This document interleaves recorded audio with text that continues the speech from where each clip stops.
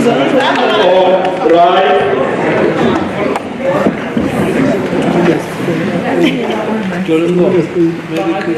Order, Madam Speaker.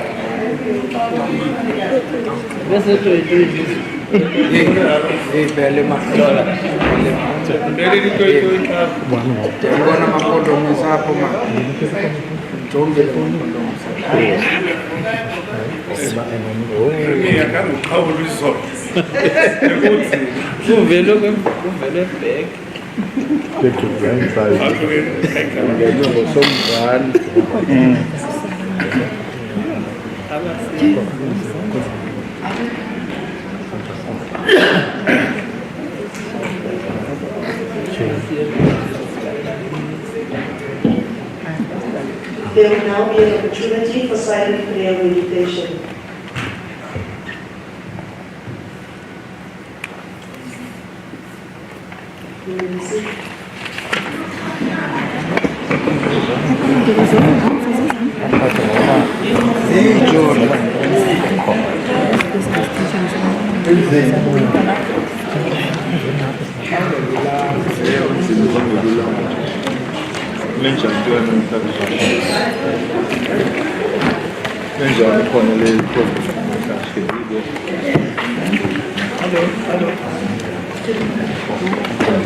Let me take this opportunity to acknowledge the acting premier, leader of government business, the MECs, the chief of leaders of political parties, all honorable members in the House, the Secretariat, the legislators, and all departmental officials, HODs that is also sitting in the House, all guests that have joined us today.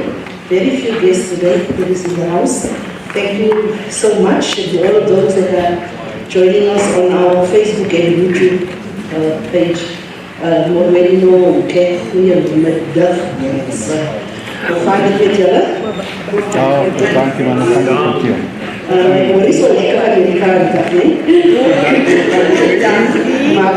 The chief of his crying, chief of his crying in that respect. No, thank you, honorable members. We apologize. I think we are just, yes, we were just a minute early, chief of to that effect. Honorable members, let me first acknowledge and just thank you for the warm welcome that you gave yesterday to the delegation led by the Honorable Speaker of the Nairobi County Assembly. And thank you so much, Chief. I know it was very busy, but at least you could release two members of the opposition who were there with us. We handed over the gifts, and they were so humbled by the whole experience that they got, as well as learning the benchmarking from us as the Eastern Cape. I think once again we've also learned a lot from them in that respect. So possibly, yes, we know that there are challenges in the country, in Nairobi itself, but I think the working relationship will just go from strength to strength in that respect. Honorable members, the Works Committee took a decision that the sitting of today will not have any motions. The only motion to be considered today will be that of the suspension of Rule 55.1, and it will be taken by the Honorable Chief Whip. Honorable Chief Whip, over to you. Thank you, Honorable Speaker. Greetings to you, the acting Premier and the entire executive, the members of the Southwest House, the guests, and our support staff.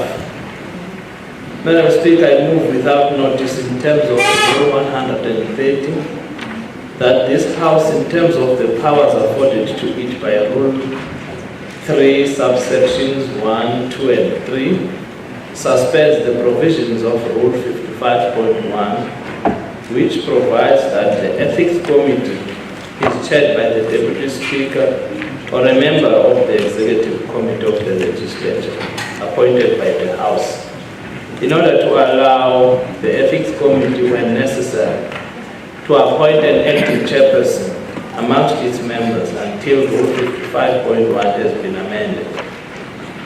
That this House further resolves to endorse a resolution of a special ethics committee held on the 29th of April 2025 to appoint Honorable Saziwa as its acting chairperson for purposes of preparations for and the meeting scheduled for the 18th of August 2025, including tabling a report of the committee to the House. I so move. Thank you. Thank you, Honorable Chief, honorable members. Agreed. Thank you so much, honorable members. We only have 2 member statements, that is from the Honorable Chief, Honorable Makakela, as well as Honorable Dr. Kudza. Over to you, Honorable Chief.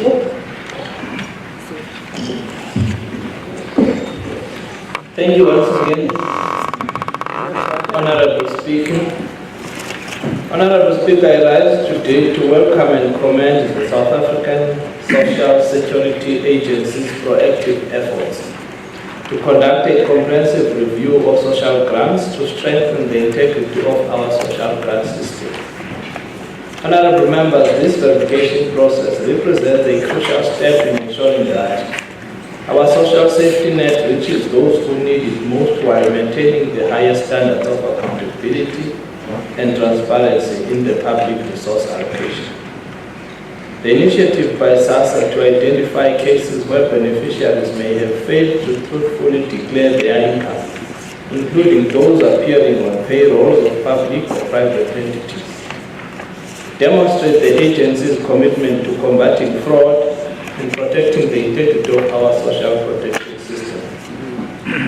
This verification process is particularly commendable as it ensures that grants are provided only to individuals who meet the qualifying criteria, while preventing payments to deceased persons and other ineligible recipients. Honorable Speaker, I wish to emphasize that this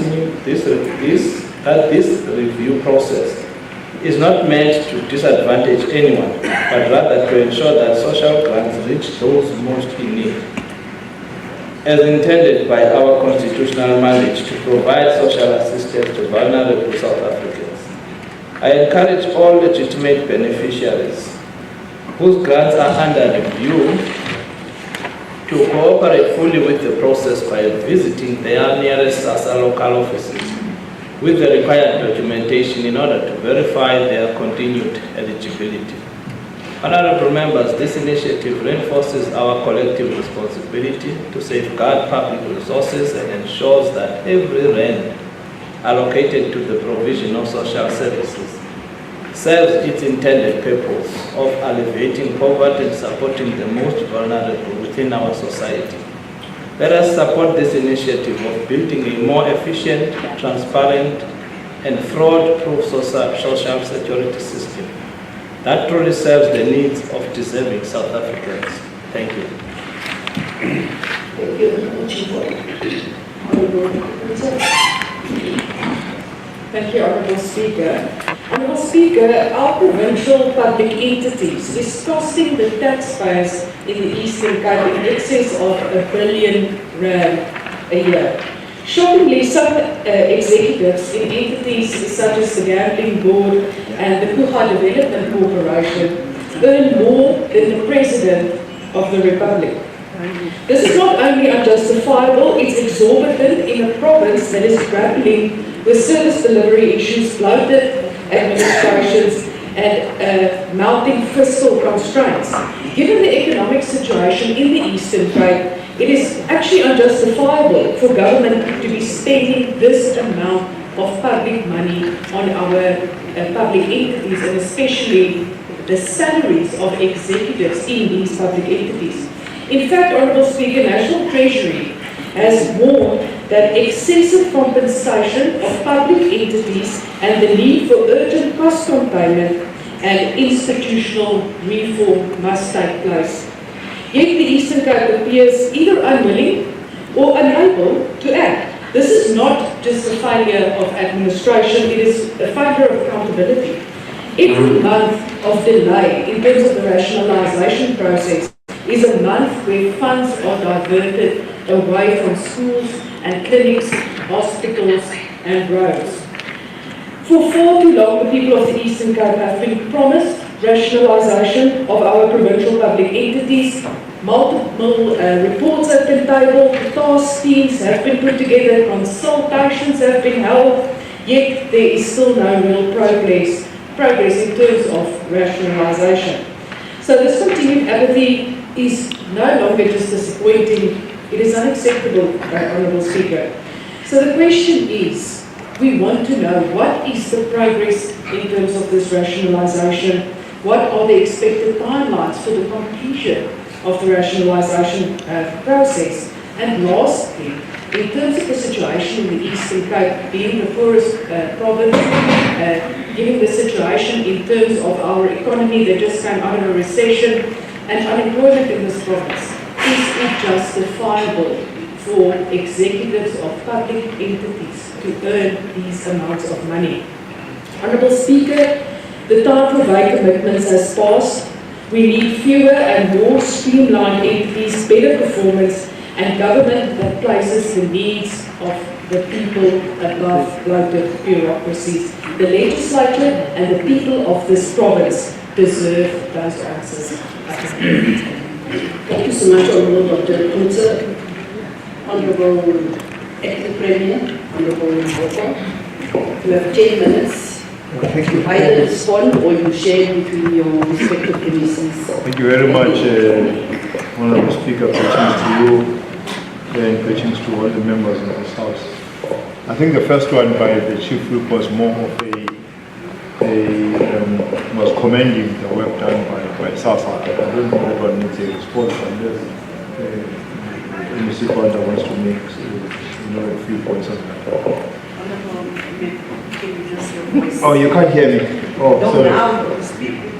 Oh, I'm saying the first one from the Chief Whip was more of commending the work done by SASA, unless otherwise Mr. Kwanda wants to say something. But the second one from Honourable Knudsen, it's very loaded, but you can't hear me?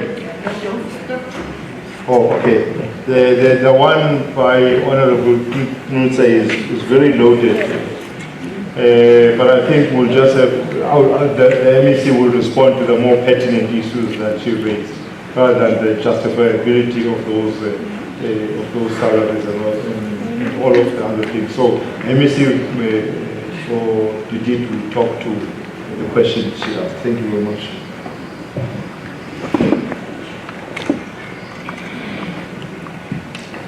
Thank you, Honourable Speaker. Good afternoon to you, the Acting Premier, MECs, the members of this August House, especially from Honourable Knudsen. Honourable Speaker, they did ask a question, it was a written question, and we did respond, and it was also on the daily dispatch, the responses that were provided to the Democratic Alliance, and now they are coming again to the House. And when it comes to salaries, yes, they are regulatory salaries, but they increase every year. And you can't cut the salary of an incumbent in a post. So when the post comes to, okay, the term comes to an end, when you advertise the post, you got at the bottom of the scale. So when it's the top of the scale, what are you supposed to do? Because we'll be doing something illegal. And secondly, when it comes to the performance, all the entities are performing. They are performing, and there are those, and we've said in this House that we are still having challenges with ECDC, and we are working on the challenges that we're experiencing with ECDC. But the entity that is referring to, the gambling board, it's performing, and they have been getting clean audit all these years. And lastly, Chair, on the merger, I think she's referring to the merger of the Eastern Cape Liquor Board and the Eastern Cape Gambling Board. And we have asked EEXEC to assist us with that. They've appointed and working with a service provider to make sure that we do have a business case, and after that we follow all the processes. And we will provide the House with the plan or the dates when we will be completing this, because at the end it must come to this House for an act, because if you combine the two entities, we'll have to come to this August House for that. So, and fortunately, Honourable Knudsen is a member of that committee, of that portfolio committee, and some of the questions they've asked in the committee. Thank you, Honourable Speaker. Thank you, Honourable Speaker. Thank Can you speak to the mic? Oh, thank you, Madam Speaker. Thank you, Chief. Indeed, to the viewers process, it's not punishing the beneficiaries. It is just to make sure that there are no people that are double dipping in the same government. The intentions are good, so that everyone is getting grant accordingly, not double dipping. And we will be very loud as leaders to preach the gospel to our communities that government is trying to stop anyone who wants to fraudulent granting, to prevent the misuse of our funds. By fiscal system is becoming thinner and thinner. So this is trying to prevent any kind of misuse of funds. Thank you. Thank you. For the state, the Honorable AEC, that concludes the member statements. We will now go over to questions, Honorable members. Before we start with the questions, Honorable members, we will call Honorable Williams. There are 50 questions on the order paper, Honorable Williams, that you have not responded to as per March. Can you please explain to this House why you have not responded to the questions in due time from March up until June?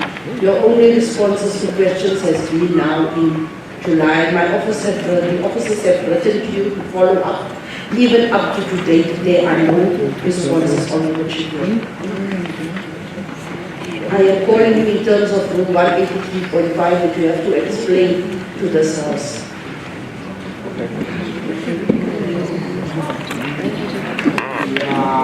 Thank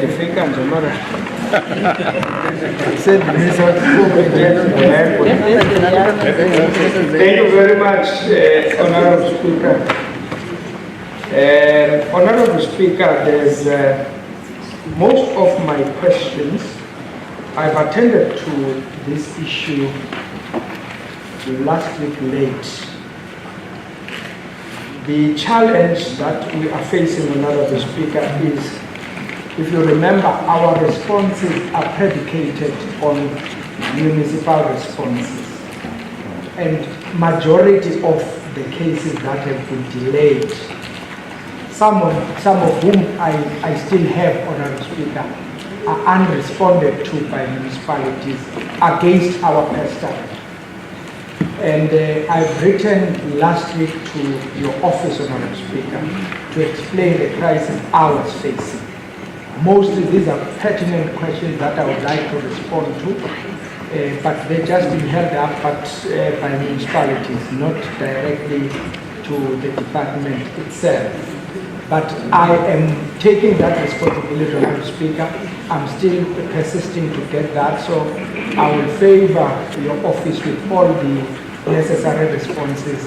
I've got some here, but still waiting responses from municipalities. And it's the first time, Honorable Speaker, that we are getting this kind of a challenge from our municipalities. But it's a matter that I'm busy dealing with, Honorable Speaker.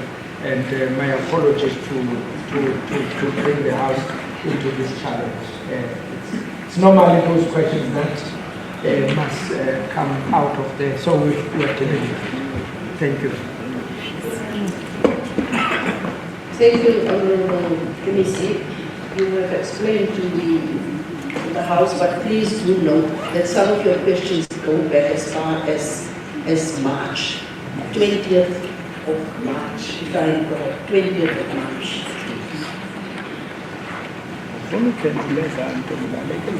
So I am just saying that I want to. Your first question is the 20th of March 2025, and till to date, it has not been responded to. So please, the issue must be followed up. Otherwise, you will leave me no option but to write to the Premier, and for the Premier then to come and to respond here in the House. What action is taking against you in terms of Rule 204? Thank you so much. Honourable members, let's then go through the questions for oral reply. We have received a number of substitutions, which I hopefully have noted. If I do speak one or two in that respect, please do bring it to my attention, but I have tried to scribbled them all into the questions for oral reply into this house. So I'm not, we will see how far we go, but we will just give an hour. We also, I think, have 52 questions. It's 52 questions. And if I look at some of the papers, the PhDs that have been written here, that have been submitted, I think once again, unless there's not a clear understanding when I've made a ruling here that the questions should ideally not be more than at least 2 to 3 sub-questions. Some of them have got 4, some have got such long prefixes that it's a question, a few questions in itself. But we will work through them. Some of them have even got 5. We are back there now. I am not quite sure why do I keep on making a ruling in terms of how the questions secretary must be dealt with. Some perhaps my office must then now write directly to all or to the chief of any political parties how the questions. Otherwise, we will never get through the questions in this respect, and we will always have 30 questions that because in an hour you can only do plus minus 20 questions. We've looked at it over a period of 2 years, and you can only do in an hour plus minus 20 questions with 3 to 5 sub-questions. So if that is the trend, then you're going to have this, you're going to forever carry about 20 to 30 questions to the next order paper. And even if I start from the back, then it's the first ones that again will be transferred. We tried that the last time. So we had for the first time committees that have never responded, like MEC and NATA and community safety responded the first time in almost 2 years. And I know MEC UCT also, human settlement, they never get an opportunity. MEC Deseret responded in a year. So yes, it was good that you responded the last time. Now we are back to the, we won't even get that far. But let's get going. Let's get going. There's quite a number of them and they are quite lengthy. They are quite lengthy, yes, the questions in that respect.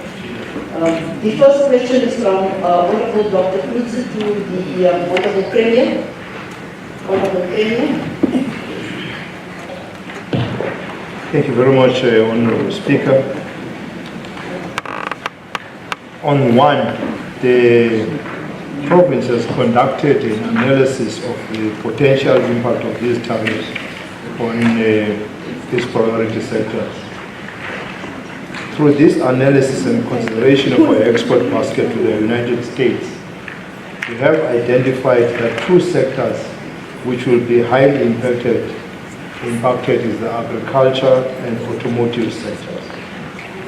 Through this analysis, we have developed a response plan that aims to protect our current industries, diversify our economy and sectors, and expand our export destination. On 2 of question 1, the province has been engaging with the Department of Trade, Industry and Competition, as well as Minister Tau, on these issues with a view to highlighting the potential impact of these tariffs on our industries and proposing responses that will mitigate their effects. On 3 of question 1, there have been engagements with respective exporters on the risks of their operations as a result of these tariffs. One of the immediate actions undertaken in partnership with DTIC has been to create awareness about various markets, unpack the various agreements, and engaging strategic partners such as BRICS countries through the BRICS Business Council. Part of our long-term interventions are outlined in our response plan, which includes risk mitigation and support, building a resilient export strategy, trade facilitation, and infrastructure. On 4 of question 1, through partnership with other stakeholders, provinces and national government, the province has engaged and targeted the following markets for the purpose of facilitating exports: Brazil, India, SADC, Africa Market Implementation of Africa Continental Free Trade Area, Middle East, Switzerland, the Swiss Import Promotion Program, Ireland, Enterprise Ireland, South Africa. And 5 of question 1. A provincial analysis of the potential impact of the tariffs has been undertaken. In addition, other institutions such as our provincial entities, Kucha Development Corporation and East London IDZ have undertaken own assessment to evaluate the impact of these tariffs on their tenants. Thank you very much. Thank you. Thank you, Honorable Acting Premier, Honorable Dr. Knudsen. Are you satisfied with the responses? Thanks, Honourable Speaker. I just have one follow-up question, and that is this response plan that the Acting Premier has referred to. Is it at all possible for us as members of the Legislature to also see a copy of that?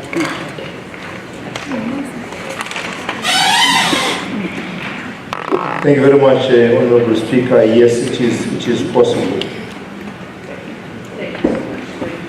Question 2, that is from Honorable Mhlaba,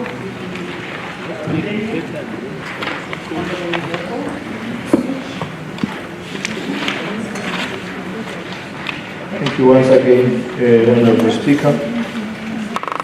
On one of question 2, through funding support, the province has actively supported the development of gas economy.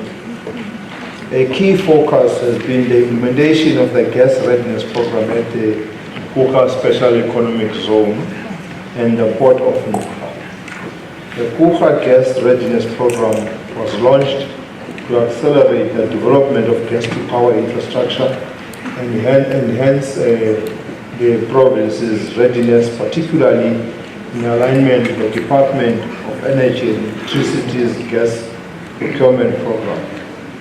The Department of Energy and Electricity has identified Kucha as one of 2 preferred sites for an LNG-powered electricity generation facility in South Africa.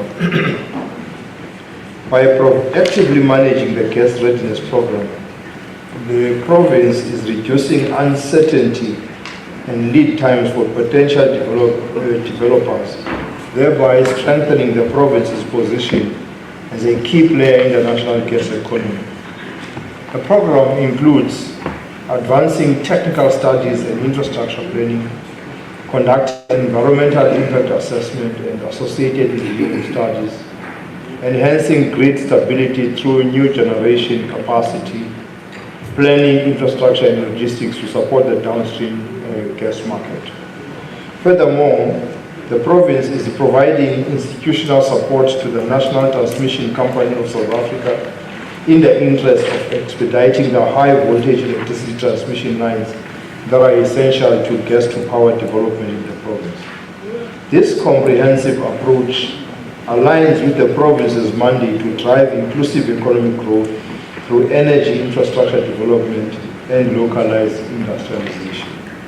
On question 2, the latest iterations of the draft National Integrated Resource Plan show that over 35,000 megawatts of new wind farms will be required in the energy mix by 2042.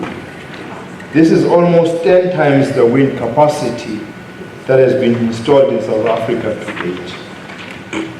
Noting that the Eastern Cape has excellent wind resources by international standards, there are significant prospects for growth of the wind farm industry. The Eastern Cape has a significant pipeline of wind energy projects that have initiated and or completed environmental impact assessments. Many of these wind farms are awaiting the development of additional high voltage electricity grid before they move to finalization and construction.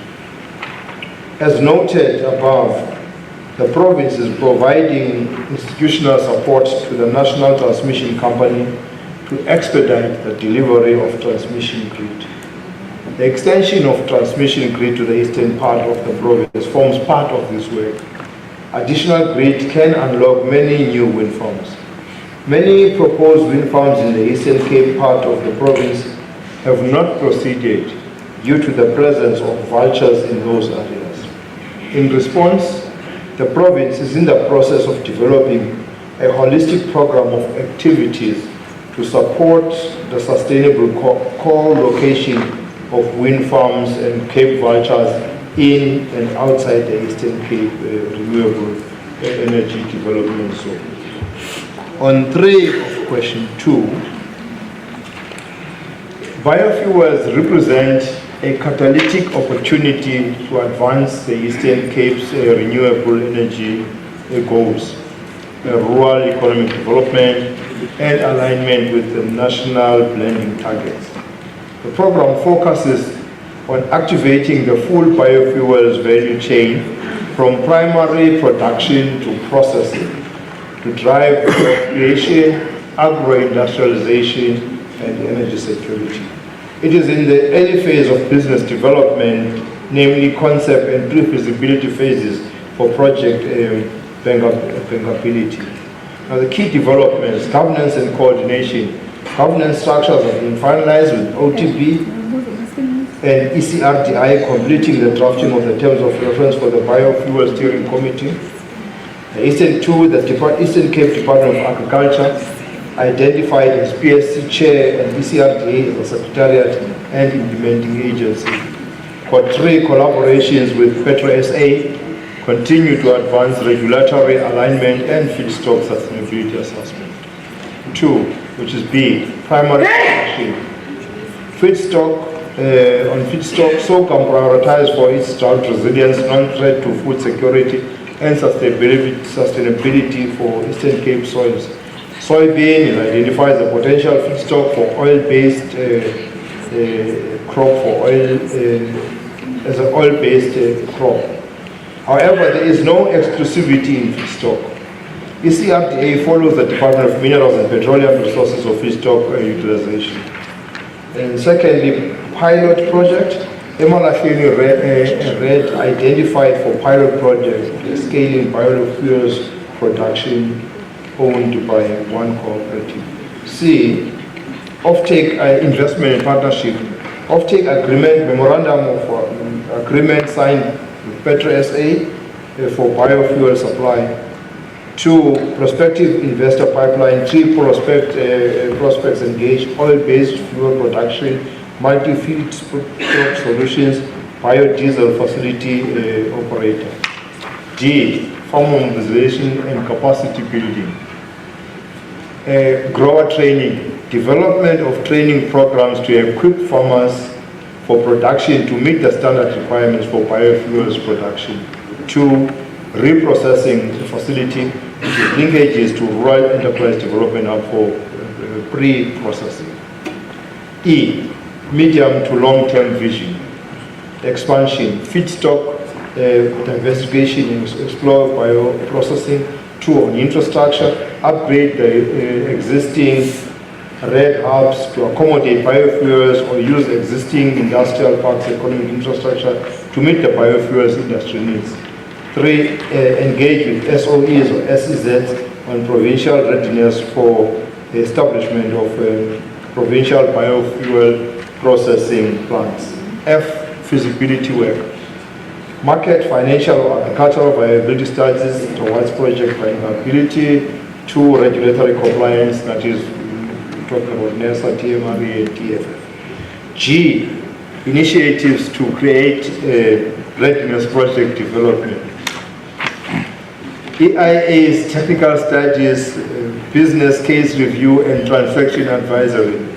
Deployment of key technical experts for mentoring, strengthening local, regional, and international linkages and visibility, SMME development initiatives within the biofuels chains. H, next steps. Signing off on the steering committee terms of reference. The budget required to initiate the Mhlaba biofuel hub pilot is 12.5 million rand and 9.31 million for primary production and biofuel readiness respectively. Advance investment promotion and conclude investor agreement.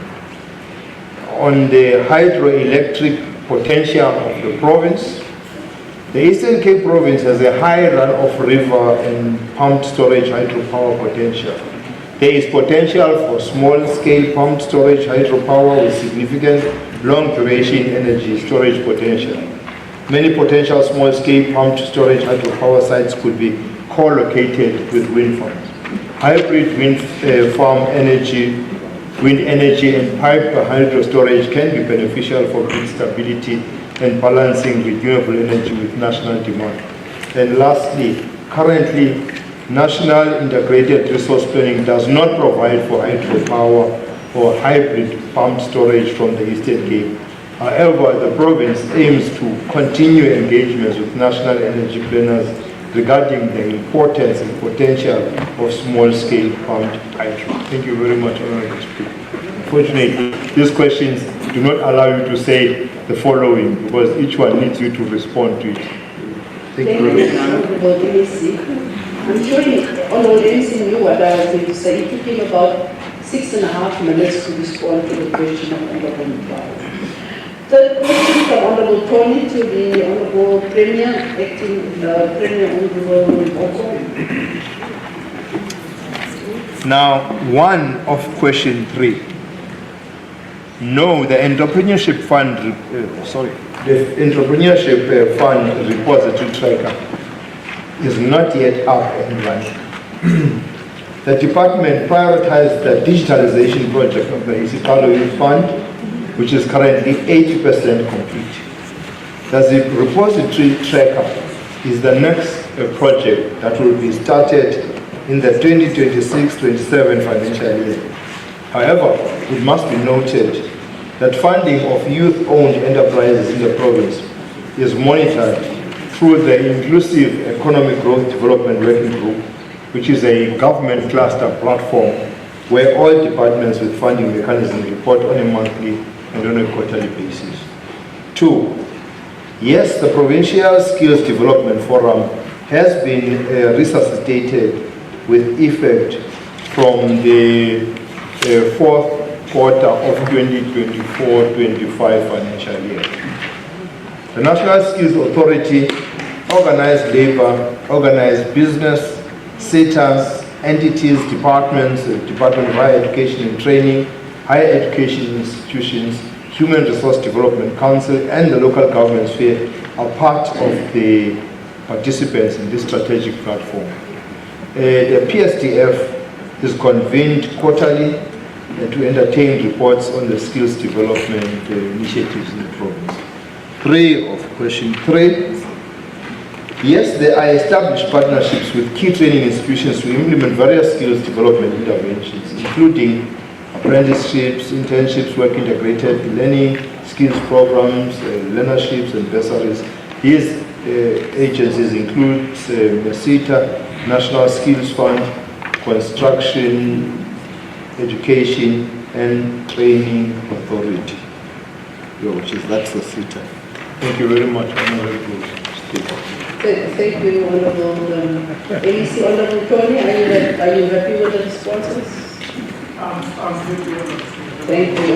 Let me apologize to Honorable Mhlaba. I never asked the Honorable Member which side is Honorable Mhlaba sitting. Oh, were you happy with your responses? Because that was... I was very happy.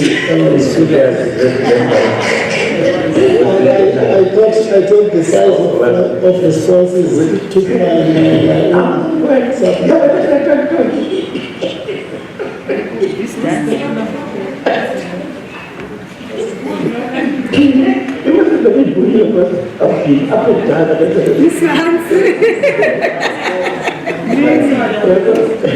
Are those the members that use the translation books?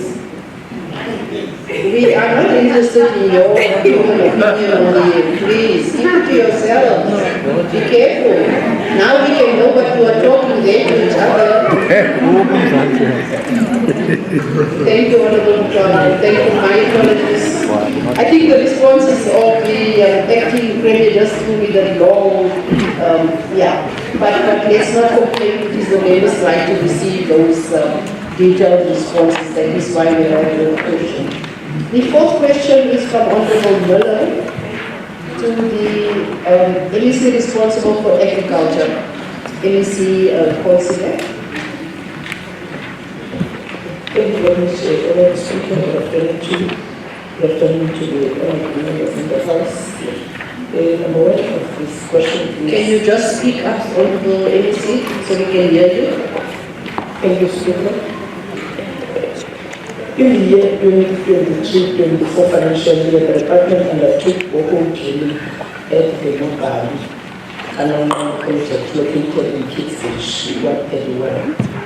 Drilling was carried out at 3 different points for water access.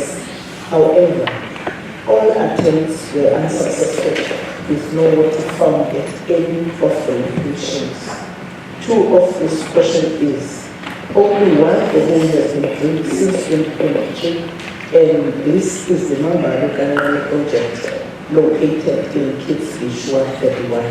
Three of this question is, in the 2023-24 financial year, the department allocated a total budget of 264,845 for the borehole drilling in Buffalo City,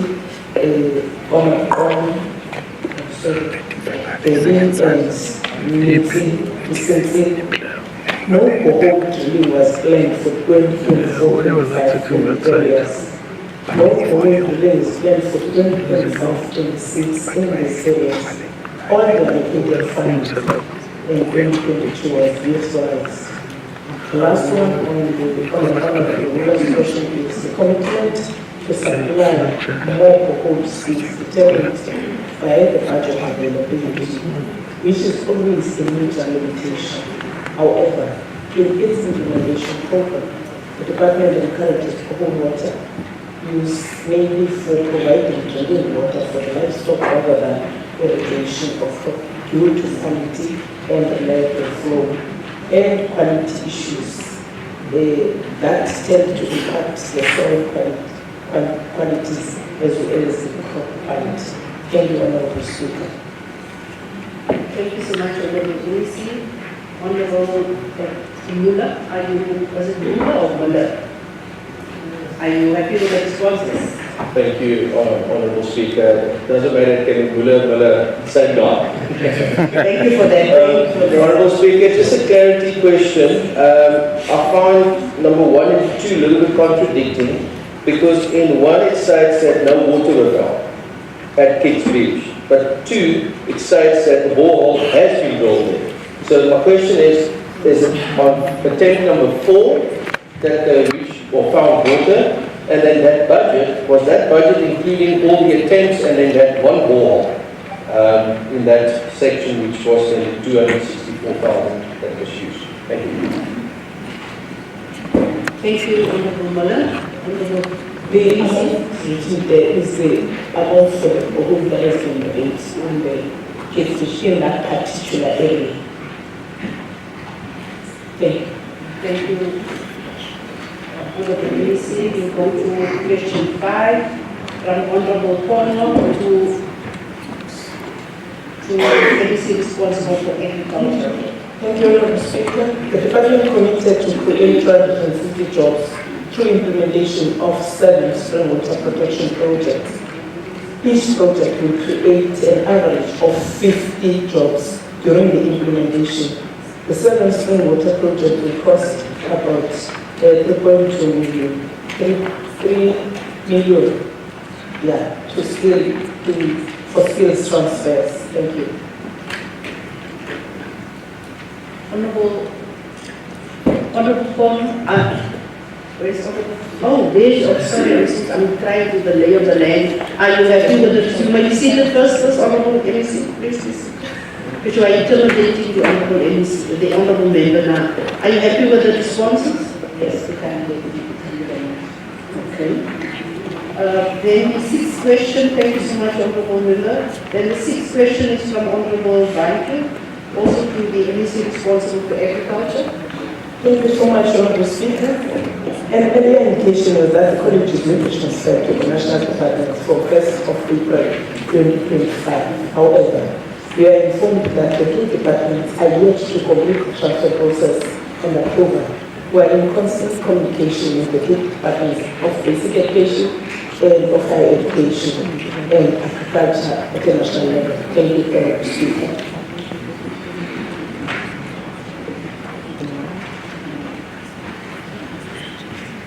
Thank you so much, Honorable Raymond.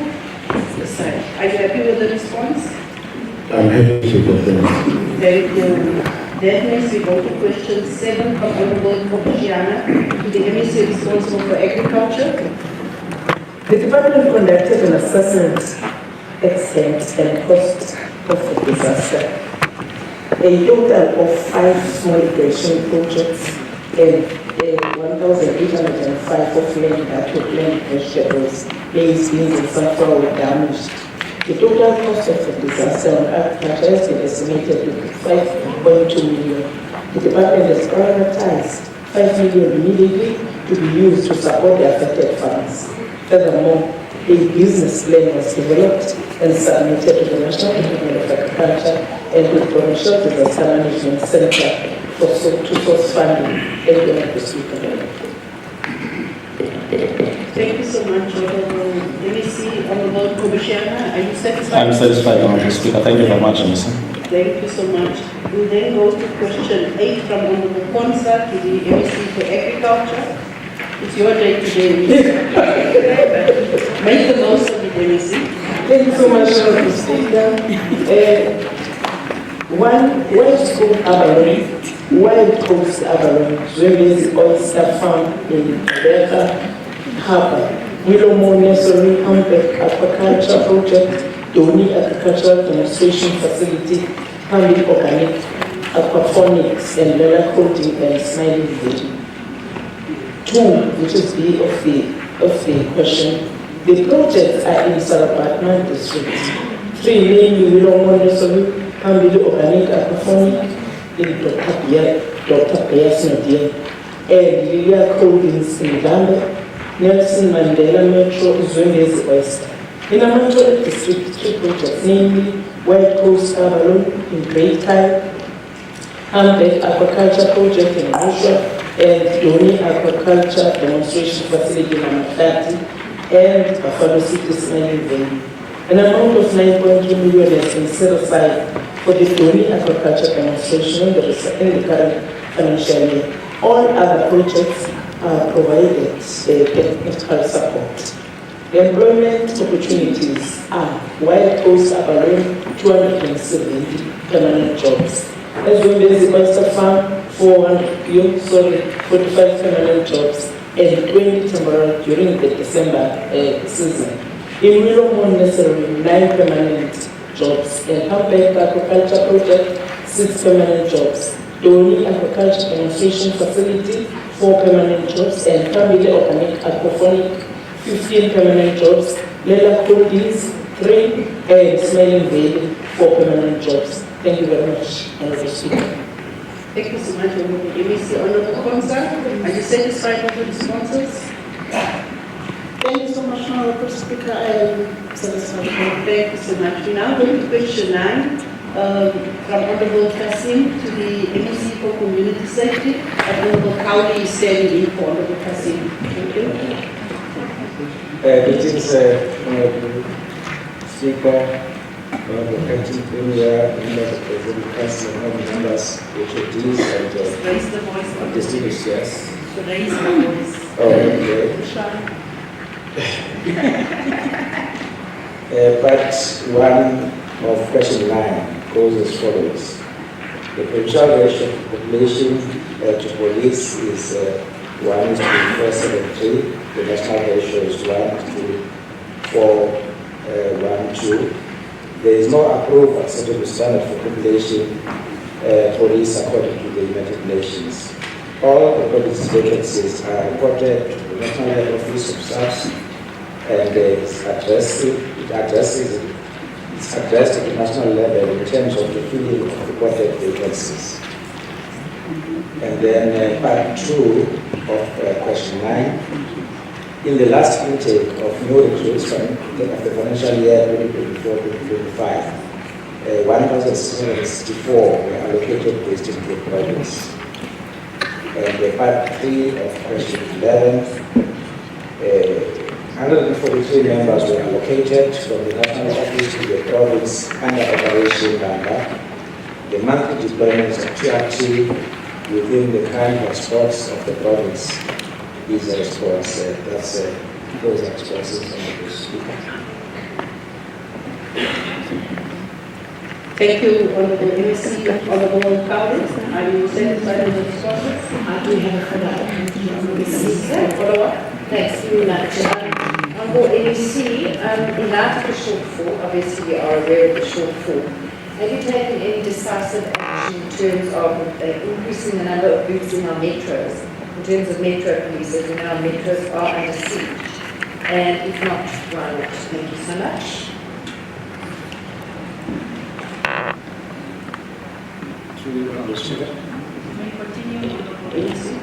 Yeah. The additional steps have been taken, including the recruitment of the 164 new recruits, including the deployment of TRT and IU, including the Department of the Director of Priority Crimes, which is a special unit in the metro. And I think the following response will talk to that issue. Perhaps if the member would have waited for the more insight.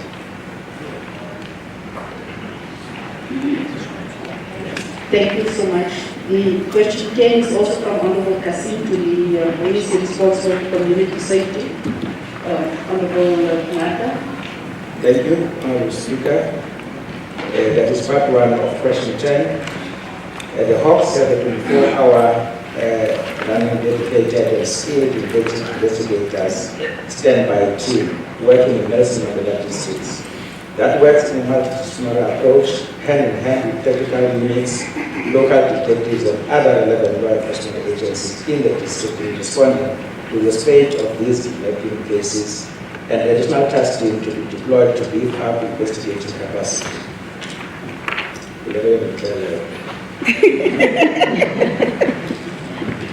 Part 2 of the same question, the provincial DPCI serious organized crime has not fallen short of a strategy.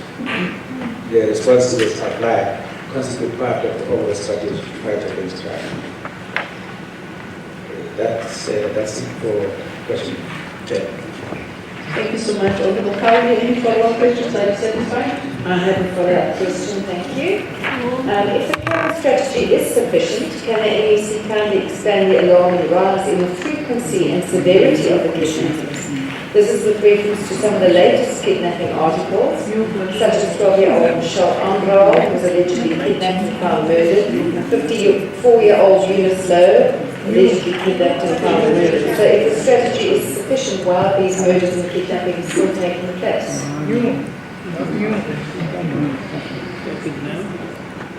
Yeah, it's a new question. No, it's not. When you look at the question, in question 2, whether his department accepts that the provincial response has fallen short, if not, how does the department? So the member is correct. She is having a follow-up question directly linked to question 2 on the question 10. You must listen very carefully and look at what is already written there. Please, MEC, allow me to make that adjudication on whether.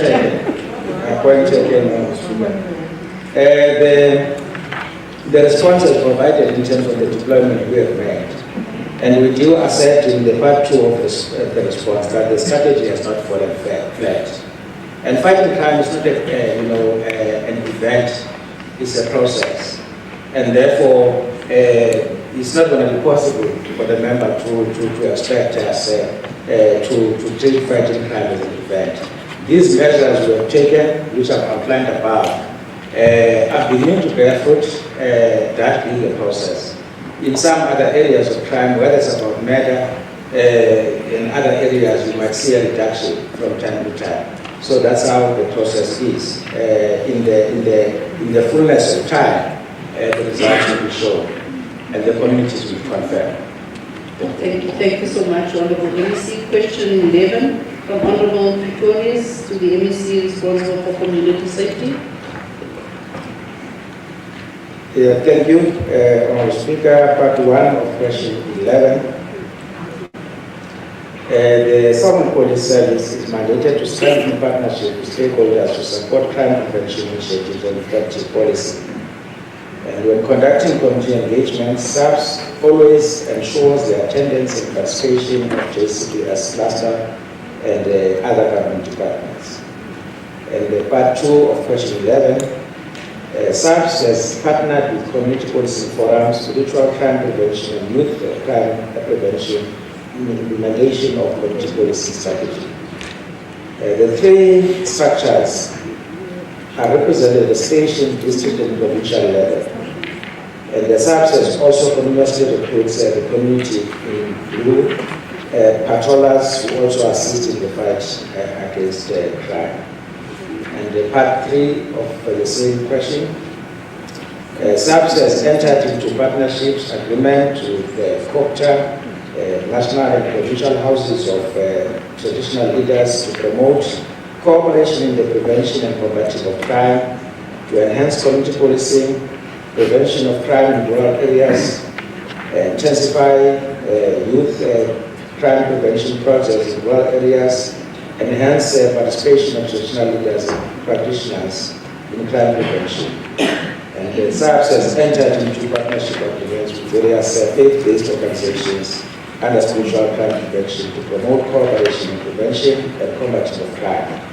And civil society is widely represented through CPF structures, a link between SAPS and the communities. Thank you.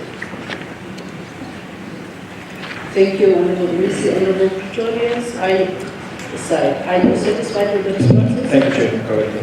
Thank you so much. Question 12 from Honourable Ordinal to the MEC responsible for cooperative governance and traditional affairs. MEC Williams.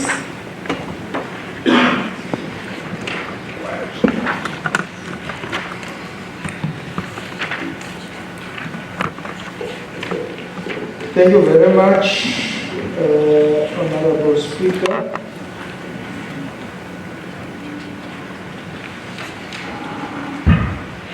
Indeed, the MEC requested written representations from the Deputy Executive Mayor on the allegations against him, and the response was received from those allegations, and in fact, finding team was established to further investigate the allegations, and a detailed report with clear findings and recommendations to the MSC. Based on recommendations of the MSC, took a resolution not to remove Councillor Van Niekerk. The matter was concluded and the decision was communicated to the municipality as such. And same response to the other question. I don't know. Thank you, Honourable Speaker.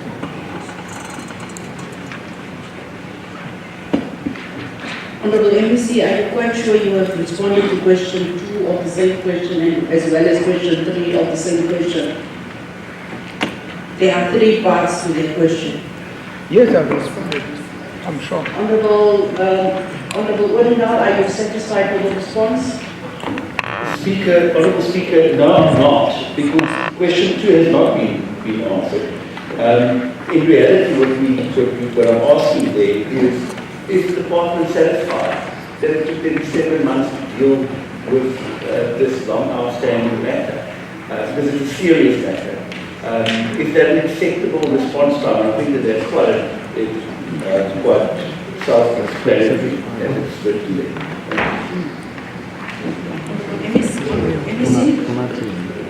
Honourable Speaker,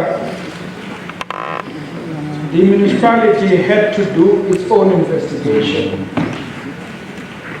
I had to do my own investigation, and I have concluded the matter. On my side, I'm satisfied that I had to do my own fact-finding investigation in order to respond to what was requested out of me by that council. I cannot do shoddy work and then face the consequences of harsh work that has not been properly considered. And that work required that the legal team of our department reviews everything that I had to sign off. So I couldn't do anything in harsh tones without following the spirit and letter of the law and allowing the accused to respond to all the questions I was raising from the council decision. So on that, Honourable Speaker, I'm satisfied with the response, and Thank you. I finalize, there's no disciplinary matter to be taken further. Thank you so much, Honorable MEC. Question 13, also from Honorable Mhlaba to the MEC responsible for cooperative governance and judicial affairs, Honorable MEC Williams.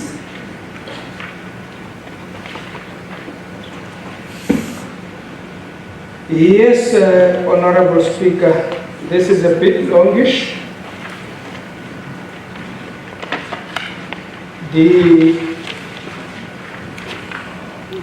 Ms. Jama applied for horizontal transfer to our department from Hokta KZN. And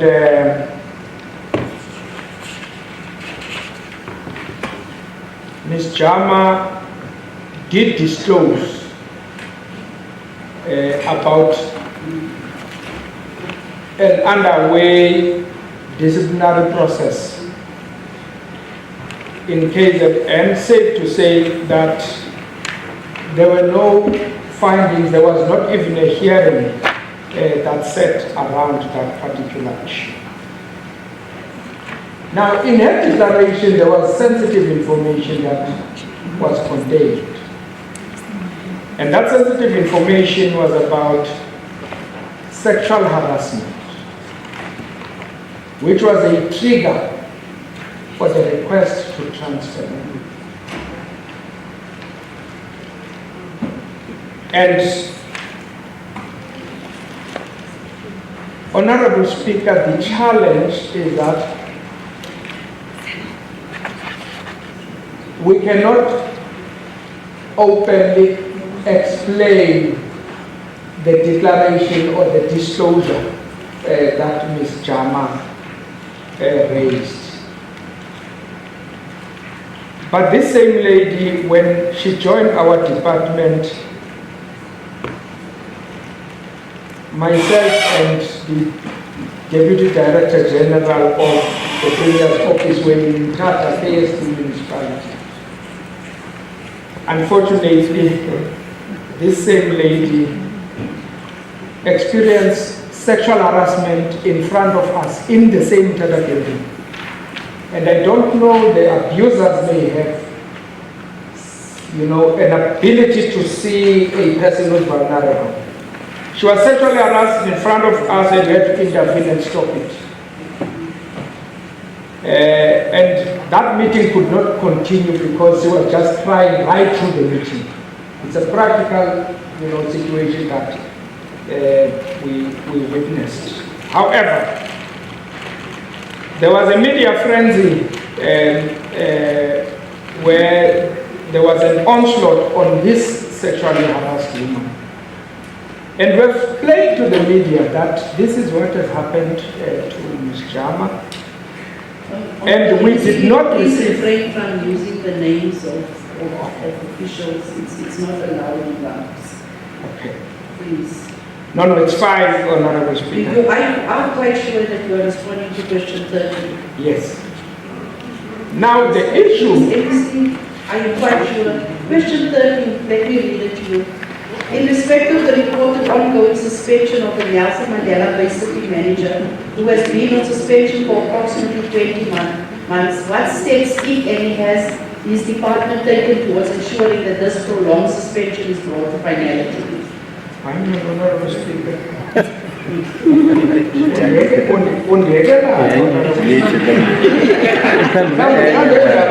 then the questions follow on the suspension of the city manager of Nelson Mandela municipality. That is your question 30 in terms of the order paper. I have been looking and going through and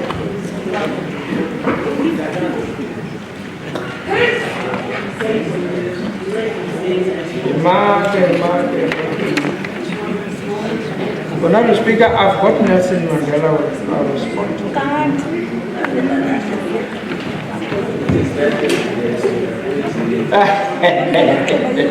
coming to that, let's first deal with the I will respond. I myself like sweet and sour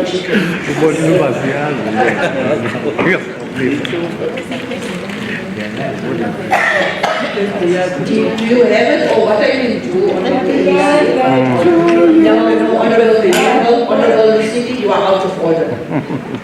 What I can do, yes, I can skip for now, and go to question 14, whilst you ruffle your papers in the meantime, but before we move over, you will be have to respond to question 13. Oh yes, I've got 13 Honourable Speaker. We got it now, thank you. I've got it.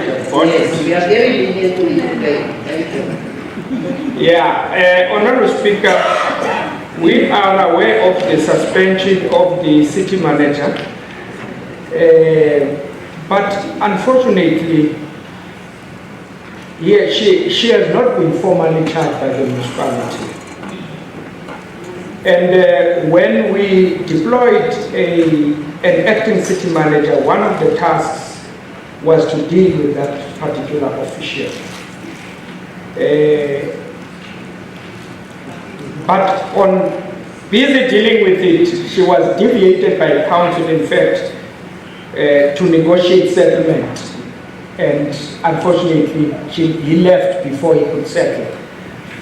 And in respecting the intergovernmental relations framework, now that this municipality is not acting, we can't now act or suspend the officials ourselves. However, we've written to the municipality to pester to say, what are you doing with this particular case, so that we can fill the vacancy. Because we're concerned. But we have then also on other vacancies, we have requested a report on them.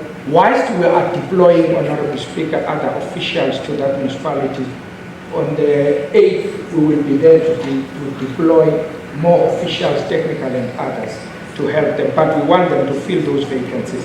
But as you know, coalition politics are also at play, delaying all the decision making that has to do with appointments and all that. The department has no regulatory or legal powers to be involved in disciplinary process within the municipality unless we're invited. However, we always remind municipalities to comply with the disciplinary regulations for local government senior managers of 2010, which provide for a guided process on disciplinary affairs. According to the DC regulations for local government, disciplinary processes should not exceed 90 days. The suspension of NMB is really out of reasonability, Honourable Speaker, I agree. Accordingly, the disciplinary regulations for local government senior managers of 2010 should not exceed that. The information has been requested from the municipality. At this stage, the department has not yet received such information. We will continue to remind the municipality of complying with the regulatory framework. Thank you, Honourable Speaker. Sorry for that glitch. Thank you so much, Honourable MEC. Honourable Ordinal, are you satisfied with the response? Thank you very much. Thank you so much. Then question 14 from Honourable Provincial to the MEC responsible for cooperative governance and traditional affairs. MEC Williams, that is question 14. Yeah. This is a question I have responded, Honourable Speaker. I will just go forward and finish. Question 14 deals with the National Minister of Finance that item to the end. 40 deals with basically deals with the municipalities failing to make overpayments of pension and medical aid contributions. Yes. That is what it basically deals with. And the list of the municipalities are then cited in the preamble.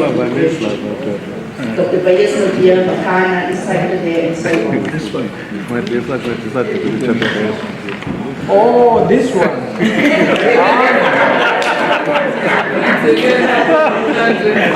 That's why I'm because this municipality, Honorable Speaker, is NBC, are you responding to the question?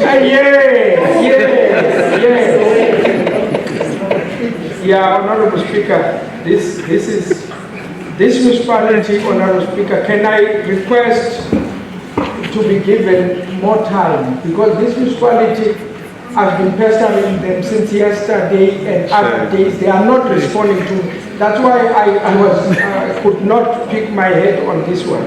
So this one, the Honorable Kotoi, can I really get some time to deal with this question? Because they are, I don't know, they are running away from response to this question. So I need to really get them down, because I've said a virtual meeting must be arranged with the mayor and the MM and the CFO to deal with this. That's what's wrong. So they have not been forthcoming in responding. So that's why this question is remaining unanswered. Honorable Victoria, are you satisfied with the response and the request to you for leniency? Thank you, Honorable Speaker. I'm not satisfied. What needs to be done if the municipalities are not responding? Thank you, Honorable Speaker. Thank you so much. Perhaps also what we may suggest that the portfolio committees may also, just look at certain of these questions that go unanswered, because the portfolio committees have also got powers to deal with certain of these issues. But anything we are giving you that we move it today. Question 15 from Honorable Lokoti, also to the MEC, District for Governance and Traditional Affairs. Quite lately also, please MEC do note what it deals with. Okay. And Honorable Jolie will stand before Honorable Lokoti today. Thank you very much, Honorable Speaker. Currently, projects with budget allocations are being implemented in various municipalities, and the department makes use of all monitoring mechanisms available. We know the risk-adjusted strategy. Some communities affected by the current flood disasters are housed in mass care centers, which are regularly monitored for compliance. In some areas, temporary structures have been erected and there is reported occupation. The non-availability of land around Mhlaba is currently being addressed through relevant structures. Funding applications have been submitted to National Disaster Center for all damaged infrastructure, roads and bridges, schools, health and agriculture infrastructure, as well as requests by the Provincial Human Settlements to their National Department for Housing Assistance. The master centers are regularly monitored by relevant work streams to ensure the conditions are habitable.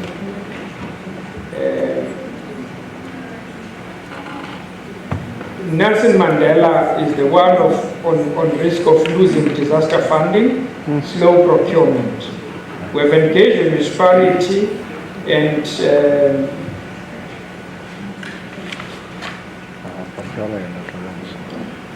project steering committee meetings, engagement through ad hoc sessions, site visit sessions, reporting to National Disaster Management Center for any possible interventions, as well as making use of MUNIMEP. A bit of a problem on supply chain. I think we engage with honorable members on that. Utilization of structures that are mentioned above to oversight, which is project steering committees and site visits. not yet disbursed, and the expectation is that it will be disbursed by the end of August 2025. This represents 25-26 municipal disaster recovery grant allocation for 22 municipalities affected by February-March 2023 flood disasters. Those are the municipalities, and the municipalities were required to present on projects to be implemented for this allocation, and these were scrutinized by an integrated provincial team and submitted to national for municipalities. When municipalities were required to submit detailed business plans, project implementation plans, cash flows, contingency plans, etc., amongst other things that are part of the requirements. The department commits to ensuring that there is financial accountability through the utilization of the structures set up to monitor the grant and further ensure that communities affected by disaster are not jeopardized by withholding. Thank you very much, Honorable Speaker. Thank you so much, Honorable Honorable Jory. Are you satisfied with the responses for question 15 for Honorable Mhlaba? Satisfied. Thank you so much. Can we then go to question 16 from Honorable Madikizela? I don't see Honorable Madikizela in the house today. There's no substitute for him. I received for two others. For Honorable Makoti, and I received a substitute for Honorable Vela. Honorable Madikizela himself. So that question 16, 17 is also not here. And the MEC has responded actually to question 17 already. And then we will go to question 18 from Honorable Matiwane to the MEC responsible for cooperative governance and additional affairs. All right. Thank you, Honorable Speaker. In line with our mandate to promote cooperative governance, integrated development and planning, and effective service delivery coordination, the department utilizes several mechanisms to ensure integrated planning across departments and all spheres of government. These include district integrated strategic planning sessions, and these sessions follow a bottom-up approach and serve as a platform where municipalities and sector departments come together to collaboratively identify priorities, align programs, and ensure that local government needs are reflected in broader government plans.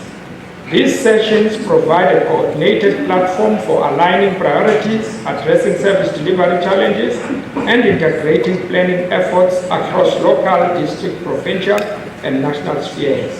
The process is grounded in collaboration, ensuring that the needs and development priorities of communities are directly reflected in departmental sectoral plans.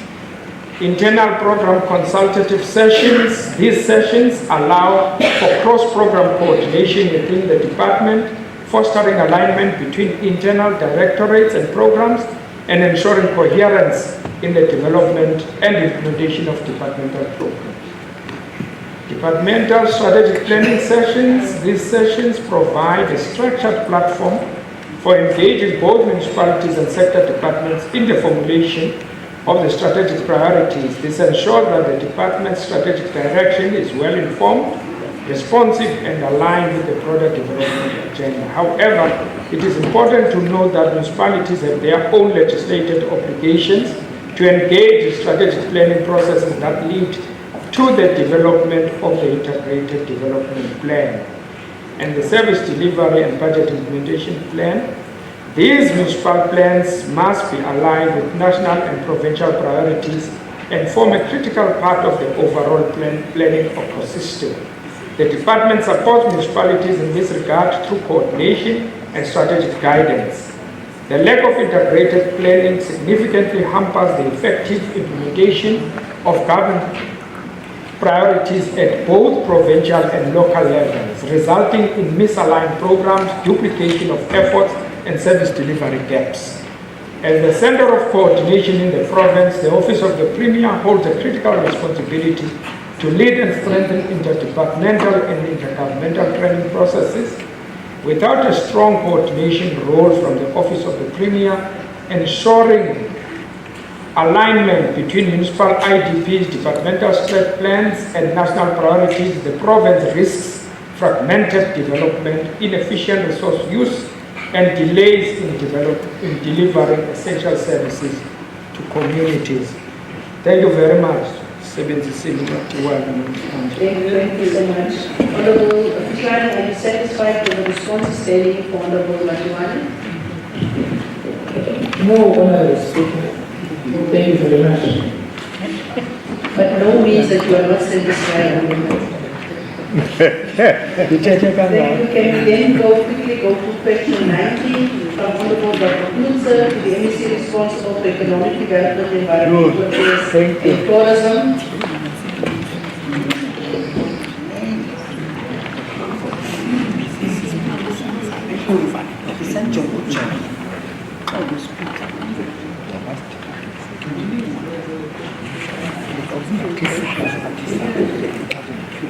Thank you, Honorable Speaker.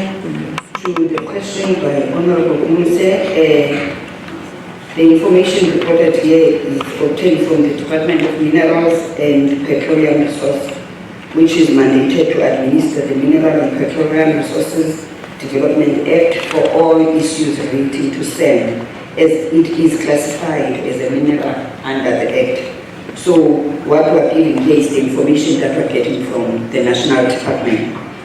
About 15 illegal sand mining sites have been placed under control by the Department of Minerals and Petroleum Resources, and also the Department of Minerals and Petroleum Resources has made 63 arrests over the past 3 years. And question 2, the National Department has field officials responsible for monitoring and responding to illegal mining complaints in the country. These officials get deployed anywhere based on demand. And the third question is, in all the operations, the department works with South African Police Services in its endeavor to combat illegal mining. And the fourth part of the question, no. The National Department has not commissioned a study to establish the extent of the damage, but the estimate of the damage is done on each illegal mining site where the department responds to an illegal activity to do valuation of that contravention. The estimate of the scale of the damage in the province is not available. And the last part of the question is, no rehabilitation was commissioned in areas where the illegal mining has taken place. In terms of the legislation, it is the responsibility of the permit holder to rehabilitate the area for which permission to mine was granted. In all instances of illegal mining, it is the responsibility of the state, that is the National Department, to rehabilitate after several factors that have been considered. Currently, no rehabilitation has been done, mainly due to financial constraints. Thank you so much, Honorable MEC. Honorable Dr. Knudsen, are you satisfied with the response? Noting it is coming from the National Department and not the competency of the MEC. Thank you, Honorable Speaker. I just have one follow-up question, and that is with regards to number 4. It says here that the estimate of the damage is done at each illegal mining site, but it's not available now. Can I just ask the legal of the Honorable MEC, I'm quite sure when the National Department gives you the request, but this is the competence of the National Department, unless she's going to write to me and say I must ask for the information from National Department. The question is already asked in the House, so you commit to seek that information for the Honorable Member. Thank you so much. Can we then sneak in question 20 from Honorable Mhlaba to the MEC responsible for economic development, environmental affairs and tourism? Thank you, Speaker. As the department have not received direct requests for assistance from businesses impacted by the recent flood disasters, This is primarily due to businesses engaging directly with their respective local municipalities and the district municipality for support. But a preliminary list of affected businesses has been compiled in collaboration with the Eastern Cape Development Corporation, that is ECDC, and ECPTA, and the Small Enterprise Development Foundation of Africa, that is SIDFA. The list identifies a total of 116 businesses, which comprises of 79 formal and 37 informal enterprises, the majority of which operate within the primary agriculture sector, and the Department of Agriculture is dealing with the ones that are under the agriculture sector. We do not have a dedicated budget that has been allocated by DT specifically for flood-affected businesses. However, the department is working closely with the Department of Agriculture to support primary agricultural enterprises and also with our entity ECDC for non-agricultural businesses, as ECDC administers support instruments such as the Job Stimulus Fund, which provides targeted incentives aimed at job retention and ensuring business continuity. Thank you, Honorable Speaker. Thank you so much, Honorable. Let me see, Honorable Mhlaba, are you satisfied with the responses? Can you speak to the mic, please? I'm satisfied, Honorable Speaker. Thank you so much, Honorable Member. Honorable Members, that concludes the time allocated for questions. We are just over 3 minutes from the time that we have set for the hour. As you can see, we still have 30 other questions on the question paper. But in terms of the report, all of the questions subject to the request from the one on question 40 that the MEC will submit to Honorable Toyi herself. I will even follow up that matter. There's a commitment on that question to the Honorable Member. So you have received all of the responses for that. Honorable Members, before we move on, let's take this opportunity, and Bertie has just whispered in my ear, that today we have a birthday, 2 birthdays in the house. The birthday of Honorable Matikizela, possibly that's why he's not in the house. He's celebrating Honorable Chief of Subway's birthday.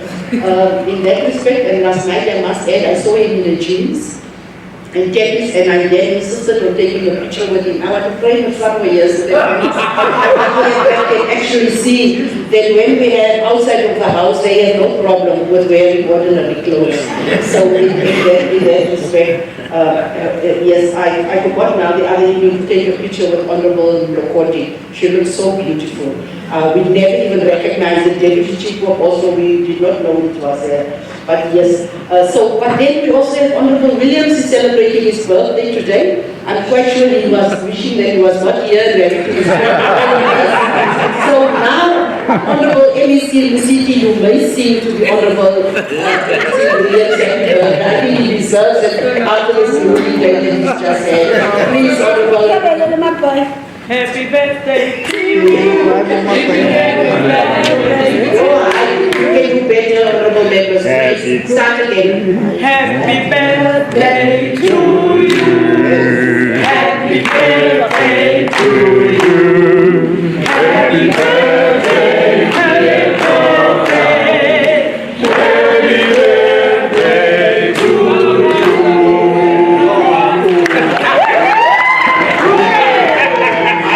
Siangaphi xa siphuma apha usisapi.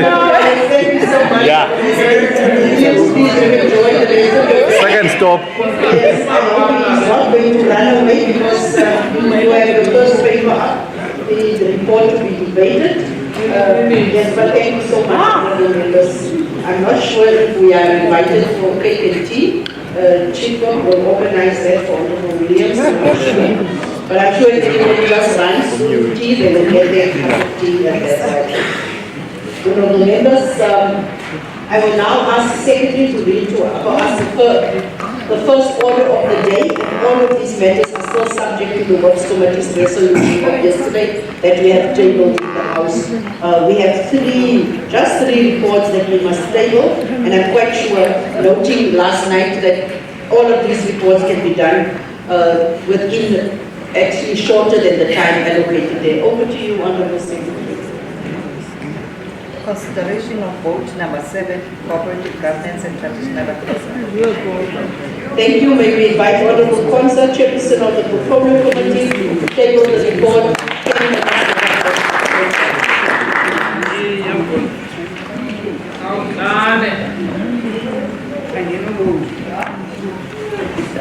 Thank you, Honorable Speaker. Let me greet you, the Deputy Honorable Speaker, the Honorable Premier, Acting Premier, MCs, Honorable Chief Whip, Deputy Chief Whip, Chair of Chairs, and Honorable members.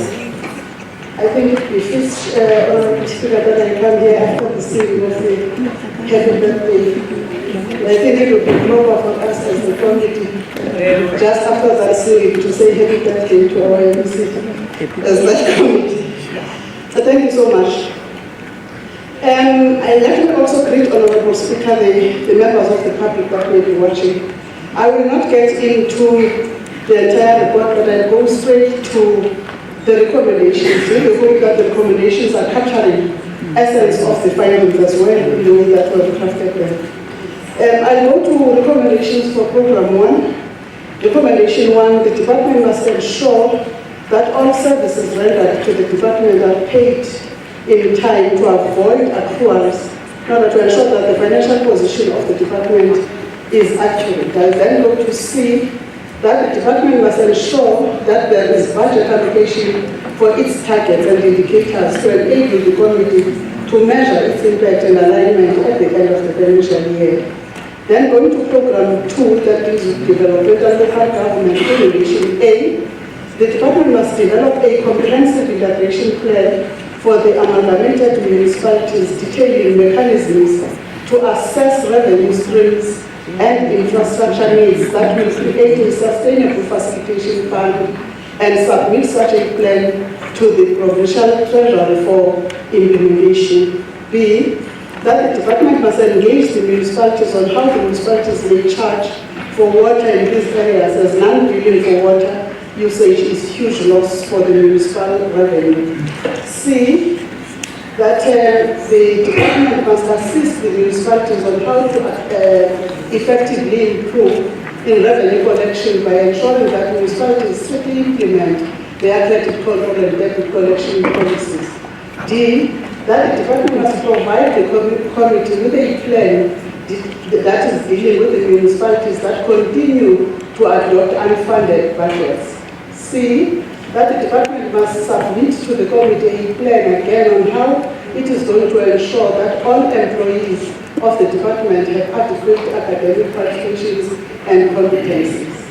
Then we go to developmental local government, which is Program 3. We go to the recommendations. A, that the department must engage with municipalities with a view to ensure that municipalities have necessary technical staff such as town planners and engineers that are able to properly survey the land and ensure that communities do not settle in lands that are prone to disasters.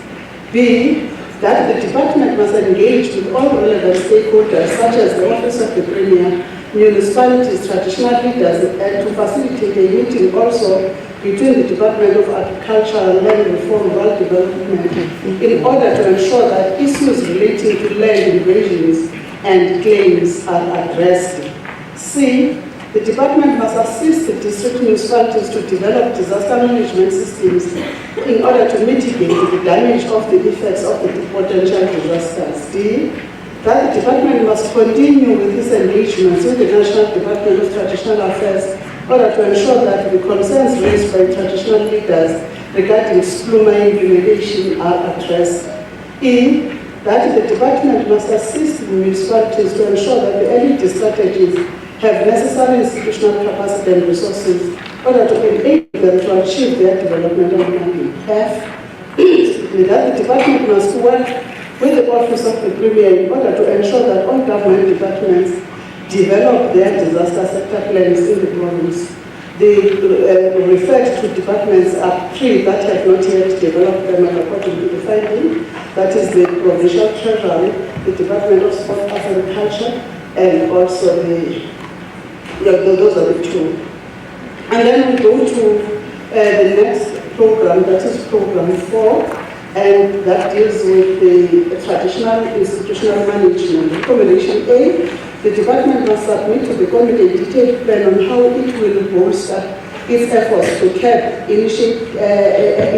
deaths of initiates by ensuring the zero death target is achieved during this all the initiation seasons. B, that department must submit to the committee a plan on how it will deal with those operating illegal schools. C, that the department must submit to the committee a clear plan on how it will support the traditional councils as they develop development plans and their alignment to the municipal IDPs. D, that the department must, in collaboration with the Department of Community Safety, ensure that there are enough resources allocated to this program, and that is the last recommendation on that program, that is program 4. And then we go to program 5, which deals with the House of the Traditional Leaders. Recommendation A, that the department must engage in the national, must continue engaging the National Department of Traditional Affairs to fast-track this process in order to ensure that Khoisan leaders are part of the provincial and local houses of traditional and Khoisan leaders. A report on progress made must be submitted to the committee within 30 days after the adoption of this report. And then B, that the department must ensure that the process of amending the bills is finalized and the bills are introduced into the legislature. Without that having been said, Honorable Speaker, let me use the 2 minutes to appreciate the multidisciplinary team that has been formed by the Office of the Premier regarding the disasters both in Tata and in Batawa. When we were there on the 15th as the committee in a visit, we witnessed, Honorable Speaker and the members, how that team is dedicated to solve those problems, despite the challenges that are there. We want to say, Honorable Speaker, that we appreciated as the committee the fact that government was there on site as from the date of the 9th when the disaster happened. But what we appreciate more, Honorable Speaker, is the setting up of structures that had to deal with the different disciplinary issues of the disaster, whether it is communication, whether it is interventions for supplies, whether it was the issue of relocating people to safe places and so on. We appreciate that. But also the fact that, Honorable Speaker, even when those contracts were ending, those of BNBs and everything, people were not left wanting. They knew that they would be safe, and would like to appreciate that coordination together with the Department of Culture and the other sister departments that have played their role in that. We appreciate that, Honorable Speaker. We are also worried so far that there are certain issues that have not been resolved, especially around the issue of the building of TRUs, especially in the issue in the area of Ontata because of the land problems. We so wish that those issues could be quickly resolved so that the people can be taken to areas where they can feel comfort even if it is not their homes. Thank you so much, Honorable Speaker. Thank you so much. We have some 2 minutes. Now, is there any clarities to the committee? It's not one question. Question Yes, is Honorable Dr. Provincial. See the disappointment on your face. But I just also have one small question. I just want to know from the committee, are there currently any support mechanisms that the department can offer municipalities in terms of the audit-related matters when it comes to the funding? That's all. Thank you, Honorable Dr. Provincial. To the committee, that does not mean it's Honorable Consa only, to the committee. I didn't get the question.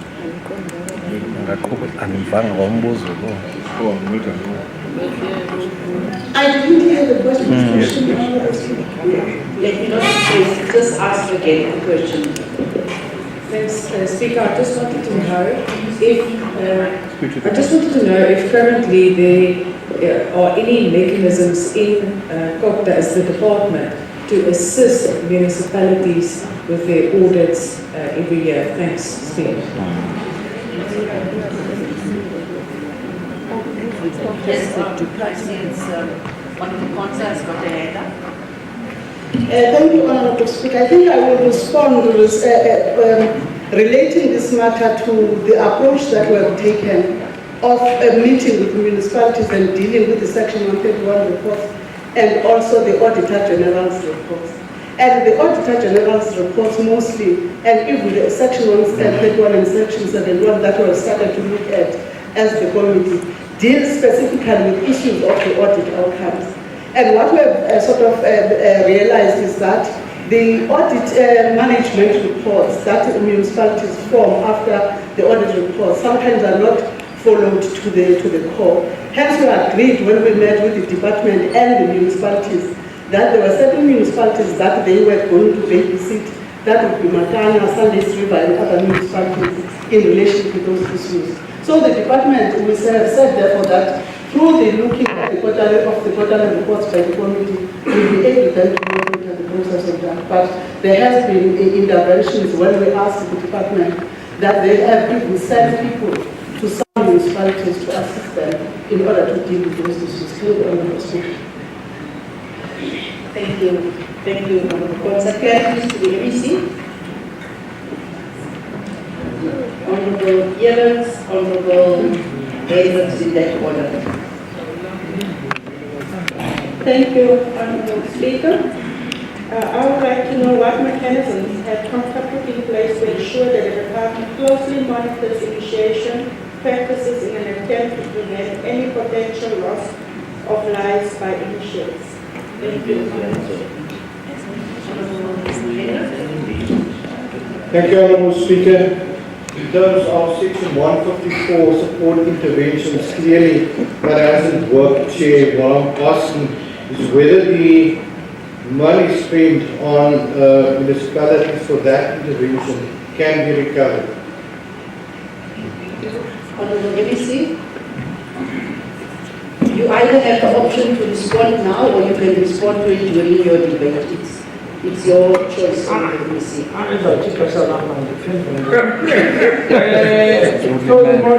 Initiation, Honorable Speaker, we've got initiation forums in all districts and municipalities, chaired by traditional leaders, where speakers of councils are participating with the local stakeholders, Department of Health, the police, prosecutions, and everyone to monitor initiation. So there's that mechanism that we are employing. Then on Section 154 interventions, I am not sure what analysis that the honorable member have on the failure of Section 154 interventions. What we're doing, Honorable Speaker, is that through this we're just deploying officials from our department to those municipalities to go and work there to try and change the situation. But the environment logically in the municipality would determine whether the official deployed is going to succeed or not. And mostly in coalition municipalities, it's always complex to put an official and he easily moves with the work because of the coalition politics that are derailing the officials, because the officials now have to be from pillar to post because of misunderstandings on coalition from coalition partners. So far, I don't have a report that indicates failure of 154 interventions.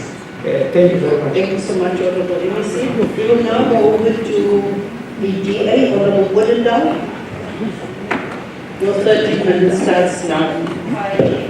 Thank you very much. Surely give us all a lesson in how to use our voices. Thank you very much, Honorable Speaker.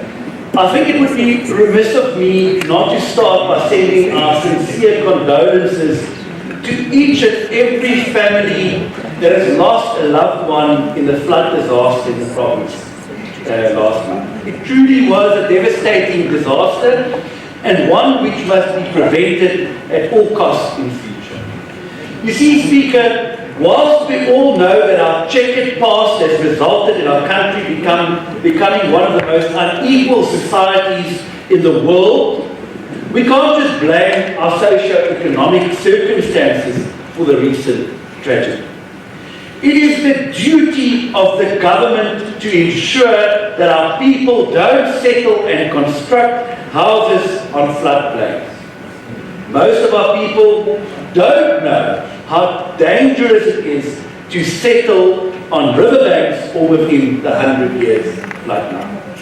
It is therefore up to our own municipalities to ensure that people don't settle in these areas where they could potentially be in the path of raging rivers when the rain comes. Whilst most of us don't like to have these difficult discussions with people that settle in these areas, we have no choice but to ensure that they are relocated.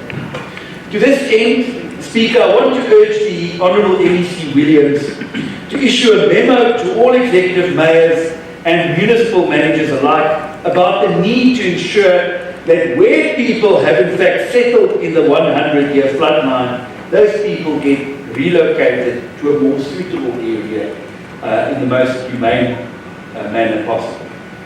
After 51 years of democracy, Speaker, I think we need to take stock of where we are in the Eastern Cape. We have undoubtedly made progress in delivering services to more communities than prior to 1994, with more access to housing, water and electricity than ever before. However, that progress is fast being undone by our collapsing municipalities. It is a fact that the deployment of incompetent and corrupt cadres has led to a brain drain from local government. You can't run local government without competent civil and electrical engineers, electricians, plumbers, town planners, and auditors. There undoubtedly is a growing skills gap in local government, and it is killing our municipalities. COGTA must therefore be vigilant when it comes to the appointment of municipal managers and senior managers in municipalities. We cannot compromise on competence. There is no reason why COGTA itself can't get into the habit of headhunting suitably qualified individuals to apply for critical vacancies in our municipalities. Political interference in the administration is equally problematic these days. They say the relationship between politicians and officials should resemble the steel tracks of a railway line, always parallel with one another, but never ever shall they meet. And in the event that those tracks do meet, it is a mathematical certainty that your train shall derail. Speaker, in many of our municipalities, the service delivery train has already derailed. This is because politicians want to be officials, and officials want to be politicians. The MEC Williams must ensure that his mayors understand what constitutes political interference and what executive councillors are allowed to do with the delegated authority that council has bestowed on them. Professional administrators can only work effectively where there is a stable environment that offers policy certainty. Political interference blurs the lines between the party and state and makes it impossible for professional administrators to do their job. Whilst it's par for the course that municipalities must appoint competent and professional administrators so that we can bridge the skills gap in local government, COGTA must also set the example when it comes to appointing professional officials. It is against this backdrop that we should be concerned that COGTA recently appointed a senior official who was previously suspended and who faced serious allegations of fraud and maladministration by the KwaZulu-Natal Copter Department. I think the Honourable MEC tried to respond to some of that earlier today. When we want the recruitment processes of our municipalities to be beyond reproach, aimed at appointing the best in the industry, it can't be that Copter appoints individuals over whom a cloud is hanging, and I want to, through you, Speaker, to the Honourable MEC, urge you to set the record straight insofar as the appointment is concerned. Many of our politicians at local government today think that they are untouchable, and many of them are out of touch with our people. Recently, the Speaker of Mhlaba municipality would not allow a proper vote on the adoption of the budget, ostensibly out of fear that the budget would not be passed. This has now come back to bite that municipality, as the business fraternity is in possession of proof that the budget was, in fact, not passed by a majority of councillors, and they will now proceed with legal action to set that budget aside. It will be devastating to that municipality. This was after the Speaker and the Mayor were repeatedly warned that the budget was not lawfully adopted. This kind of arrogance is unnecessary and only serves to erode public confidence in our councils. In Makanda, I understand that the Mayor has just ordered a new Volvo SUV that will cost the ratepayer just short of R1 million. This is now the same Makanda where water outages have become a way of life for residents, where every day thousands of residents have no running water. What arrogance! What an absolute slap in the face of the people of Makanda. How out of touch can a mayor be? I can sense some of you want to ask. But wait, there's more. I can beat that arrogance. In March this year, the mayor in my hometown, Nelson Mandela Bay, insisted that the Metro pay 88,000 rand for the rental of 4 luxury BMW SUVs for use by the mayoral committee for one day. And that was for a meeting to go and see the Honourable Williams. This is not just a slap in the face of the people of Nelson Mandela Bay, it's also a slap in the face of the Honourable Williams himself, because I know you wouldn't waste money like that. Talking about Nelson Mandela Bay, in my member statement yesterday, I made it very clear that the biggest municipality in this province is hemorrhaging money, and over the last 2 years, the Metro has forfeited nearly 900 million rand in unspent grant funding. Much of that funding that was forfeited went to the Western Cape municipalities, where municipalities are hungry for money because they can spend it on services to their communities. It is criminal that in a province with one of the highest unemployment rates in the world, we are unable to keep the money that will keep our construction industry going. Honourable Speaker, although we can speak about the progress made in the province post-1994, if we are honest with one another, we can see that that progress is either being stalled or, quite frankly, being undone in some municipalities. And where progress by the government stops, expect no progress by the private sector in growing our economy. In order to grow the economy and create jobs, you need a functioning local government with sound infrastructure that will provide you with reliable services. No business will invest where the government cannot ensure reliable services. And it's not rocket science to fix the municipality. If you stop corruption, bring critical skills back to municipalities, stop political interference in the administration, ensure sound financial management of resources, and have a maintenance program that would look after your existing infrastructure, you can turn just about any administration around. If we can follow that simple recipe, we can start making progress again so that the people of the Eastern Cape can truly get the province they deserve. Let's get local government in the Eastern Cape working again. The DA supports the budget vote for Copter. Thank you. Thank you so much. Member from the EFF, Honorable Jory.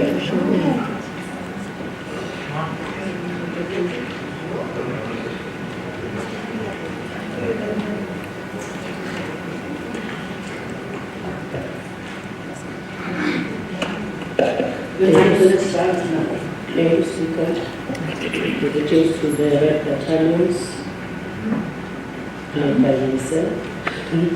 Honorable Speaker, the MCs, honorable members, members of the gallery,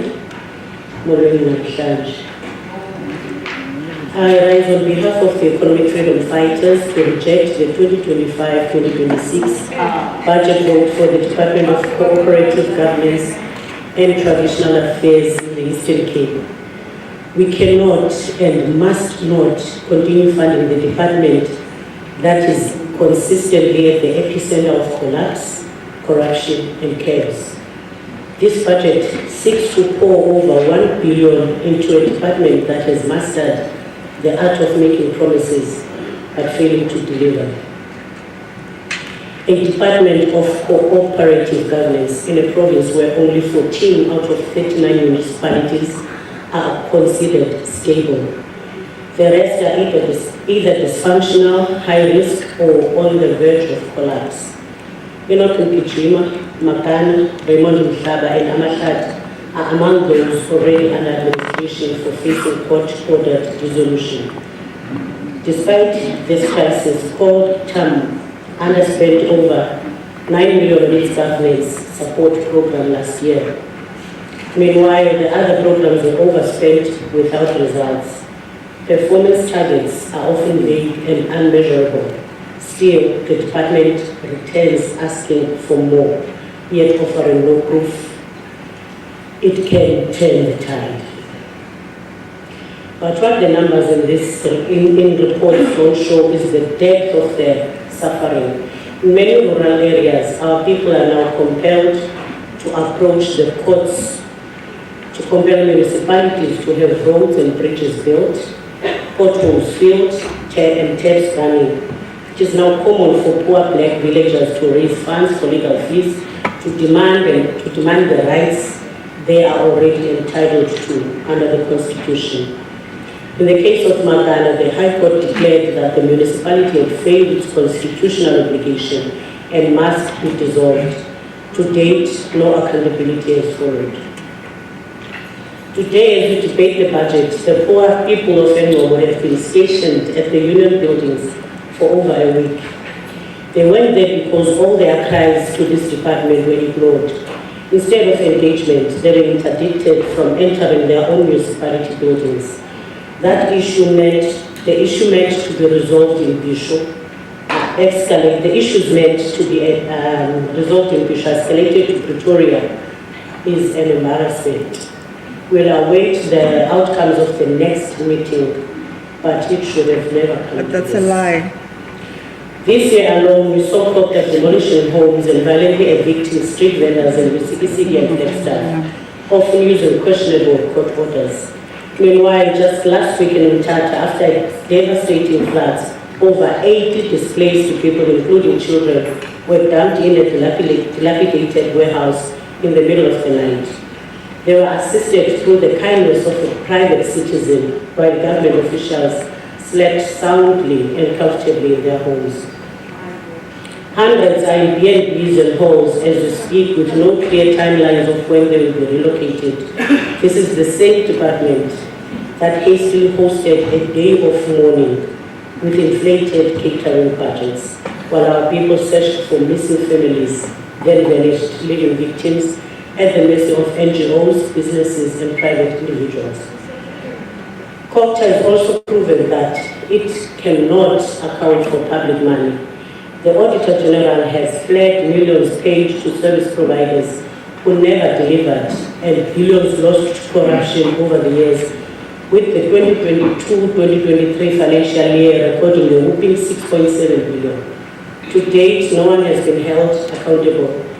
Lower Tambo District Municipality, 2 billion went missing. Half of that was simply written off. The other billion is nowhere to be found.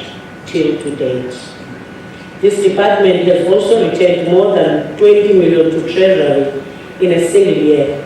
This is money meant to build roads, sanitation and housing. This is no longer just poor planning, but negligence, and it is criminal. Even worse, this department recycles corruption. Just recently, a senior official who left KZN Kogja under a cloud of suspicion was found serving in a strategic role here in our province. No one has been held accountable for this. This is not an isolated case, by the way. It is common that the department simply reshuffles compromised individuals across municipalities and departments once they are found out. And the EFF has raised an alarm on this on multiple occasions. Honorable Speaker, this year Scopa visited Amashati and Raymond in Mhlaba and was shocked by what it found. Inflated invoices, abandoned storage plants, and reports withheld from oversight. Yet today, this department stands before us, asking for more funding. Please note you only have 2 minutes remaining.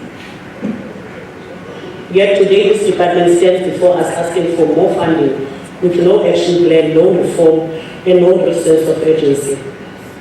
Audit outcomes confirm the mess. Only 6 out of 39 municipalities in the Eastern Cape achieved clean audit outcomes.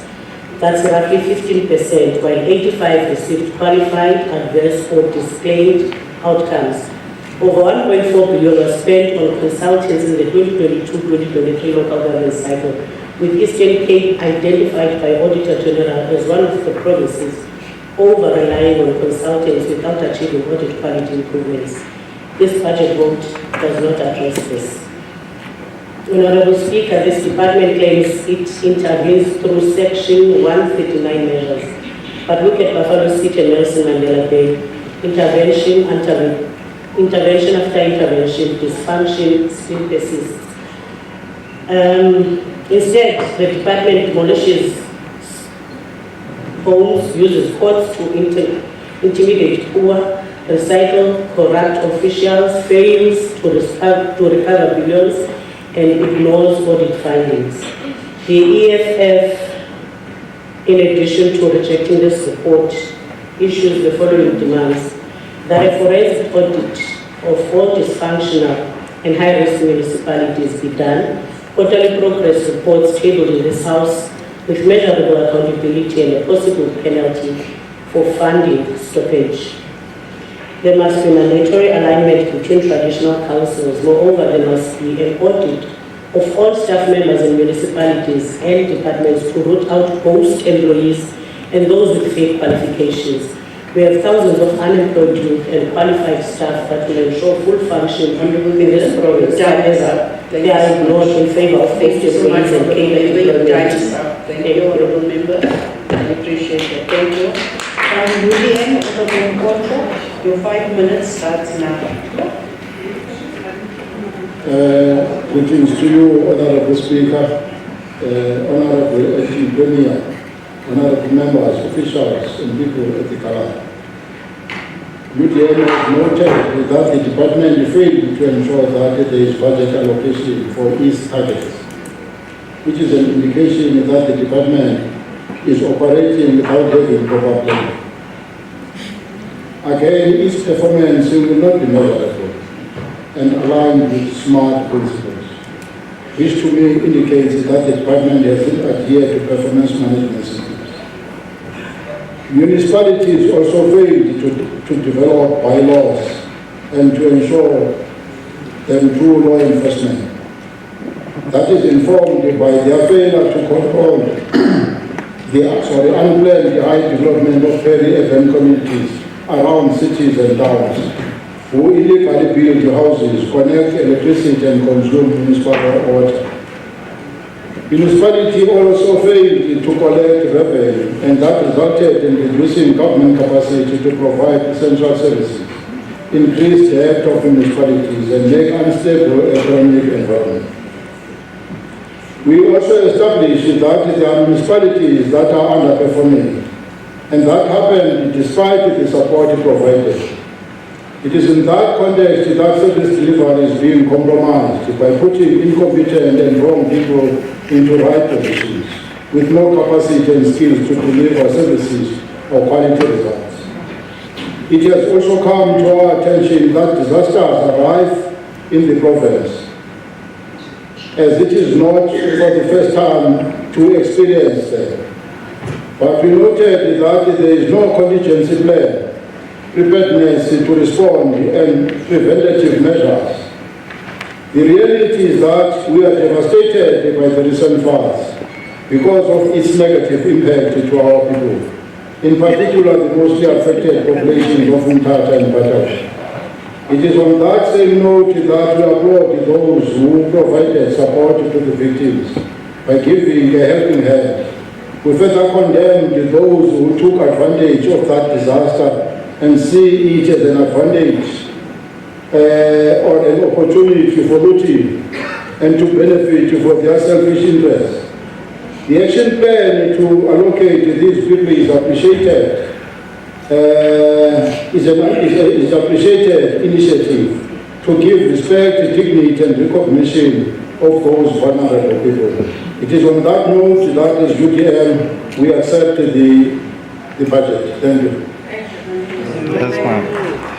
Thank you so much, Honorable From the ANC, your 20 minutes starts now.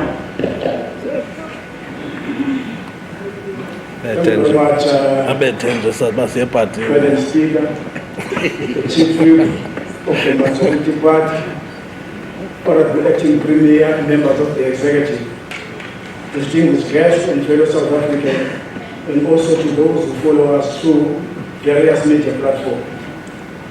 I rise with humility and also receive my revolutionary greetings.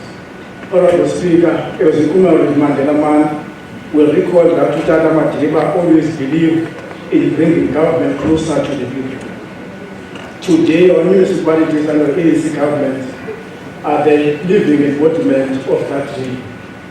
The African National Congress rises in full support of a total budget of 1,155,720,000 for the Department of Cooperative Governance and Traditional Affairs.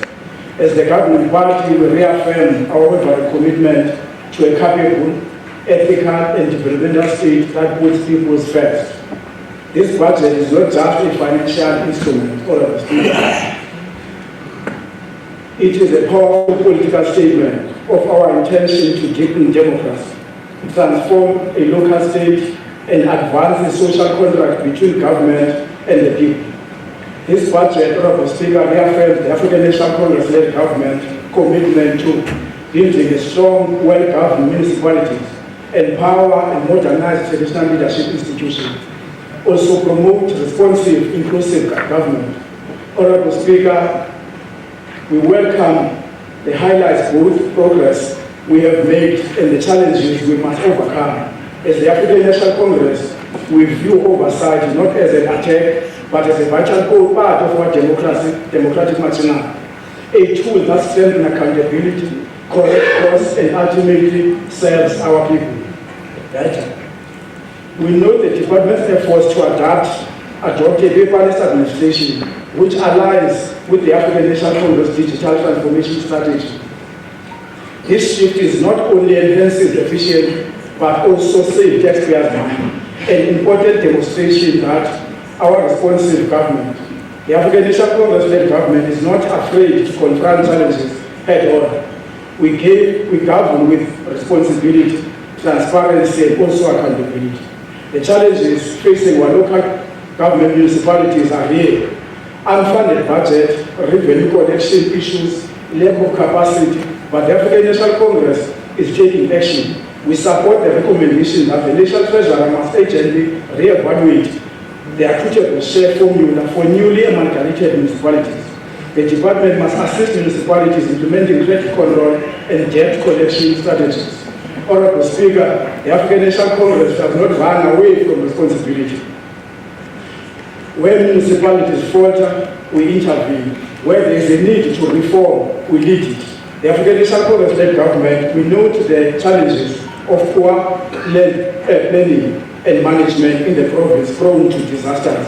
However, we are not paralyzed by problems, we are energized by them. We turn challenges into opportunities for transformation. We acknowledge with great concern the deaths and amputation from 2024 summer initiation season. The life lost is a tragedy.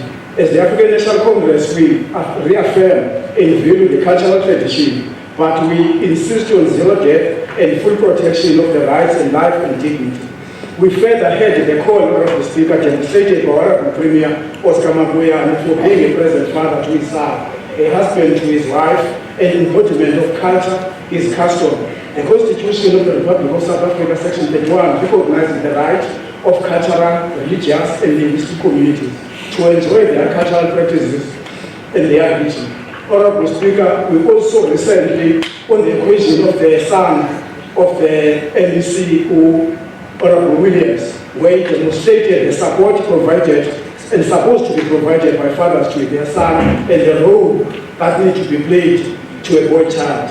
We further support the department's new traditional policy program and call on all departments to contribute to ensuring the safety and dignity of our traditional leaders and institutions. On development planning, the African National Congress believes that traditional council must be included in the ITP process.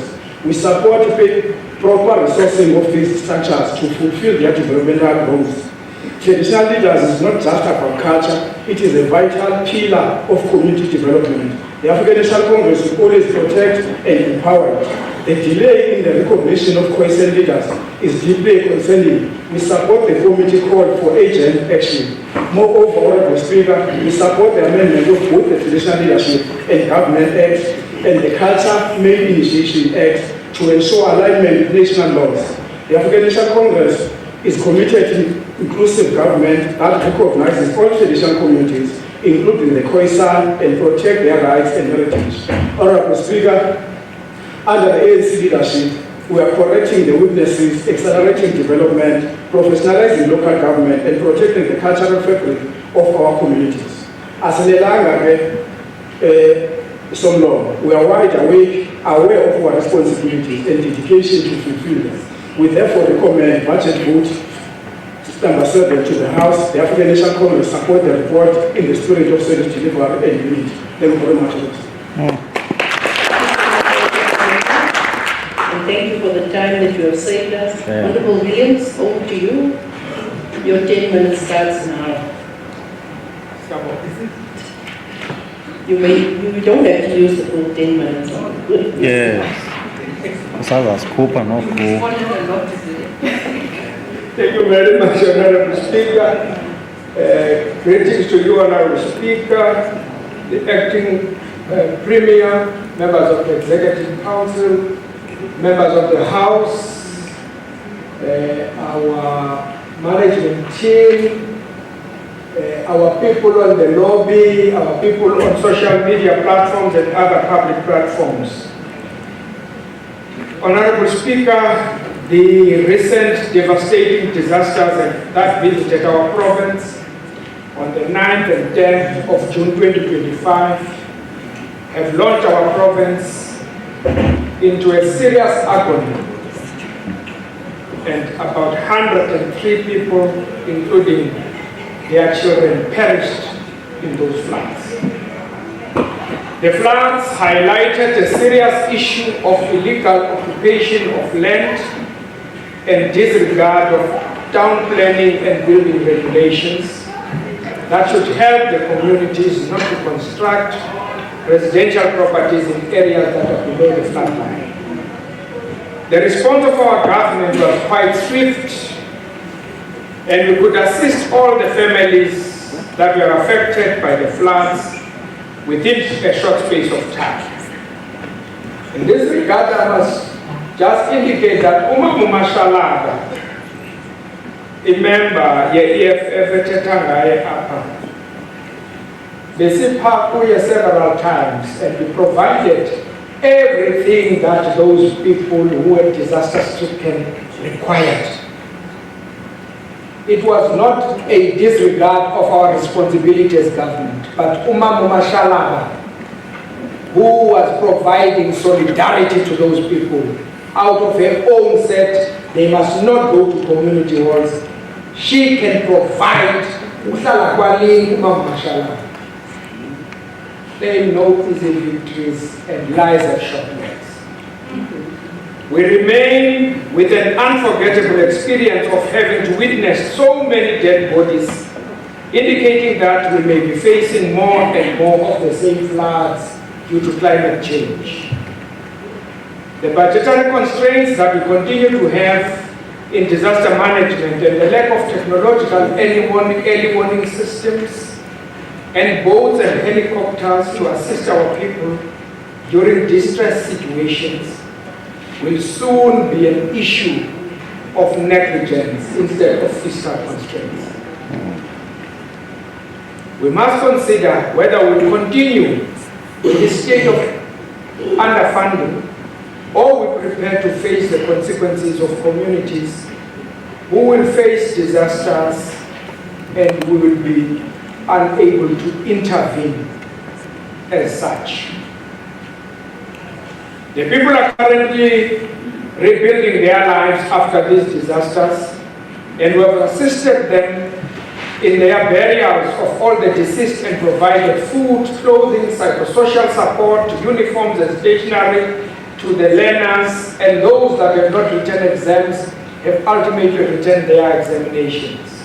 Today, we will be starting with temporary units in Umtata. Since the land issue in Maiden Farm has now been resolved, infrastructure in terms of water services, roads, and some health facilities, some schools, all have been returned to working order, although some require more funding. The calculated assessment amounts to more than 5.1 billion, and with sector departments more than 3 billion and municipalities about 1.8 billion. We thank the work of all our teams, including search and rescue, the medical teams that fast-tracked postmortems, our officials from all spheres of government, ministers, MECs, our premier, executive mayor, traditional leaders, local lifesavers, the church ministers and the council of churches, NGOs, private sector businesses, bus companies, Santaco, artists, and everyone who lended a hand during the devastation that faced the province. Indeed, as a people of the Eastern Cape, we will rise again from that disaster. We have learned some lessons. That one, we must strengthen early warning systems, and secondly, establish a province-wide response team. Thirdly, establishment of networks and keep partnerships between NGOs and government and all the other players. Agility in decision-making in the release of land, reprioritizing budget, and so on, and strengthening the implementation of disaster management framework. Mr. Speaker, as I contribute to this budget, I would like to express the following, that there is nothing as demotivating as an idea empirically researched, enthusiastically presented and positively received, and systematically constrained not to see the light of day. This I raise informed our ability to engage in deep analysis and our challenges in local government, and based on our experience, develop strategic initiatives to respond to those challenges, only to be annihilated in our endeavors when resources are to be allocated in order to fulfill our response to the myriad of challenges. Local government white paper review process is an attempt to address the gaps we've identified in the last 30 years. From separate apartheid entities towards integrated developmental institutions providing services wall to wall to all the citizens of our municipalities.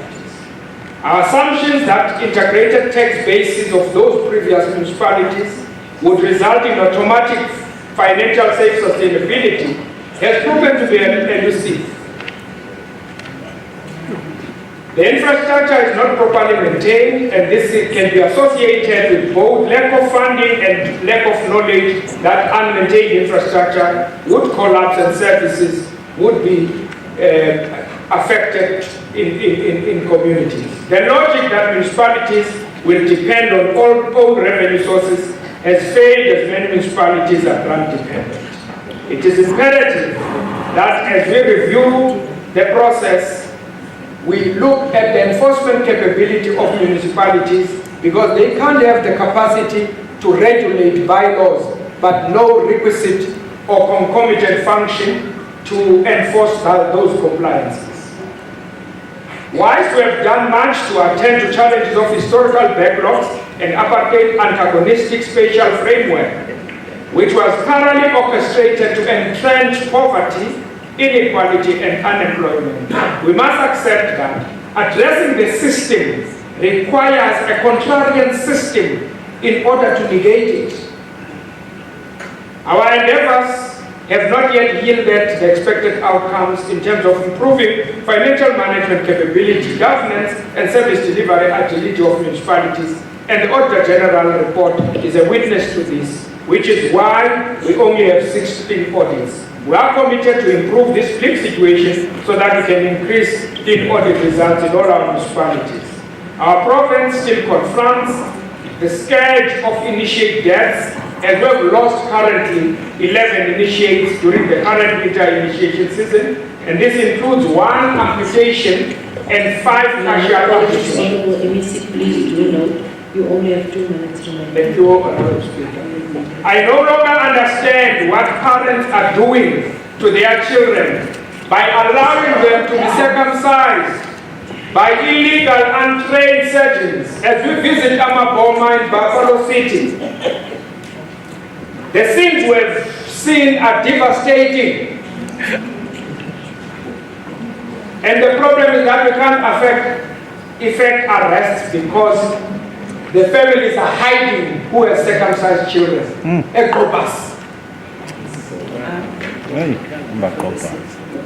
I must appreciate the work of MEC Mata, who have arrested 63 wrongdoers in traditional initiation. And we have also 1 case in the Tomo Magistrate Court as Siasanga Sifumba has been sentenced for 2 years for assaulting an initiate. I must indicate that we need more resources to implement our initiation plans and strategies. Let me thank the chairperson of the Portfolio Committee and the committee and appreciate the work they have done, and all they did is going to be included into our plans as we move forward. And thank you very much, Honorable Speaker. The budget is hereby tabled. Thank you. Thank you. I'm taking cake, yes.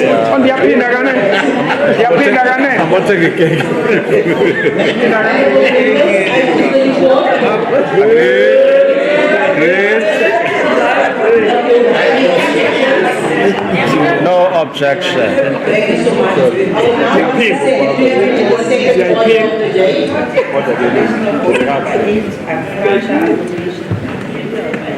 I call upon Honorable Dr. Bese to take the report. Yes, John. Dr. Bese, 10 minutes to 10 minutes.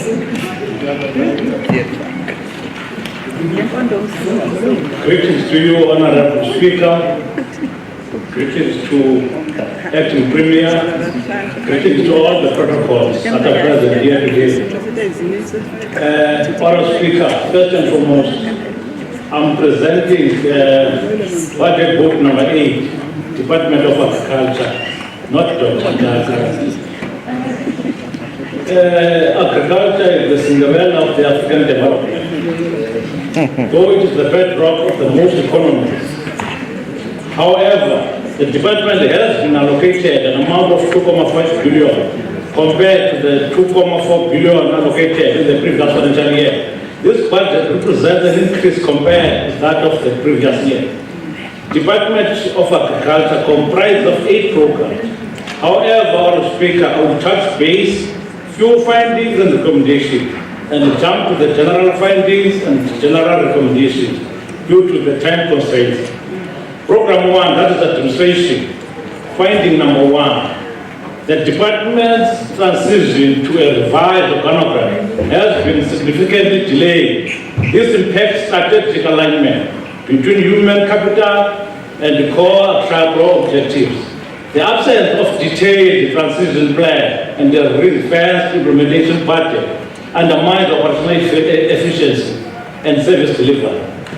While bursaries are being issued to support our studies, there is no structured post-study integration plan for graduates. Recommendations: the department must finalize the organogram implementation plan and take it with treasury for funding considerations. B, a structured bursary return services program should be developed and ensuring bursary recipients are either absorbed in the department functions or supported to contribute to provincial agriculture development for minimum period of post-graduation. Program 2, sustainable resource use and management. Finding number 1, the working relations between the department and the juvenile care program in the district lacks effective coordination and management. B, the effort to manage and control the spread of invasive alien species are insufficient, resulting in limited protection of native ecosystem and biodiversity. Recommendations: the department must establish a regular coordination meeting and joint initiative with junior land care program to enhance synergy and program efficiency in the district. Program 3, agricultural producer support and development. Finding number 1, there is a recurring trend of releasing project funds before beneficiaries receive technical or business training, often resulting in poor project performance or failure.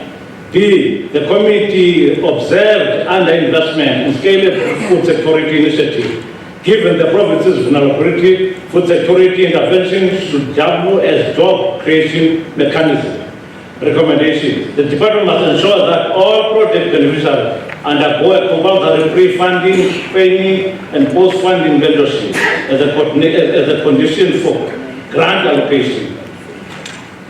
B, the department must upscale food security intervention through expansion of household and community and school-based food gardens with integrated EPWP. We call it one home, one household food security. Program 4, veterinary services.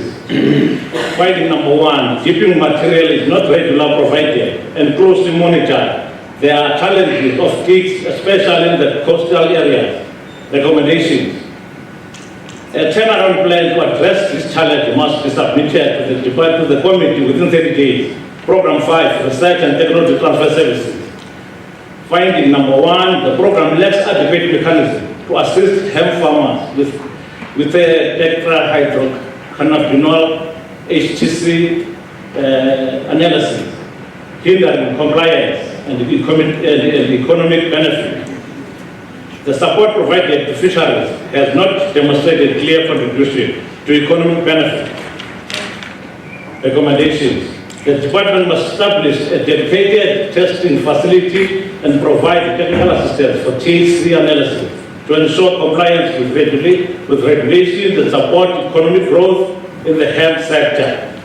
Program 6, Agricultural Economic Services. Finding 1, farmers have limited access to affordable mechanisms or affiliations to mitigate the effect of agricultural disasters, leaving them vulnerable. B, the market for the farmers' produce is still a challenge. Recommendations: the department must identify and promote cost-effective options, such as agricultural insurance schemes, government-based relief programs, and provide advisory services to help farmers register and benefit from these initiatives. Program 7, Agricultural Education and Training. Finding number 1, the number of female farmers intended for the commercialization of 100 farms is not specified in the annual performance plan. of which we need that specification. Recommendations.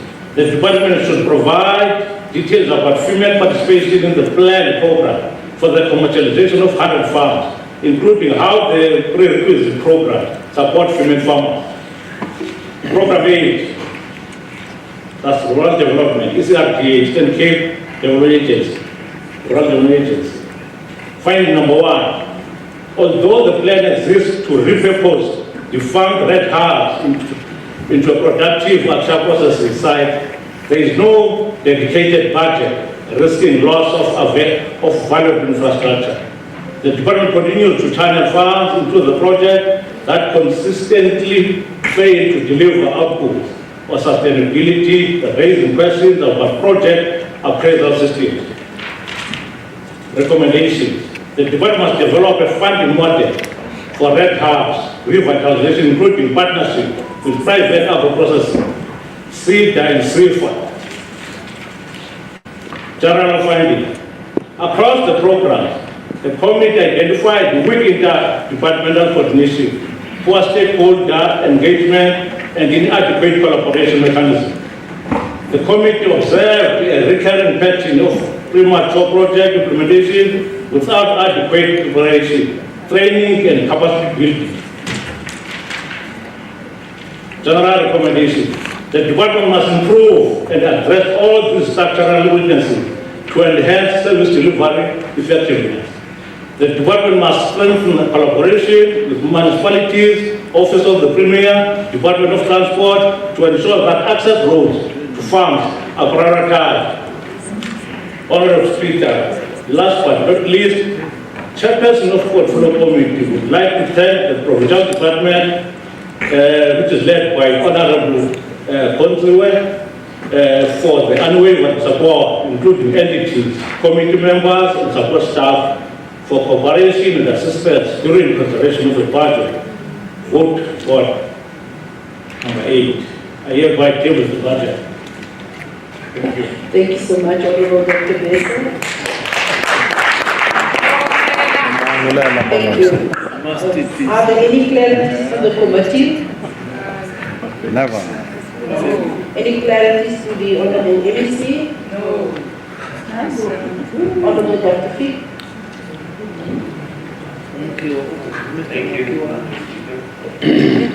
Very Honourable Speaker, my question is what has caused the continued shortages of the materials, particularly in coastal regions? Shortages? In dipping materials. The dipping materials. Thank you. Honorable MEC? Thank you so much, Speaker. I will respond to the question that I presented. Thank you so much. We now call upon Honorable Mhlaba from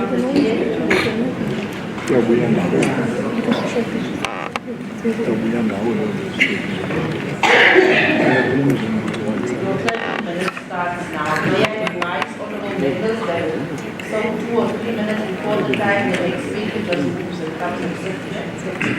Your 30 minutes starts now, honorable members. Thank you, Honourable Speaker. Afternoon, Honourable members and guests. I have spent a lot of time thinking about how to begin this speech today. Budget speeches are often, to most, overlooked debates in this House. Once you start talking about figures and percentages, attention tends to drift. But it is, in fact, these speeches that deserve the most attention, because this is where the rubber hits the road. This is where the lofty promises of campaigns collide with the hard limits of what can actually be done given the available funds.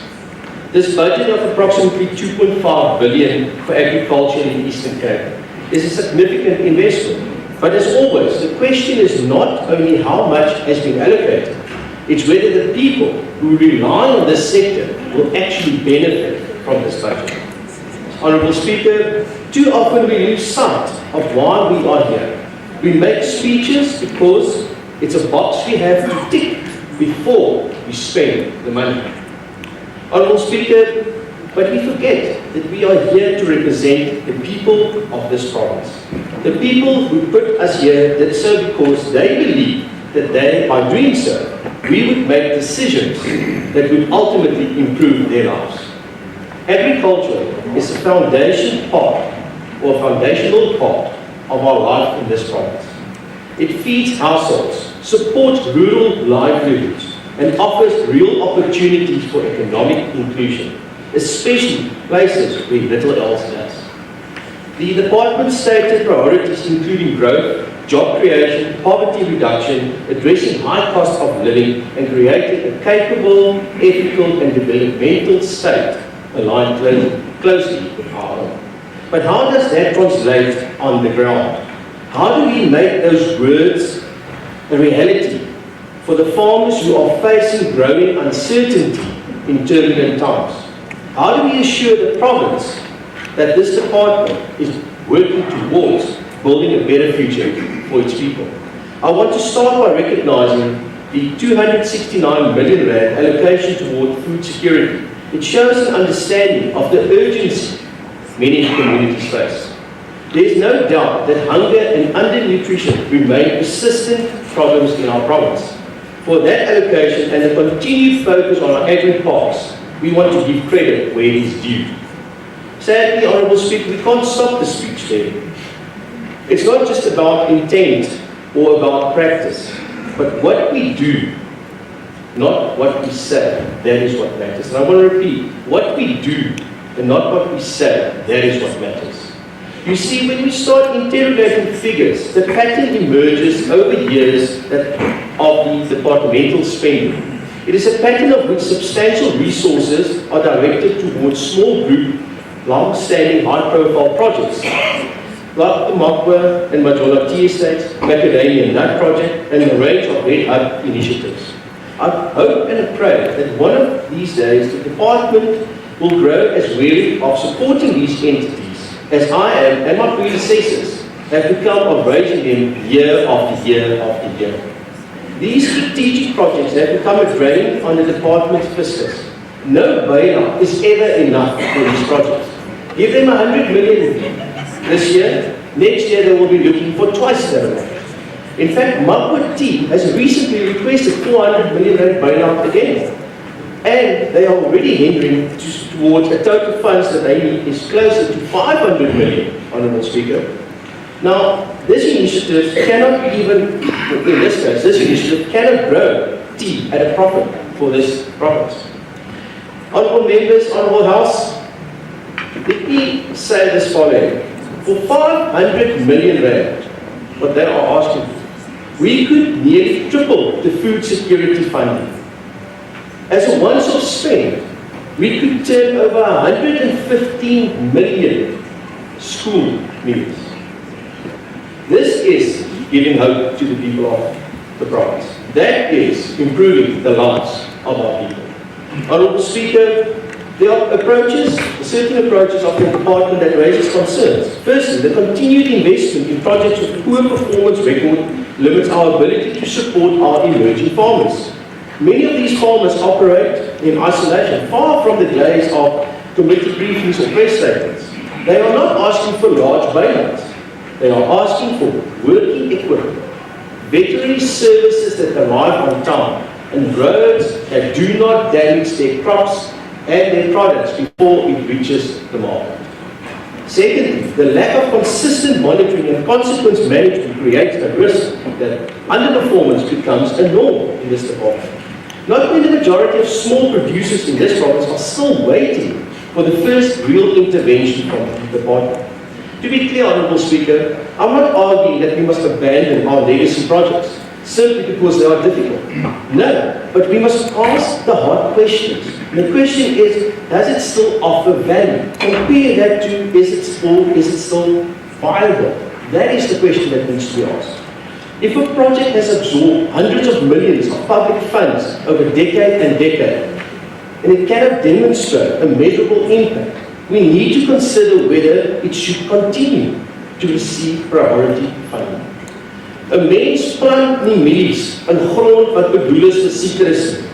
Dis nie die grond se skuld as daar niks opkom nie. Dis die een wat dit plant wat moet aanpas.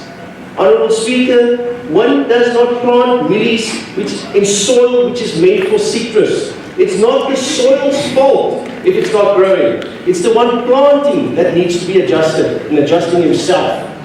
Speaker, I also want to raise concerns around institutional capacity. Many of the problems raised by farmers and stakeholders during our oversight are not only budgeting, but they are actually administrative.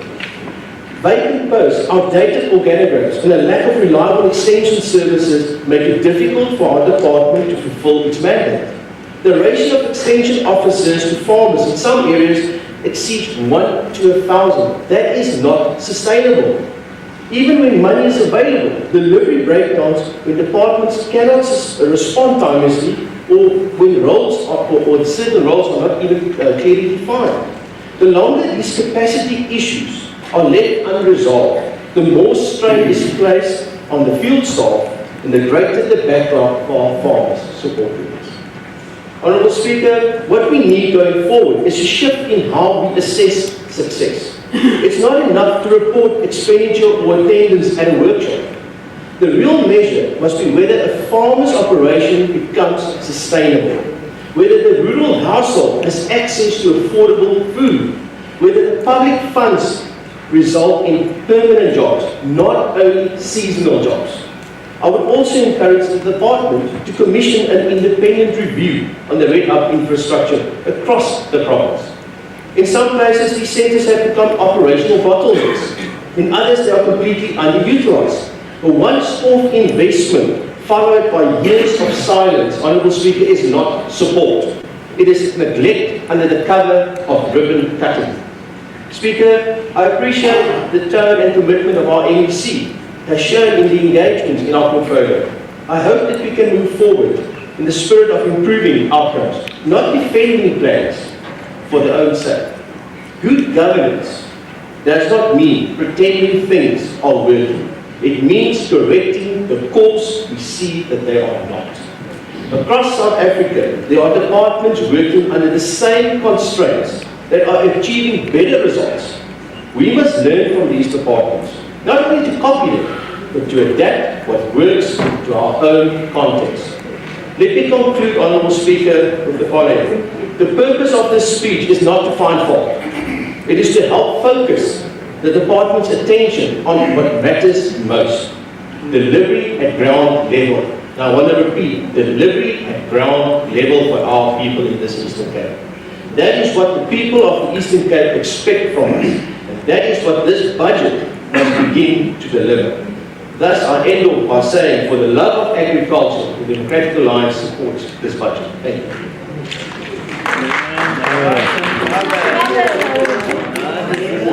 Call upon the EMF Almoni. Your 9 minutes starts now. Thank you, Honourable Speaker. Honourable Speaker, for the sake of time, let me say protocol observed. Honourable Speaker, today I rise on behalf of the Economic Freedom Fighters to register our rejection of the proposed 2.58 billion allocation to the Department of Agriculture. This province is not suffering from a lack of plans or budgets. It is suffering from persistent failure from the government. Portfolio Committee's oversight report dated is not only an indictment of dysfunction but a sobering warning. It confirms that this department, as it stands, it lacks the systems, agency, and accountability required to deliver even the most basic interventions to our community. Across almost every program, we see delays, unspent funds, or uncertainty projects. The revised organogram meant to drive department alignment remains unimplemented and without a ring-fenced budget. Honourable Speaker, the bursary program continues with no strategy to absorb graduates or incubate them as entrepreneurs or extension officers. Young black agriculturalists are trained only to sit at home unemployed, with no access to land, resources, or support, even when they ask. Honourable Speaker, let's try and back the budget for Program 2, tasked with sustainable resources management. Let's a coherent plan to combat invasive alien species. Junior care is not functional. Coordination with municipalities is poor, that agricultural land is being lost to housing without assessment or protection. In Program 3, beneficiaries receive funds before taking, violating every principle of sustainable empowerment. Ilima and Sionda remain underfunded, leaving food gardens abandoned and fencing projects half complete. Pickering projects in Nelson Mandela, already speaker, are failing due to lack of technical support. Deep services in coastal areas are inconsistent and red hot. Once advertised as catalytic infrastructure are now widespread effects. Even where there is clear potential like the Mhlaba state, fisheries industry and the health sector, this budget vote is marked on visible implementation frameworks, budgets for investor engagement strategies. In addition to rejecting the budget vote, we propose that the department should urgently implement accompanied by a clear funding schedule and reporting. The bursary programs must be extracted to include postgraduate pathways, internships, mentorship or state-supported agricultural. Training must receive funding, not other way around. Grants without skills are not empowerment, they are support. A comprehensive plan for Ilima Sionda should be taken to the portfolio committee with measurable targets, timelines, and funding clarity for fencing tools. Honorable Speaker, the department should prioritize the food revival of red hubs and Mhlaba uses blended finance and public-private partnerships where appropriate. There must be investment in a provincial agricultural disaster and climate resilience strategy, including early warning system planning, smart agriculture and insurance for smallholders. Finally, we propose quarterly reporting to the legislature with performance audits to track implementation of capital projects and community outreach interventions. Honorable Speaker, let also not ignore some of the most valuable developments around this department. The Special Investigating Unit SIS opened an investigation into the Eastern Cape Rural Development Agency, citing irregular contracts and corruption linked to flagship aquaculture programs. The Auditor General's latest report shows that billions in irregular expenditure were recorded across the Eastern Cape Department, including this one, while fruitless and wasteful spending reached millions. This is not foundation upon which we should approve more money, especially not when agriculture is one of the few sectors with the power to lift people out of poverty, reduce hunger, and create rural jobs. So far, there is no will and no desire.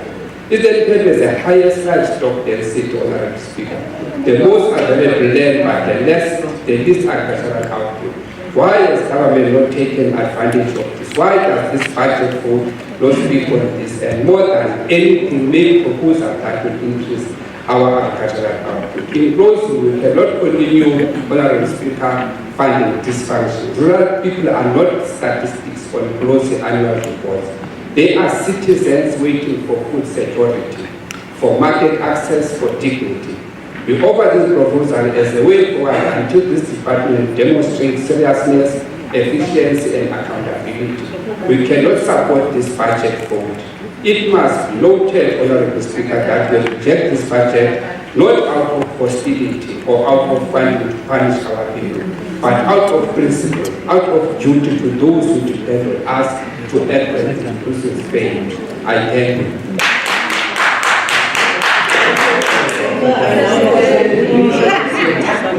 Honorable Safety, your 5 minutes starts.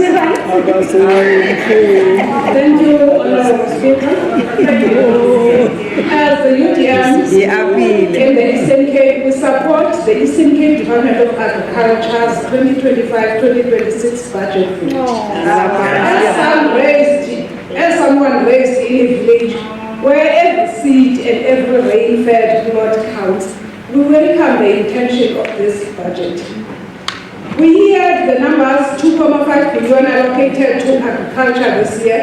The National Comprehensive Agricultural Support Program carries 1.685 billion, including 1.142 billion rand for smallholder infrastructure training, mentorship and market access, 440 million rand for extension and advisory recovery, 104 million rand to revitalize agricultural colleges. The Ilima or Litsima program is funded at 677 million to supply inputs and mechanisms for vulnerable households and subsistence farmers. And the food security program gets 269 million this year, with 75 million rand set aside over the medium term. I support the principle. These funds will transform rural productivity if delivered well. But delivery has been poor. Time and again, we see failure on the ground. Agricultural infrastructure has also failed.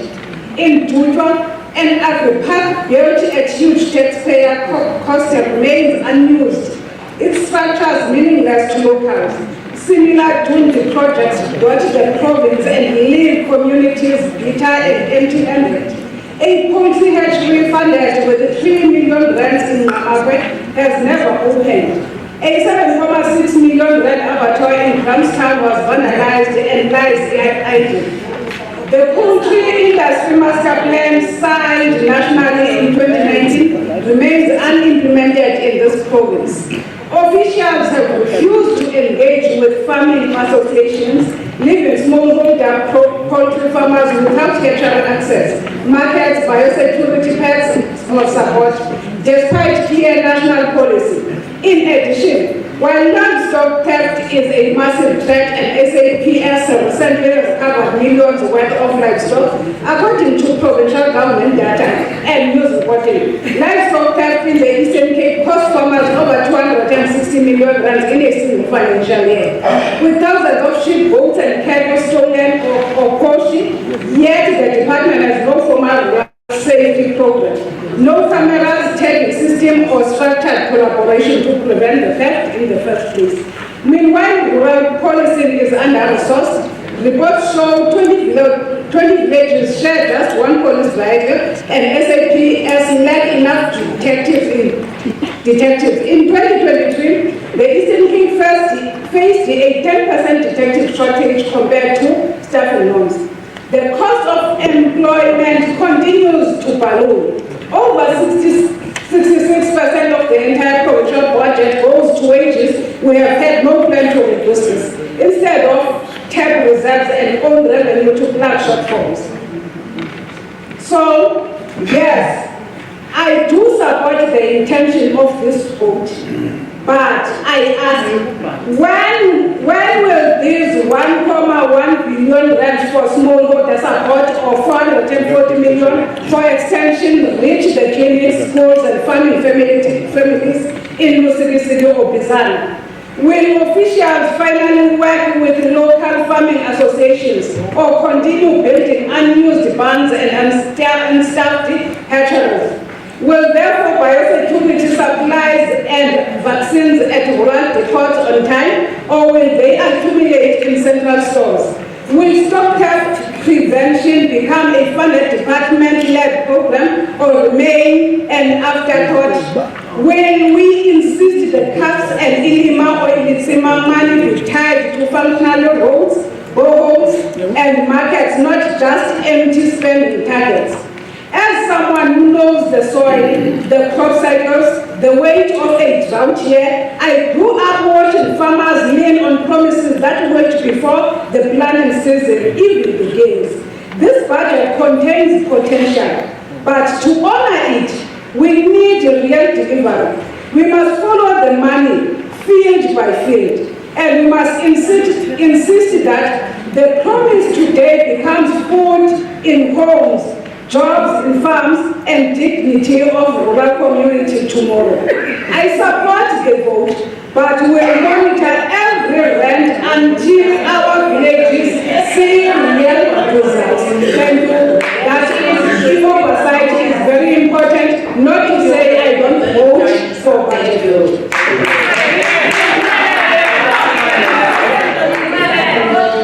I call upon Honorable Mhlaba.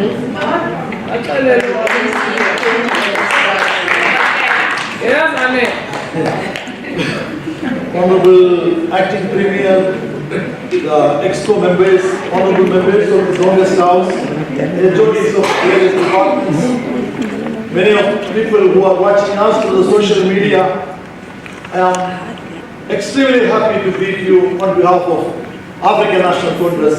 The organization stood the test of time.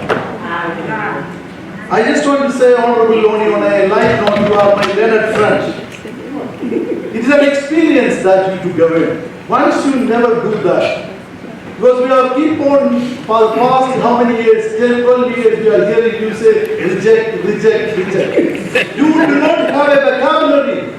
Just go and look for a better word.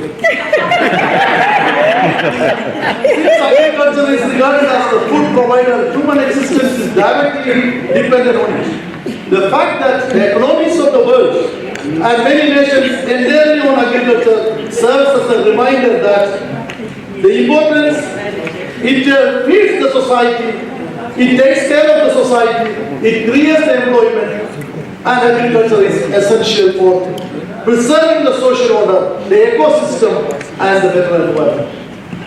Leo Tolstoy, those who study English, those who know, he was the one of the most acclaimed authors who influenced 1918 Russian Revolution. In his bestseller book Anaka Inina, he says this.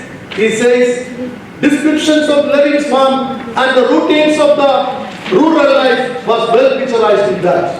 Again, one of the environmentalists, Wendell Berry, in his book Unsettling America and Agriculture, he said, the many failures of modern and mechanized world is because we don't concentrate on the local economies, where it depends upon small-scale agriculture.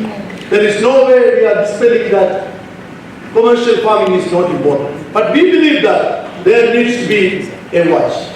You go to Zimbabwe, whenever they harvest, there is a point they talk, good farming means respect, my friends, without anything to trouble its heart. A farmer is a king. Even the wizard pays homage to you. Farming brings honor, my friends. You see me in prosperity today because during the rains I am the friend of the mud. Rather, I attack the soil with my special friend, the hoe. This is literature talking about. 2022, African National Congress, in its policy document, specifically said, agriculture remains an important sector of South African economy. It holds the potential of uplifting the poor South African out of destitution as well as create a vibrant economy and create jobs. Honorable Speaker, the African National Congress in its 6th national policy document again said, we resolve that the accelerated land redistribution is vital for transforming the apartheid spatial geography and unlock the employment. Farming and agro-processing have opportunities. That is one of the areas we are struggling here. We do have production, agro-processing is not coming. And we are happy the department in any of our engagement is talking about how agro-processing can come into play. Within the African continent, which is typically a net import of roughly 80 billion US dollars, that is 1.6 trillion US rand of food, and agricultural products are being imported. It means, Honorable Speaker, the budget board discussion about agriculture makes it different. It is something completely different because of the circumstances. The primary source of funding for the Department of Agriculture is the provincial equitable share, which was allocated 2.57 billion in 2025-2026 financial year. African National Congress is happy to note that there is a slight increase, especially in the programs for agricultural education and training and research and technology development. The budget for land care once again being increased by just 1.3%, we are a bit disappointed, despite numerous suggestions from the portfolio committee to increase the funding of this sub-program, which actually plays a crucial role in sustainable land use and the adoption of agriculture and livestock production systems to prevent soil and wealth degradation and create jobs. In other words, if we want to create job, land care becomes one of the key components. African National Congress is certain that in order to enhance the operational effectiveness and service delivery, the department needs to quickly finalize that new organogram. An organizational chart's main goal is to clarify its role so that the employees will understand what are their roles and how they can fit into the system. The report suggests that there is no funded program to harness their skills through the entrepreneurial pathways. Here we are talking about the skills program. Honorable Speaker, challenges faced by the rural those who are in agriculture include producing a detailed project description, adequate business plan, technical designs and proposed projects. In other words, the people involved in the agriculture is struggling to get this thing. It means the department needs to have a better way of skills training. Skills training for other departments and agriculture are completely different. It needs a paradigm shift in terms of this one. It is a known fact that South Africa has a large number of invasive alien plant species. Over the years, many of these plants escape the cultivation and have become invasive, largely because they have no natural enemies here. Early estimates suggested that we lose about 9% of our water, annual run of water. So, to put it into context, 3,000 million cubic water is lost because of these plants. I think it's a matter we need urgent attention. As we know, South Africa is a water scarce country and we are struggling. According to this report, there is minimal effort being made to monitor and restrict the spread of this invasive alien species which leaves the local ecology and the biodiversity with a little protection. This is an area where African National Congress feels better attention needs to be done. It is time, Honorable Speaker, for the nation's disaster risk reduction policies, programs and efforts to start coming together and become just able to deal with the situation. We still bear the sad memories of the recent disaster which wrought 103 precious lives, displaced, homestead. A lot of learners could not write examination. That means what we are suggesting that each department, not only Department of Agriculture, should have a program. But in this context, I want to take Honorable Premier, through you, Honorable Speaker, we appreciate you and your team as well as the EXCO people did. There will be criticism, there will be a lot of criticism. But what you did is to bring back the life into a natural level in Mhlaba. So that itself is actually being commended. We can say that there are many issues can be raised, but that kind of a disaster that is compared to be a third-ranking disaster in terms of the lives lost, I think this particular provincial government needs a pat on the back. It is well scripted that significant efforts have been made by South African government and the ruling party to promote food security and to domesticate international indicators on food security to monitor development. I fully agree with Honorable Mhlaba when he says food security is key. We do have challenges. The ruling party and the government has implemented many programs. Unfortunately, because of the historical backlogs, what happens is that still 14% of the population, South African population, is still estimated to be vulnerable. And there are 25% of our children can undergo sometimes malnutrition. This is something we need to address. But what I want to say is that we cannot go to Honorable NBC and say, solve this problem. With the 2.5 billion, it may not. That's why even I request, where there is funding coming, all stakeholders, Honorable Mhlaba, through you, Honorable Speaker, if there is money invested, bring the money so that we can together change that situation. ANC is thrilled to note that University of Port Vila is set to develop a detailed plan of the academic year to establish the highly anticipated new wet college. A first of the Eastern Cape province. We cannot be insensitive in this case because those who attended the portfolio committee, it was clearly articulated by the HOD, we need something to do with 500 million to the full operation of the vet school. Probably that will be coming on the pipeline. The type of economy we live in aptly referred to as a market economy, because no matter how many other factors you introduce to a commercial process, you need a market. Without an effective market, production, no matter how beautiful, how bountiful, is less than useless. The marketing function is especially critical in allowing new farmers in the mainstream for their success and sustainability will be determined by more equitable participation. The question of the item African National Congress raising here is that it is important we need to have a market. Therefore, the creation of a prosperous and equitable agricultural sector depends upon agricultural marketing environment. And if you look into the national development goals, it is clearly talking about it. There is a challenge highlighted in the report that the lack of market for the farmers' produce needs special attention. We, the ANC, clearly articulated this position in our 1994. We are not talking about now, 30 years back, that how and what is the importance of market. Through a hybrid strategy, we have witnessed and we can witness the facilitation of the department where the farmers can access to their products. It is well documented that the aquaculture sector will contribute in an increasing manner to the diversification of resource utilization, economic activity, creation of employment, rural development and food security. In that regard, through it, Honourable Speaker, we note with disappointment that the departmental investment in Undaka Dam agricultural project is non-operational due to the unresolved social and governance conflicts. Such a beautiful project which can bring a lot of windfall.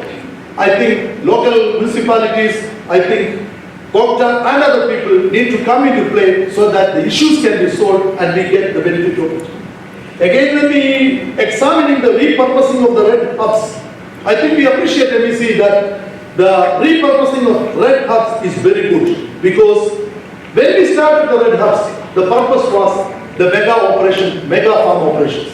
That can only be managed, but what we are worried is there is no dedicated funding for that. While the Mhlaba tea estates have garnered significant attention, they continue to confront numerous challenges. As African National Congress, we are not in fool's paradise. We understand there are challenges. The projects which ANC views as the solution for all the economic challenges in that area requires the department and the ECRDA to elevate the standard of operation. But I want to say, in categorically and empirically, we are not going to close Magu and Majol. There is no way. That is actually the hope of the people of that area. It is the place where we can get job creation. We are not going to do that. The challenges are there, we will deal with the challenges. Blended finance offers a unique opportunity for the systemic change and a key instrument for accomplishing sustainable development and meeting the NDP National Development Goal objectives in emerging and developing economics. It is important that we need to use the blended finance. I think we are pleased that Department has already disbursed 58 million through the Provincial Blended Finance Scheme. We are happy to note that. Which created, we understand that 585 jobs, including the other jobs the department created. I think we always say that one of the problems with the blended finance is that in rural areas, this particular message is not reached. So as African National Congress, our recommendation is that make an advocacy campaign so that the rural areas where the people really need, especially the emerging black farmers who need the blended finance, can apply. As we all know, one of the 14 priority sectors of the government's investment strategy, that is hemp industry, which holds immense potential for investment. The hemp sector in South Africa is the dawn of its industrial development. We know that the hemp itself is producing and showing us a lot of opportunities. We commend the ECRDA's efforts. There are a number of concerns expressed in that concern. One of which is that the seeds used may affect the high THC variety which have supported local population. In other words, The local population has been using THC. But now the hemp which is planted, there will be a cross-pollination of these things and it can actually reduce the quality, which can actually affect the export quality and all that. So I think it is important that we need to look into that. We also want to say that the inadequate tools for helping the farmers with the tetrahydrocannabinol, that is HTC, how to use it. It is an issue which needs to be sorted by your technology section. The report identified inadequate monitoring and evaluation mechanism across the programs, resulting in poor project performance. Continued investment in non-viable initiatives. If the initiatives are not really producing some kind of significant results, rather leave it and concentrate on other ones. And that is why the project management becomes very important. We observe that the recurring issue of the misalignment between the pronouncement, the output indicators, and activities. Here we are very clear. If 5 million or 5 million is spent, then the output indicator must be in line with that. It may not happen. In 2024, during the launch of the livestock identification and traceability system, Eastern Cape Premier Oscar Mobianes said in that particular conference last year, the rampant stock theft in the province was costing emerging rural farmers millions. And the provincial government is going to act. He even said, 2024, that 80,000 cows were stolen, or livestock has been stolen.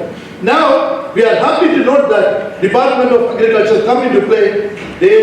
We commend that the department is partnering with the ARC to implement the livestock identification and traceability system, providing tagging and branding materials to prevent illegal movement and importation of animals. This is clearly showing that when African National Congress Premier is saying that something will happen, it will happen. It may take time, challenges of the fiscus, but it will happen. I think, Honorable Speaker, I am going to land by saying that one of the most famous ambassadors to the United Nations, Linda Thomas, she said this: the possibilities of the agriculture on the continent of Africa are immense. I repeat, the possibilities of agriculture on the continent of Africa are immense. I am extrapolating that. The opportunities of agriculture in South Africa and the southern region is high. It is much higher even in Eastern Cape. But together, as we have seen, we will make sure that we can get into a prosperous Eastern Cape, thereby a prosperous South Africa through that development. Thank you. African National Congress supports. Thank you so much, Belay. You saved me 2 minutes. Thank you so much. And now call on Honorable MC Consulate, and Chair of Chairs will take over the president. Honorable Consulate, 10 minutes starts now. Greetings to you, greetings to the honorable members in the South, the people in the gallery, and those that are watching over the social media. Let me first respond to Dr. Fick's question. That what caused the DP budget. Yeah, the only cause that we acknowledge and appreciate on the DP is the shortfall of the budget. Secondly, the outbreak of the foot and mouth disease came unexpectedly, and therefore we had to shift funds from other things. And then, but surely I can guarantee you this financial year it is adequately funded. I hope you'll be happy. Thank you. For you, Mhlaba, Honorable City, come the cropping season, you will see the Malagulina when they hit the backyard of the households. Honorable Speaker, despite the economic, social, and political challenges during the past decade, the sector has experienced considerable growth during this period. Stats SA data has demonstrated that the income generated by the sector in the province has increased by 41%. The growth was led by export-oriented crops, citrus, and deciduous fruit. In the 25-26 financial year, we were investing 2.5 billion in critical integration focus areas such as ensuring household food security, localized food production, championing agricultural commercialization in the province. Key initiatives include commercializing 100 farms, advancing irrigated agriculture, aggregating communal land parcels for production, fostering cannabis industry, implementing import substitution programs for poultry and oilseed production, and lastly, providing agriculture finance schemes.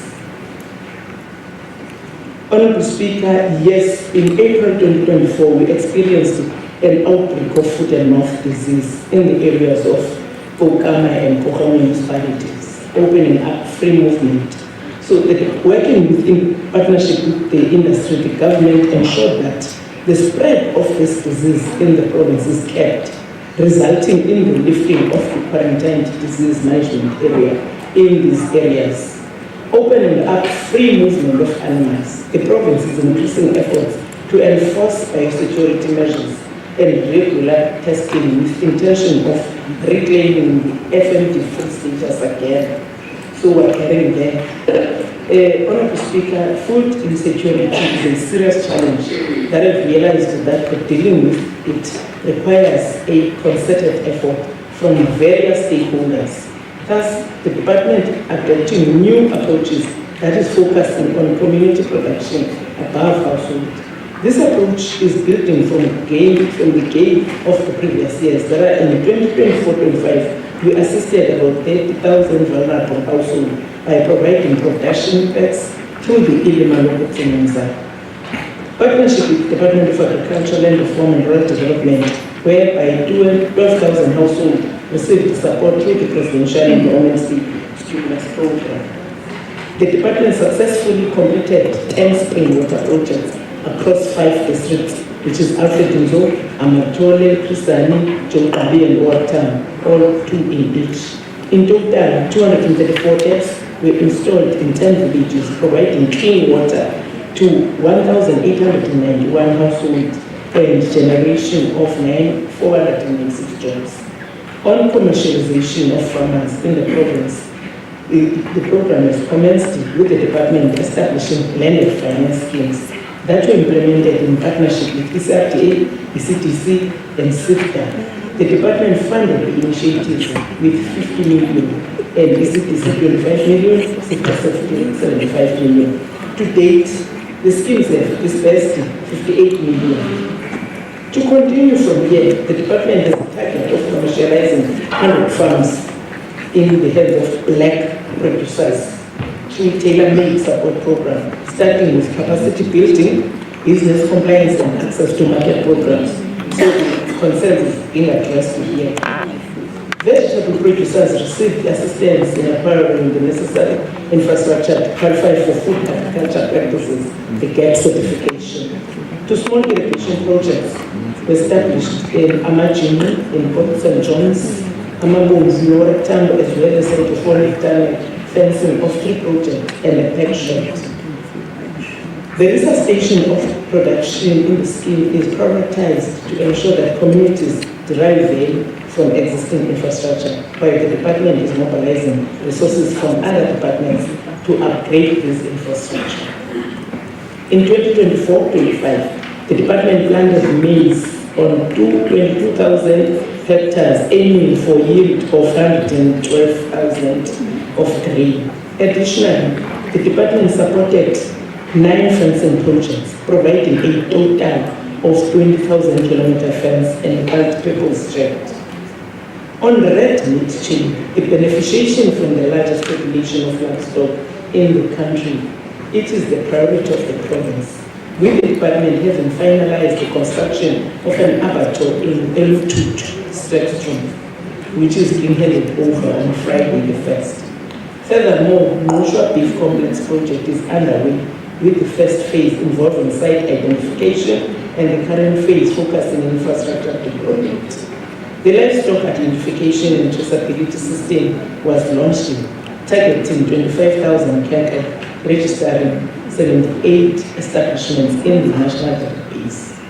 Construction projects include 5 animal handling facilities, 6 renovated dipping tanks, 4 new dipping tanks, 5 fencing projects, 3 water systems, and 6 boreholes. Honorable Speaker, we want to appreciate and acknowledge the findings and recommendations of the Portfolio Committee We also appreciate the engagements with the portfolio committee. Their work of engaging with the department, we take it as their effort to make us improve our performance, and therefore we really appreciate their work. The department will continue to support non-former holders, Honorable President, until they graduate from being merchant farmers to be commercial farmers. On roads, I do want to say in engaging with the municipalities and the Department of Transport for them to assist us and work together for the access to farmers so that they don't struggle into accessing their farms. As I learned, Honorable Speaker, I do want to say we believe at the words quoted by Winston Churchill are helping us. I quote these words, open-hearted commerce. Success is not final, and failure is not fatal. It is the courage to continue that counts. Thank you very much.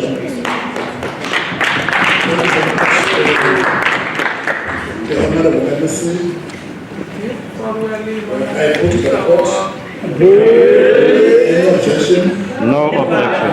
I'll ask the Secretary to read the third order of the day. Consideration of vote number 9, Economic Development, Environmental Affairs and Policy, Appropriation Bill 2025. Then the chair of the portfolio committee, you have 10 minutes. Honorary Chair of Chairs, Speaker, Acting Premier, let me write to the established protocol. The report is long for the time allocated. The Department's 2025-2026 budget will align to broader provincial development goals, supported by key policy pillars in energy, tourism, support for SMEs and human capital. Program 1 is recommended for sustaining the clean audit since 2021-22, achieving 100% public energy compliance and ensuring timely supplier payments, investing in HR, digitization, and integrated reporting reflects operational maturity of the department and its entities.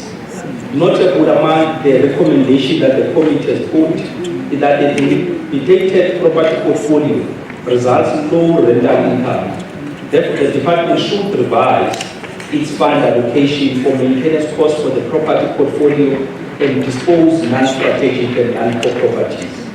The department should consider revenue diversification on entities such as ECDC and ECPTA to develop non-grant revenue streams, EI, environmental offsets, ecotourism, licensing, green levies, SSME royalty agreements.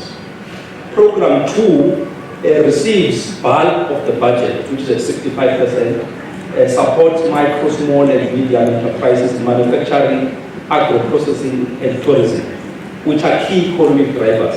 Notable allocation are to ECDC, AIDC, Eastern Cape, CDC, which reinforces this focus on economic development and support of SMEs. The department should then devise a plan to strengthen the agricultural supply chains, increase infrastructure investment, access to finance that would provide affordable loans and credit facilities.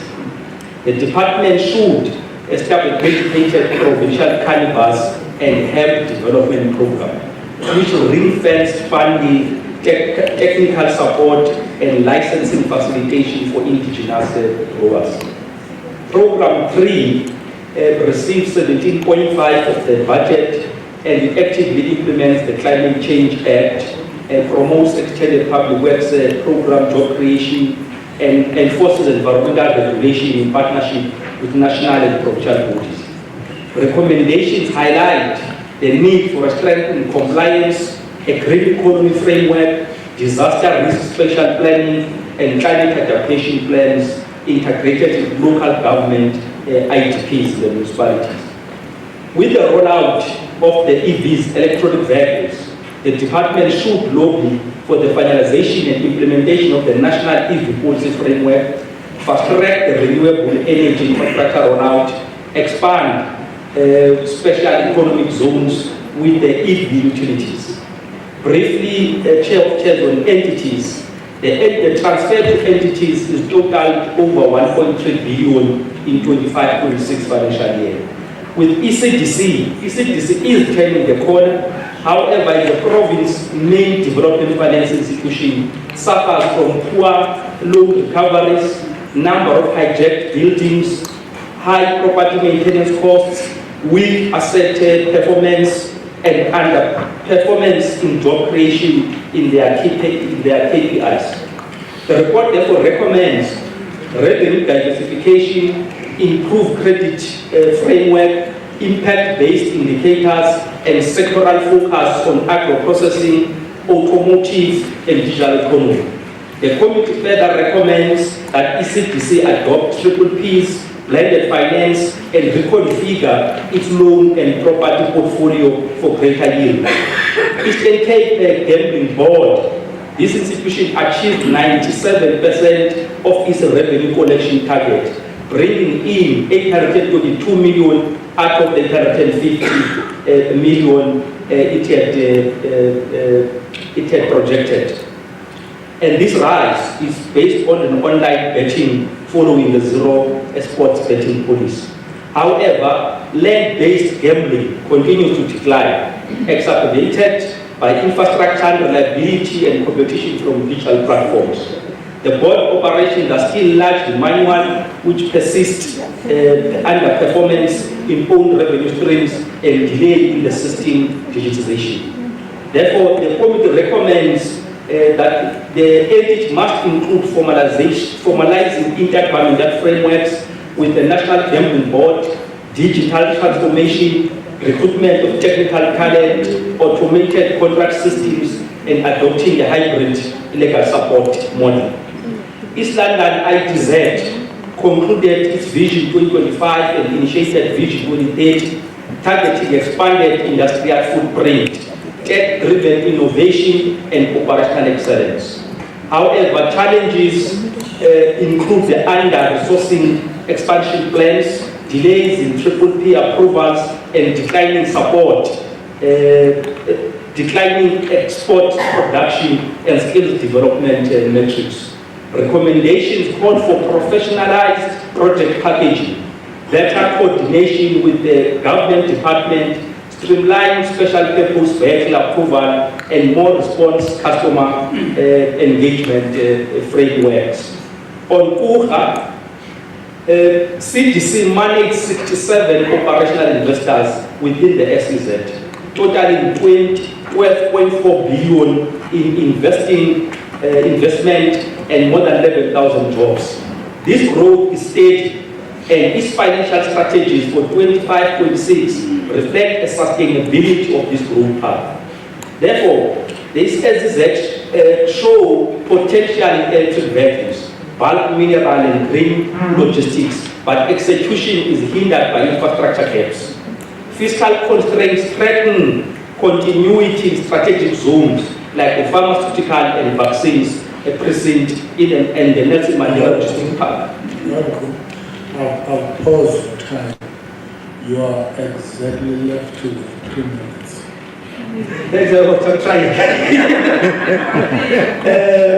Eastern Cape Parks and Tourism Agency undertook a zero-based budget exercise to align its resource requirements with strategic objectives and operational needs. This exercise provided a clear, costed framework for program delivery, infrastructure maintenance, and revenue generation initiatives. But despite this vigorous planning approach, the budget allocation from the provincial fiscus remains significantly low, below their required funding envelope, constraining ECP's ability to implement its core programs. The major delays in the delivery of capital infrastructure projects primarily attributed to this insufficient budget and systematic procurement bottlenecks adversely affect the infrastructure rollouts in the proposed areas.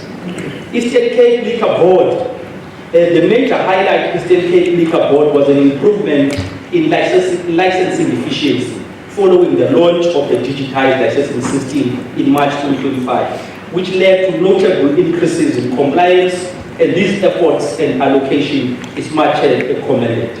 On the social accountability front, the board expanded its anti-pens down campaign and worked closely with partners like Sanka and the Department of Social Development to address alcohol harm, especially among youth, and allocation to these activities is again much commended. Eastern Cape Liquor Board should then strengthen its enforcement collaboration with municipalities and law enforcement agencies. This collaboration should include the establishment of joint enforcement task teams focused on hotspots areas supported by regular compliance breeds, operations, and undercover inspection.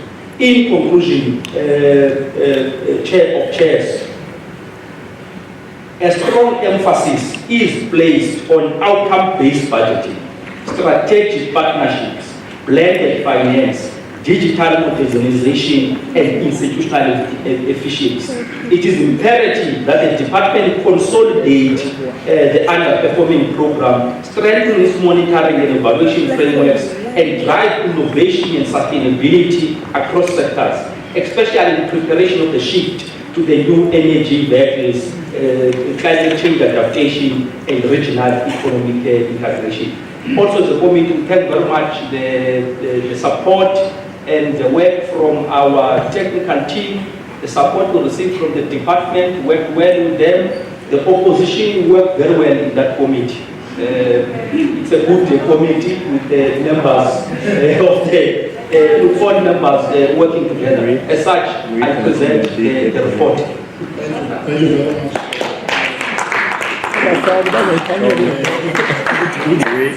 Wait until they get there. Sharon will take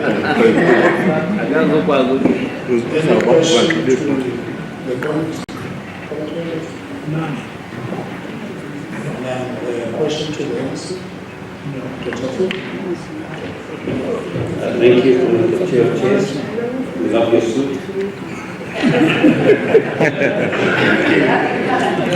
Given the heavy reliance of key entities like ECDC, CDC, East London IDZ, and ECBTA on government transfers amid declining own revenue and budget cuts, what concrete time-bound strategies are in place to diversify revenue streams and achieve financial sustainability for these provincial bodies?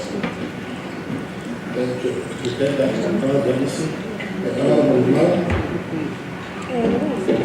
Thank you, Chair.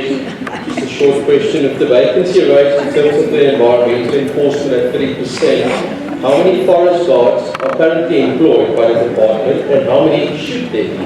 And the distinction here is just not the security guards, but the forest guards. Thank you.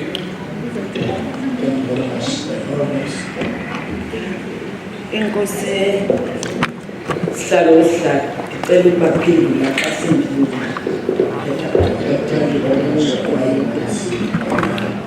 And then she's also swear.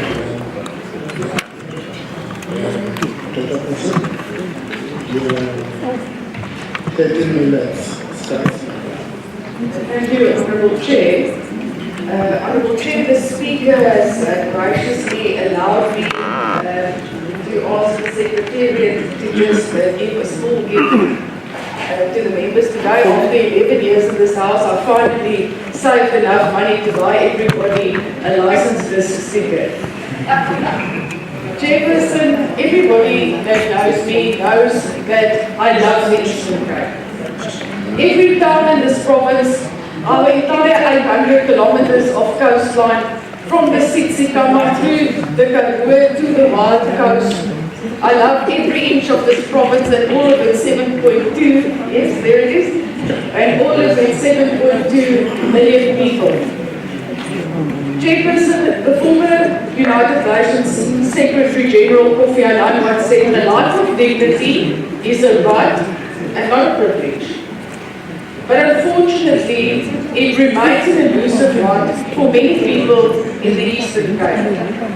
Far too many people in the Eastern Cape are still struggling to really find a meaningful life for everything. And this department, the Department of Economic Development, of Environmental Affairs and Tourism, is tasked with such an important job. To create job opportunities, to grow our economy, to protect our environment and to foster tourism. But this 53-page report that Honourable Kune just tabled here speaks of a lot of inefficiency, a lot of incapacity, a lot of duplication, a lot of restrictions in terms of enforcement capacity,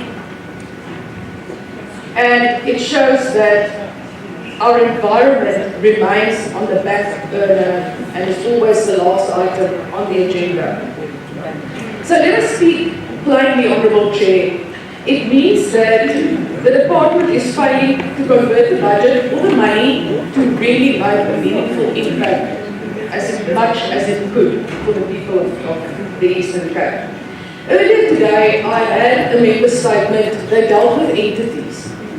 So I just want to remind everybody why we have entities. So entities are supposed to be a special vehicle that is equipped to deliver better services, to grow our economy, to create jobs, and especially to fast-track service delivery. But our economy remains stagnant. We all know that when it comes to unemployment, we are still, at this stage, the second poorest performing province in the country. And we improved because we were the worst performing for many years. But Honourable Chair, when it comes to the entities, and I had my member statement here earlier, and I was speaking about salaries, but allow me just to put this into perspective for everybody. When I speak about exorbitant salaries of entities, I'm going to give you a few figures.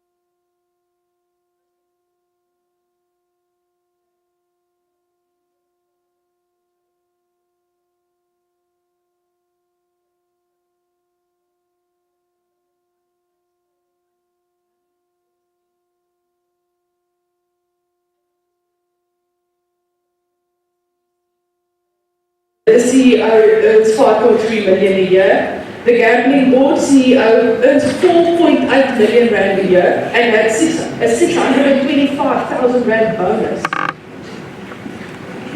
The CFO of the ECDC got a 76% increase on salary in 1 year. So, Honourable Chair, through you to the Honourable MEC, I understand that there are guidelines.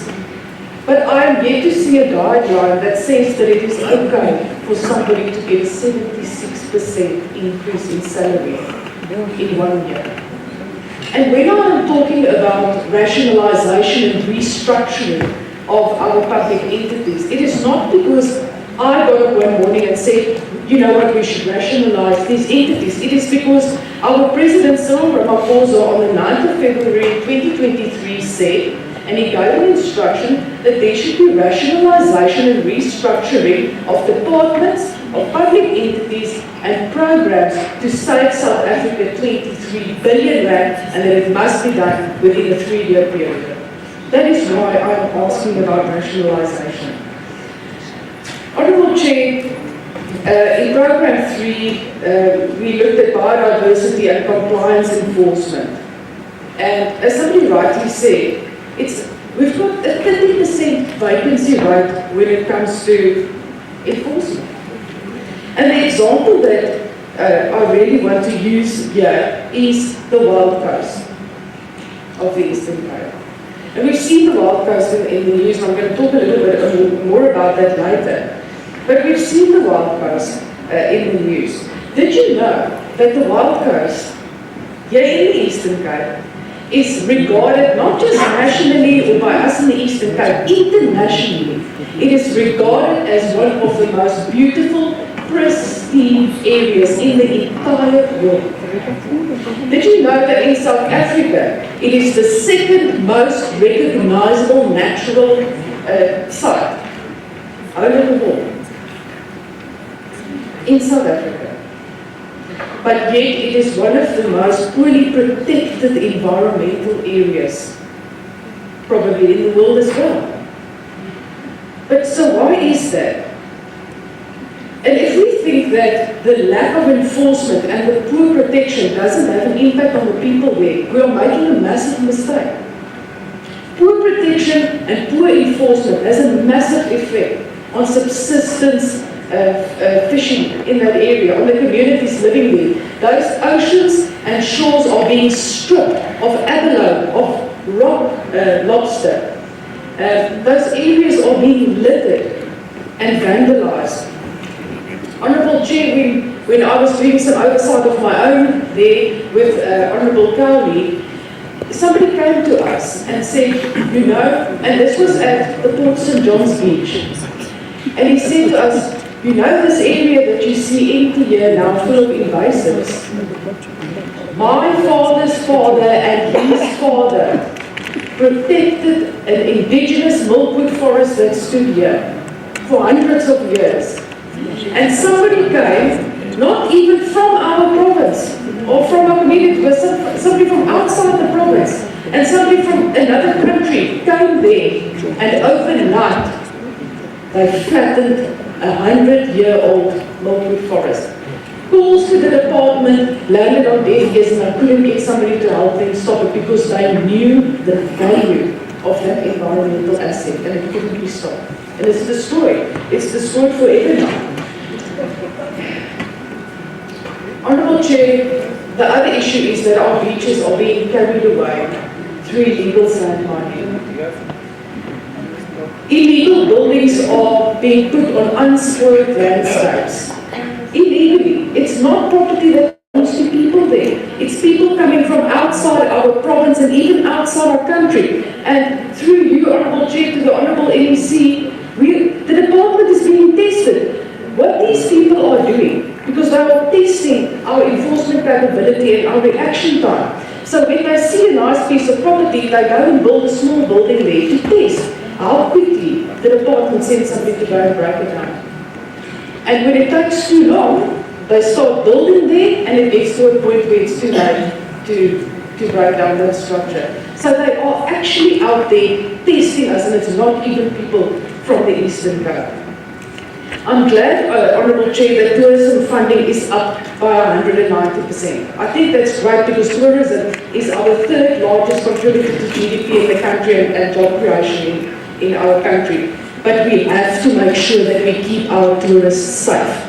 Just this week we again saw in Mpande that a woman from East London was fatally shot there.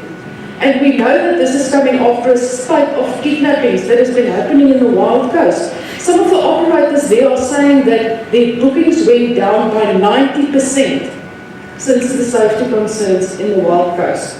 But I want to put forward an idea that we establish a task team, a rural, a wild coast safety task team, so that we can develop a safety and tourism recovery strategy for that area. We need to make sure that our area is safe again and that people don't spread stories about the fact that the wild coast could be unsafe. The people in the wild coast rely on the income being generated by tourism. Honourable Chair, my alternatives are so clear. The alternatives are executive salaries must be linked to performance. No delivery, no bonus, gone. If nearly half of this province is unemployed, it cannot be right for us to allow executives to walk away with 5 million rand a year. Rationalisation must be prioritised, small business support must be reformed, and municipalities must be empowered with local economic growth. Environmental protection must be prioritised. Dr. You're left with 55 seconds. It must be prioritised and linked to livelihoods. Chairperson, the fact is this. While the department that is tasked with environmental growth, development, job creation, protecting the environment and fostering tourism is faced with these challenges, while it still provides budget to create millionaire managers, the DA cannot support this budget. But my hope is, because I love the Eastern Cape, is that we can leverage the opportunities that we have to link people to opportunities, to grow our economy and create jobs, because I love the Eastern Cape. And that is what I want, so that people in the Eastern Cape can have a meaningful life of dignity. Thank you very much. Before I go on, another quote. Honorable Alice's acting women, we would want to see DTG, we would want to see all HODs staying. We are presenting, this is a presentation of the budget votes, and one is expecting that all HODs will remain there. Because when you do the bidding process, you do the bidding process collectively. So you must hear what is the view of the House, of the committees in terms of the department. So if you can just ensure that HODs do stay for the duration of the House sitting. Thank you very much. Can I call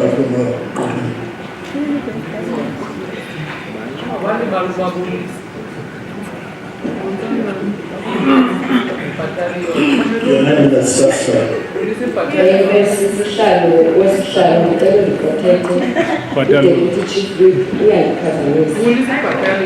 Mandibulise kumalungu odlulisa umthetho onke ngokulinganayo. Ndibulise kubantu abakudalayo ngokulinganayo. Ndibulise kakhulu kubantwana bethu ngithi kubo Canada. Honorable Sihlalo wesihlalo. Namhlanje ndima apha ngokuthunywa yi-EFF to register our non-acceptance of the proposed budget. At least Honorable Lady behave now as a vocabulary. Tourism ingadlala indima enkulu kwi-economic development yase-Eastern Cape Province. This can in turn help in alleviating the chronic challenge of unemployment eyinhlungu ye-youth yase-Eastern Cape. However, the risk of the crime and extortion in the province will continue to pose a threat to tourism.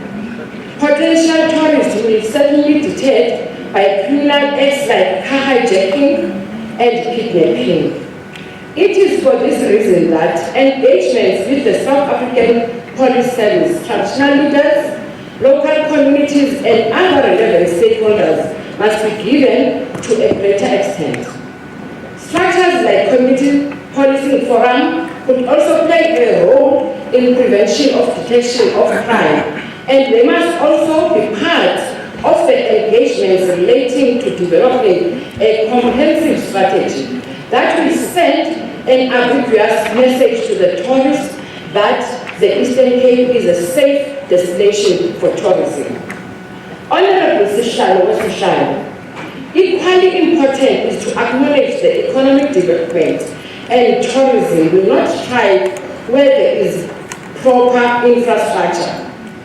It is a fact that in the Lazette Apaku province are riddled with potholes, our traffic lights are not working. This simply means that our roads are not safe and roadworthy for the purpose of traveling. If one can excuse the pain, the municipalities are very lucky in that up to now there has been no surge of litigations from tourists whose cars have had tire punctures on account of municipalities neglecting responsibilities relating to maintenance of the infrastructure. Unless the municipality in the province ensure that there is a proper maintenance of the infrastructure, the decline in tourism is going to be norm for the province. Honorable Sishalo, our province is prone to disasters like floods and storms. This only requires a vigilant approach to mitigate the devastating effects of disaster management, which may lead to displacement of people and loss of life, but to also develop a comprehensive relating strategy to disaster management. Our very own Constitution of the Republic of South Africa, in Part A, Schedule 4, lists disaster management as a functional area, meaning that both the national and provincial spheres of the government are committed to develop to execute laws within this area and have powers and responsibilities in relation to disaster management. Municipalities have a critical role in disaster management. Section 43, subsection 1 of Disaster Management of Act of 57 of 2002 stipulates that each metropolitan and district municipality must establish in its administration disaster management centers for municipal areas. Section 44, subsection 1A of the Act provides that a municipal center must specialize in issues concerning disasters and disaster management in the municipal area. Subsection 3, ATN, must promote an integrated and coordinated approach to disaster management in the municipal area. Section 43, subsection 3 of the Act further states that a local municipality must establish capacity for the development and coordination of disaster management plan and the implementation of disaster management function for the municipality. If the province is to be a safe destination and center of attraction for potential investors, it needs to conduct an honest audit and ascertain whether the province and municipalities have in place measures that are stipulated in the Disaster Management Act.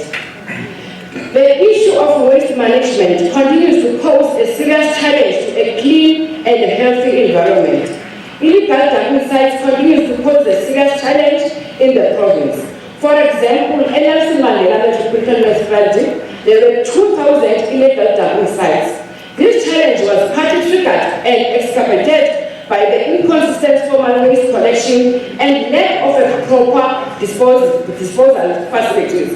The city embarked on a campaign to deal with the challenge emanating from illegal dump sites, but the challenge still remains the same. It is against this background that there must be a concerted effort to create awareness about waste management with special focus on community education, enforcement, and sustainable waste management solutions. Honorable Sishalo, the report correctly notes that the Eastern Cape province is over-reliant on auto vehicles trade. The challenge with that, if there are geopolitical developments like ever-present threat of imposition of tariffs by the United States, then the province might feel the effect of such developments. Much as cannabis has been decriminalized the province has not maximized the potential economic gains. The hemp industry can play a huge role in mitigating the ever-present wicked problem of unemployment. Collaborative engagements with the relevant stakeholders and on how the best the province can maximize opportunities need to be in place. This will ensure that there is a win-win outcome for all the stakeholders as opposed to the zero gains that are prevailing at this point in time. Honorable Mhlaba, one of the unfortunate and unintended consequences of COVID is that in the absence of the proper regulatory mechanism, unlicensed operators drive the majority of victims from. They tend to be the people in the semi-rural areas and township with no focus education of the pros and cons of gambling. Many people become addicted to gambling. It is for this reason that proper control must be put in place. Also, the absence of informative consumer protection and awareness campaigns will also place the vulnerable consumers at a huge risk. Honorable Mhlaba, this thing of quoting Amakau. You are left with exactly 1 minute. Thank you. Honorable Mhlaba, this thing of quoting Amakau alela inkuleko, kubezona i-department zingenzi kakuhle, amathambo abo inoba ayaphezulu. MEC, people of the Eastern Cape are not interested in quotes of Amakau alandulaya aims. They want to achieve the economic emancipation. See economic freedom fighters, we don't vote for this budget. Abantu ngorusha base Eastern Cape, abakakhululeki kwezoqoqosho enkosi. Thank you very much.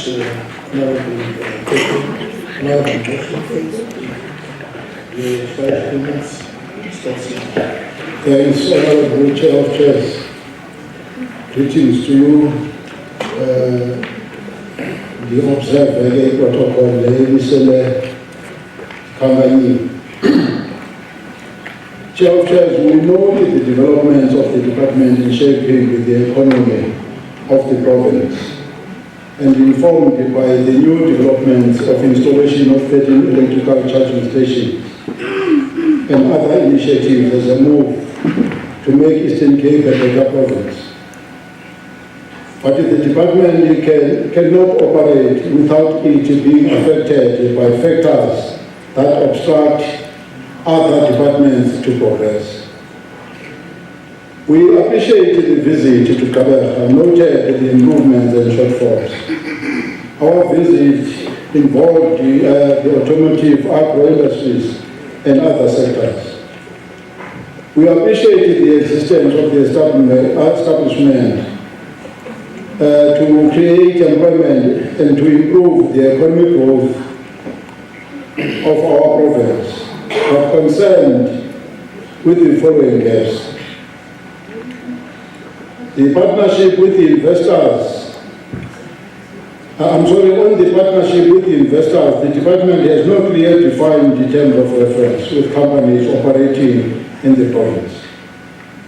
And that is informed by the failure of those companies to comply with the South African pieces of legislation, like the Employment Equity, Basic Conditions of Employment Act, and other related laws.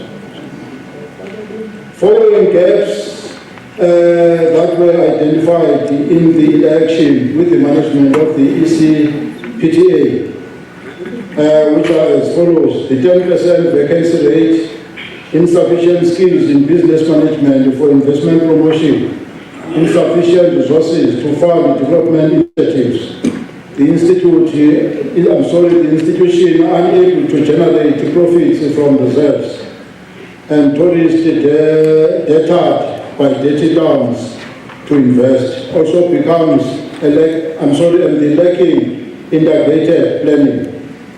UDM suggests that the department must improve on its investment strategy for investors to be attracted and to address the investor concerns about the risks. We must note that the time of theories is over. We must focus on achievable doings, because unachievable promises are a disaster in our lifetime and don't fit the values of our democratic principles. Again, you want to interrogate Joshua. Joshua, you can take this. Talk.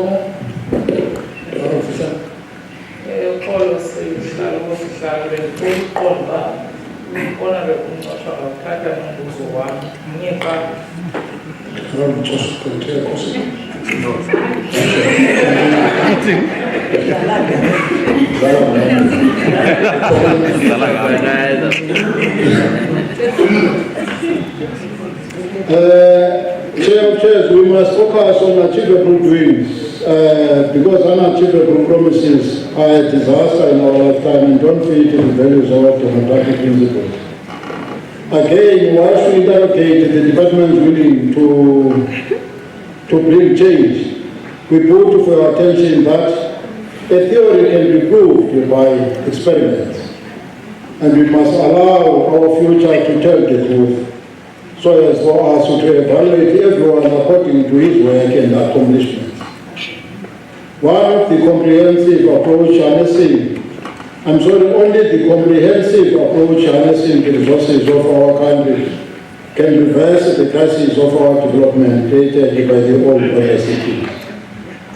When I'm lending Honorable Chair of Chairs, please note that development is not about delivery of goods to a passing citizen. It is about the active involvement and growing empowerment attached into a program of action. It is on that note, Chair of Chairs, that we accept the budget so that there is a movement in terms of growing in our economy. Thank you. Thank you very much.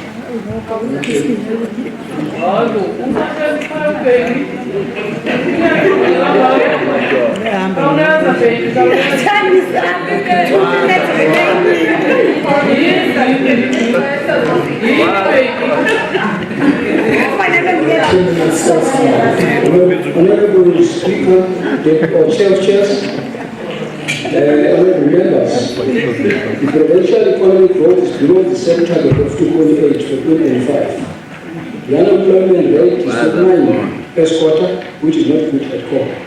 Key sectors of agriculture, tourism, and manufacturing have seen a significant job losses. Access to funding and capital remain a significant challenge for many SMEs in the province. Honorable Chair of Chairs, the ill treatment of SMEs by the government institution is disturbing. Amateur District Municipality awarded a tender to a young man project signed by all relevant people, including the municipal manager, Dr. and and left young people managed with no hope in our country. And that is Honorable Gammo Traverse Office. Honorable Speaker, the property portfolio results into low rental income. ECTC over 60% income rely on properties. Unfortunately, these properties are invaded in Inter. The entire government properties are invaded by unlawful occupiers.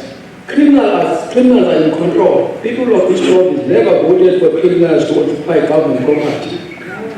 These invasions are not helping the poor people. Instead, they are oppressing and removing people from participating in the economic activities because of fear of this criminal and collapse of their businesses. MK is calling upon this House to protect the poor SMEs in criminal activities of these invasions. Calling this House to transfer these fears into economic opportunities for the poor. Economy is in the hands of the few, especially the connected ones. This budget can be identified as the beginning of transferring economy to the people only if it is not swallowed by invaders. Only if it is not monitored by fearing team of people who are unable to use their power entrusted to them to protect the poor and push the agenda of the economy to all people. Economy to the people. We don't, once Jacob Zuma once said, I quote, we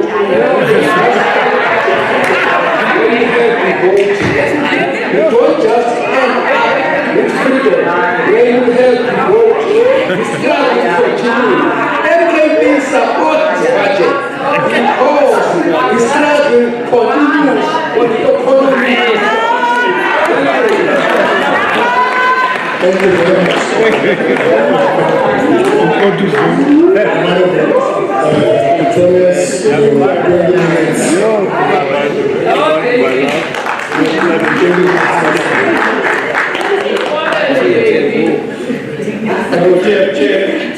Honorable Acting Premier, MECs, MPLs, officials and all guests and viewers, greet you all in the name of peace and prosperity. Speaker, Chair, allow me to start by highlighting the Portfolio Committee's recent oversight visits to key infrastructures and entities of the department when you travelled across the province to visit the various industrial parks, corporations and nature reserves under the DDA group. Whereby we as public representatives could assess and experience these investments for ourselves in order to play our part as ANC to hold those accountable that are entrusted with affecting good governance and institutional management. I can attest that the ANC members in this diverse portfolio committee effectively dissect reports, apply thorough research, pose relevant questions, and above all else advance views that will benefit the people of the Eastern Cape in consultation with the people across all corners and constituencies of the province. As ANC Deputy Secretary General Mhlaba put it while addressing the 70th anniversary of the Freedom Charter in Kliptown, open quote, 30 years later, we laid the foundations for a people's movement that reflects the will of the people. We have through laws and practices seek to build a participating democracy in communities. Close quote. Perhaps in the context of economic development and the department's agro-processing activities, the phrase in the Freedom Charter that speaks to the land that shall be shared among those who work it is most relevant, in particular surrounding current geopolitical issues, whereby we would like to express our concerns as the ongoing issues with the United States of America and its tariffs, wars, and trade will impact adversely on the economy of our country and province, especially our automotive and agricultural sectors.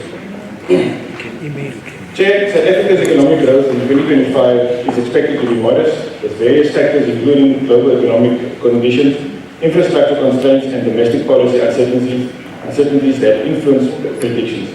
That is also influenced by the geopolitical wars and instabilities that is bearing on our economy. But successful efforts to improve the fiscal position, complete structural reforms, and bolster the capacity of the state will in combination reduce borrowing costs and raise confidence that will increase investment opportunities.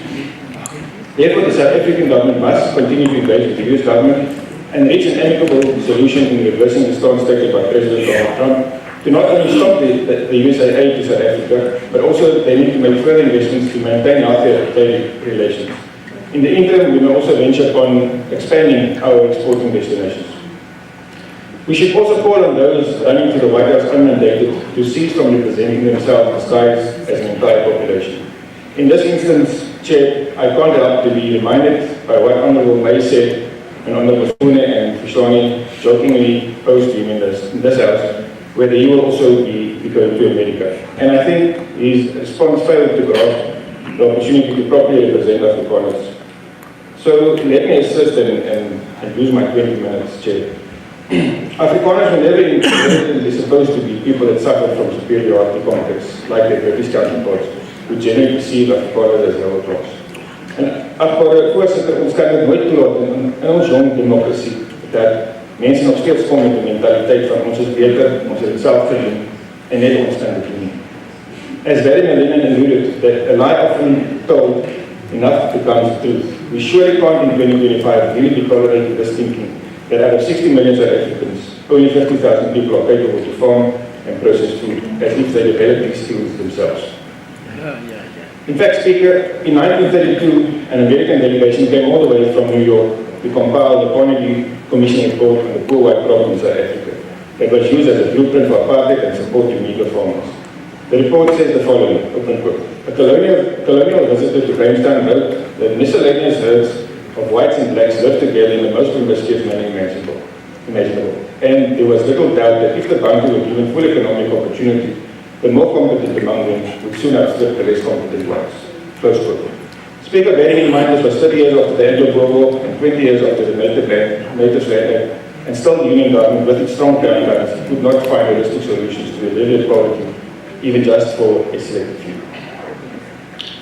Honourable Chair, upon reflecting on the committee report as presented by the former President of SASCO, we are satisfied that the Department of Economic Development, Environmental Affairs and Tourism received an unqualified audit outcome. This is a demonstration that the ANC-led government is committed to clean governance, and we will continue to motivate that the Department must make sure positive audit outcomes are translated to real transformational impact that can be felt by ordinary people on the streets through service delivery and opportunities. As a SASCO product myself, one has to emphasize that most of us have since varsity days endeavored to transform the economy and not let it transform us. Speaker, the Department of Economic Development plays a crucial role, the Department of Economic Development plays a crucial role in supporting our SMEs financially and non-financially to become part of the agro-processing value chain program. We are pleased that due to the efforts put in the department, by the department, we have witnessed that the agro-processing industry showed annual growth of 1.4%. However, this growth is lower than what we ideally want in line with the GDP of the province, suggesting that there are factors that adversely impacting the competitiveness of the local agro-processing activities, which will require continuous intervention done by the department to bolster more growth. Mhlaba, we acknowledge that the Eastern Cape is facing a huge challenge of the high unemployment rate, poverty and inequality, especially affecting joblessness among young people. We thereby note the vacancy rate across all programs of the department, and we cannot afford that these vacancies are not filled. We will keep monitoring the situation and make recommendations until there is improvement. As a movement driven by service delivery and a desire to see government function at its full capacity, we note with concern that the department has not fully leveraged its financial resources due to inefficient business intelligence and integrated ICT systems that negatively impacts its capacity.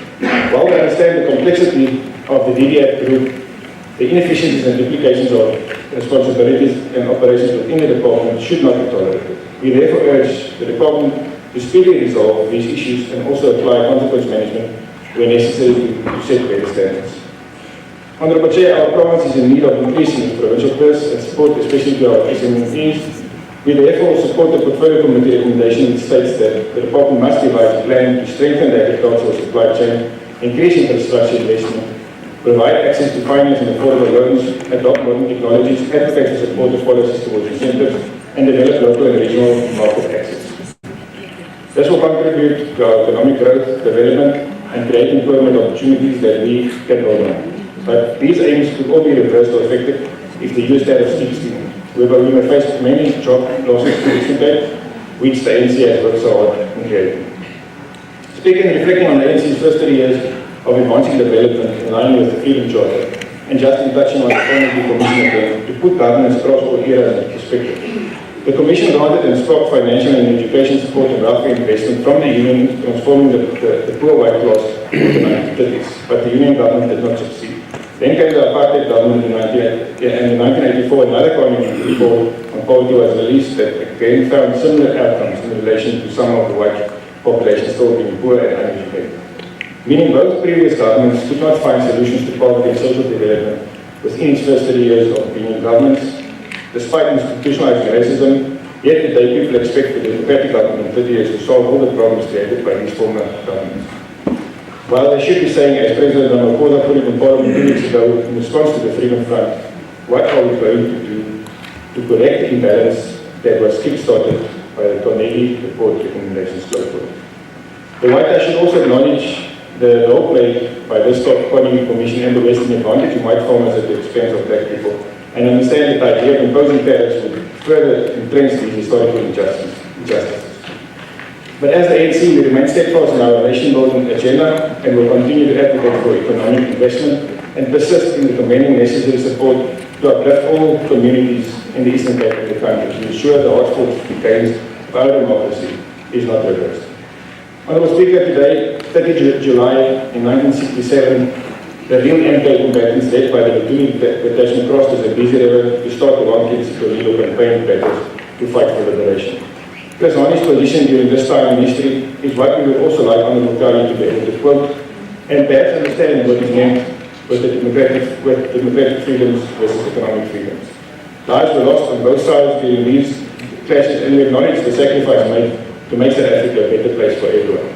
Furthermore, Speaker, in 1992, the whites-only referendum to end apartheid, white people overwhelmingly voted in favour to have a negotiated constitution to ensure stability and reconciliation can happen in South Africa. No party or individuals linked to the Conservatives who campaigned against this referendum at the time should think they are mandated to go and speak on behalf of anyone in America. Yes, yes. White South Africans generally want peace and equality, and they acknowledge that crimes in our country, including murder, affect all of us, black and white, and are largely due to socio-economic circumstances and social ills as a result of inequality, of which ANC policies are set out to deal with towards achieving the freedom charter that speaks to their sheltering houses, security, and comfort. So, speaking of crime, in the Eastern Cape, we have to pay attention to environmental crimes, and we consider the latest police reports of some concern as cases reported of environmental crimes happening in our nature reserves are continuing to surface. We urge that a plan must be devised by the Department to enforce regulations and strengthen laws and penalties, while also tackling the environmental criminal networks through financial investigations, cross-border intelligence, and special prosecution units. Honourable Chair, let me talk the history lessons and spend some time to briefly zoom into a couple of the public entities of the department affected by the findings in the report. It's just sometimes history is needed to put things into context. The Eastern Cape Liquor Board achieved 86% of its annual targets and demonstrated strong overall performance. However, Chair, we are concerned that the number of unlicensed liquor outlets remain persistently high, especially in areas identified as liquor and crime hotspots, revealing a disconnect between activity-based metrics and actual enforcement outcomes, which undermines the credibility of compliance interventions and limits the board's ability to disrupt illegal liquor trade effectively. We will therefore continue to canvass for improved policing mechanisms and regulations on outlets, but also wish to encourage the board to shift from output-driven to outcomes-based compliance methods and improving its management and regulation functions. So the Eastern Cape Gambling Board exhibits sound financial management with understanding due to strategic cost containment rather than inefficiency, but also lacks outcome measurements. Responsible gambling campaigns are not yet assist for behavioral change, which weakens feedback, and it appears people are still not gambling responsibly, which causes financial and emotional instability in families and households. We need more enhanced measures in place to ensure risk education activity does not become a societal ill, and therefore urge the Gambling Board to vigorously do awareness about illegal and irresponsible gambling and the consequences thereof. With the Eastern Cape Development Corporation, we can state they have the ability, with the proper portfolio, to contribute towards increasing revenue generation of the provincial purse. However, the entity's expenditure demands remain high. They have suboptimal revenue to asset property ratios, and they are yet to be self-sustainable when it comes to their commercial operations. While we may add that the entity is making strides in improving these shortcomings through plans that are in place, we wish to further urge the ECDC to develop a multi-pronged approach focused on property recovery, enhanced revenue generation and asset protection to enable more progressive commercialization strategies. Honourable Chair, the Eastern Cape has the potential to be a tourist destination of choice, but more has to be done towards effective marketing of the province and its tourism resources. The Eastern Cape and Tourism Agency, Eastern Cape Parks and Tourism Agency experiences low levels of domestic tourist traffic during off-peak periods, which contributes to underutilization of tourism infrastructure, reduced revenue generation, and uneven seasonal employment in surrounding communities. We therefore recommend that the Provincial Treasury channel sufficient funding and support to the ECPTA so they may be able to play a more notable role in contributing towards job creation and economic development, while also enhancing their international and national visibility to attract more activities and visitors to our shores and landscapes. So in getting to the economic zones, let me express that East London Industrial Development Zone has a big role to play in terms of economic development and job creation in the province. Here we wish to highlight that proper management policies which enable SMEs to enter the market must be professionally managed and encouraged. For the East London IDZ to be more competitive, we recommend that government must enhance policy implementation in the form of enactment of pre-structure and pre-approval frameworks to allow blended finance options to be fully utilized. As the ANC, we will ensure to canvass for these legalities to be concluded when necessary. Lastly, on the entity speaker, we are of the opinion that the Kuka Development Corporation is able to deliver on expectations of being a vehicle for job creation and economic growth against the financial commitment and support received. The Special Economic Zone has the capacity to unlock investors and be a gateway to the continent, and therefore the provincial government must ensure this investment grows by focusing on development of the entity and dealing with constraints they may have. Some of the issues include dealing with electric vehicle potential and green logistics abilities through fixing infrastructure gaps, which should also speak to the proper economic zone designation of the Wild Coast Industrial Park in order to assist with infrastructure rollout, while also looking into the delay of incorporation of the Nelson Mandela Bay Logistics Park into the SEZ in order to bolster investment confidence in Kuka. Conclusively, Chairs, we remain optimistic the potential and progress of all these entities in the department's group. And in conclusion, we wish to give credit to the MEC for Economic Development, Environmental Affairs and Tourism, who is also the ANC Women's League Provincial Treasurer, Honorable Mhlaba Peters, for her understanding of economics and financial management, and the staunch manner in which she applies leadership to help nudge the department in the right direction. Kubeka en Msebenzi onze Mbadiswa.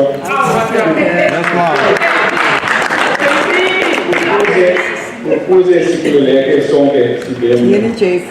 Hi JP. Kabela popo. So, Chair, as I land on a trivial note, we also cannot help to reflect on the void and removal of the dear shadow MEC for Economic Development, Honorable Kruger, after they announced changes to the committee allocation in December, whereby they essentially reshuffled what they call shadow cabinet, just 5 months after it being announced by the leader of the opposition. Yet they want us to believe they have all the ducks in a row and have all the solutions to speak of stability in the province. I conclude it is only the ANC government that can provide stability to the Eastern Cape and its economic development. The ANC supports the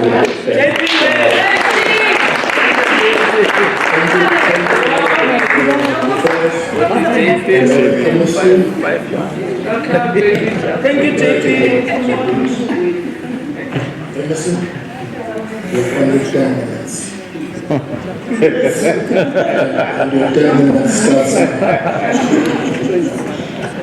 Good afternoon to you, Honorable Judges, Honorable Deputy Speaker, Honorable Acting Premier, all honorable members of this Conference House.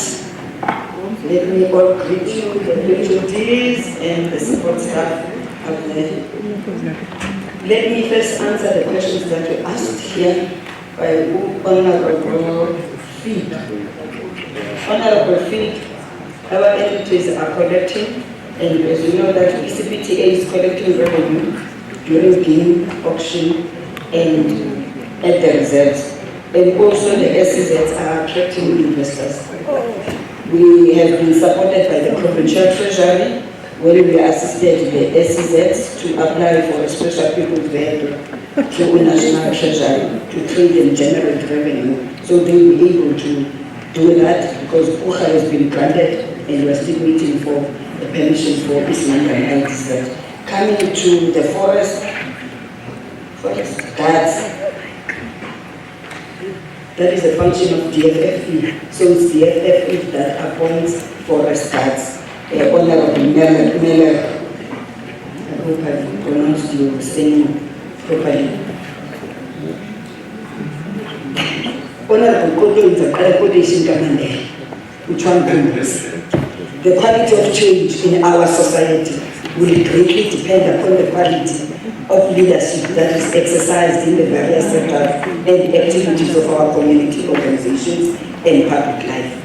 Honorable Chair of Chairs, as we near the close of Nelson Mandela Month, we as public representatives are tasked with the responsibility of providing quality leadership that will provide quality change to our communities.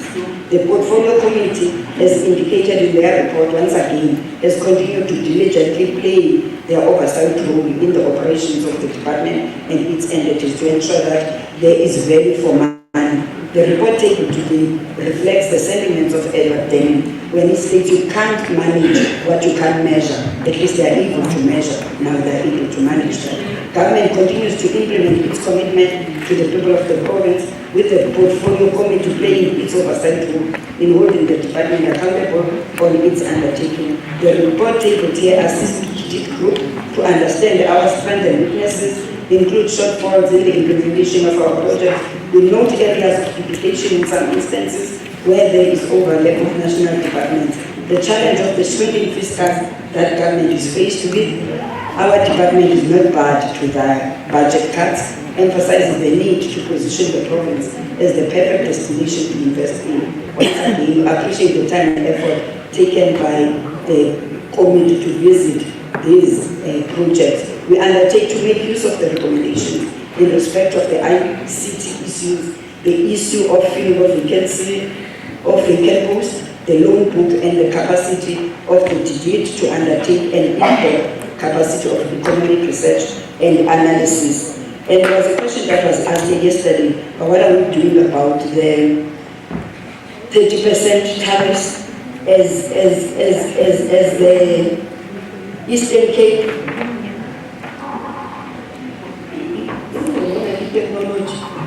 as the Eastern Cape Provincial government, we are not standing idle. Working through the Department of Trade, Industry and Competition, DTIC, we are accelerating efforts to diversify our trade relationships. Minister Dow continues to engage Honorable Premier with the LECs in the province, providing update on the country's efforts and negotiations with the US government. The province is looking at exploring growth towards Asia, the Middle East, and our African continental free trade area partners. We are also engaging directly with investors through our special economic zones, industrial parks, and key developmental nodes to understand their specific exposure and offer targeted support. Let me be clear. The loss of AGOA preference and the imposition of new US tariffs will pose huge risks to our economy, but they do require a swift, coordinated response across all spheres of government, industry, and organized labor. While the macroeconomic numbers may suggest moderate impact, the human cost in terms of jobs, livelihoods, and lost opportunity, particularly in our province, could be far greater. This is a moment of unity, resilience, and bold action. It is also the opportunity for us to reposition the Eastern Cape as a more diversified, globally competitive economy, less reliant on singular trade partnerships, and more attuned to the shift in global geopolitics and trade dynamics. Intensive implementation of the Provincial Economic Development Strategy is our priority, as these sectors, other than the automotive, present vast opportunity for diversification. Last week we attended a small business development ministry in partnership with International Trade Center. They hosted an inaugural global SME ministerial meeting where 62 countries were part of that, and they are focusing on the financing of the SMEs. As we all know that SMEs are the bedrock of the economy. Let me also conclude by emphasizing that together we can chart a path forward that protects our people, sustain our industries, and secure long-term economic growth for the Eastern Cape. I wish also, Honorable Chair of Chairs, before Ndamkele the report, to say to the honorable members who are here representing the communities, but they come here and stand in front of the communities and say they do not support the budget.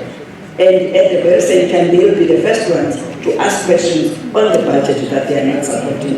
I don't think that is honorable, not to support the budget, whereas you are representing the poorest of the poor, unless you are representing a class that does not belong to the poorest of the poor. So,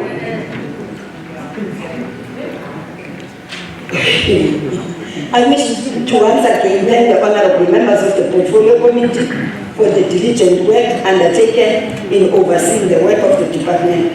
On behalf of the department, I acknowledge and accept the report and will respond within 30 days as set forth. Thank you, Honorable Chair.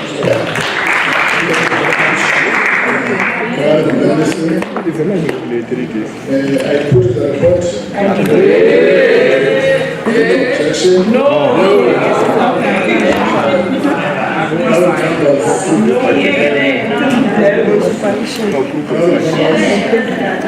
Just before we adjourn, can I make an announcement that the dinner is served on the dining hall when everybody is invited. And then that brings us back to the conclusion. The secretary and the House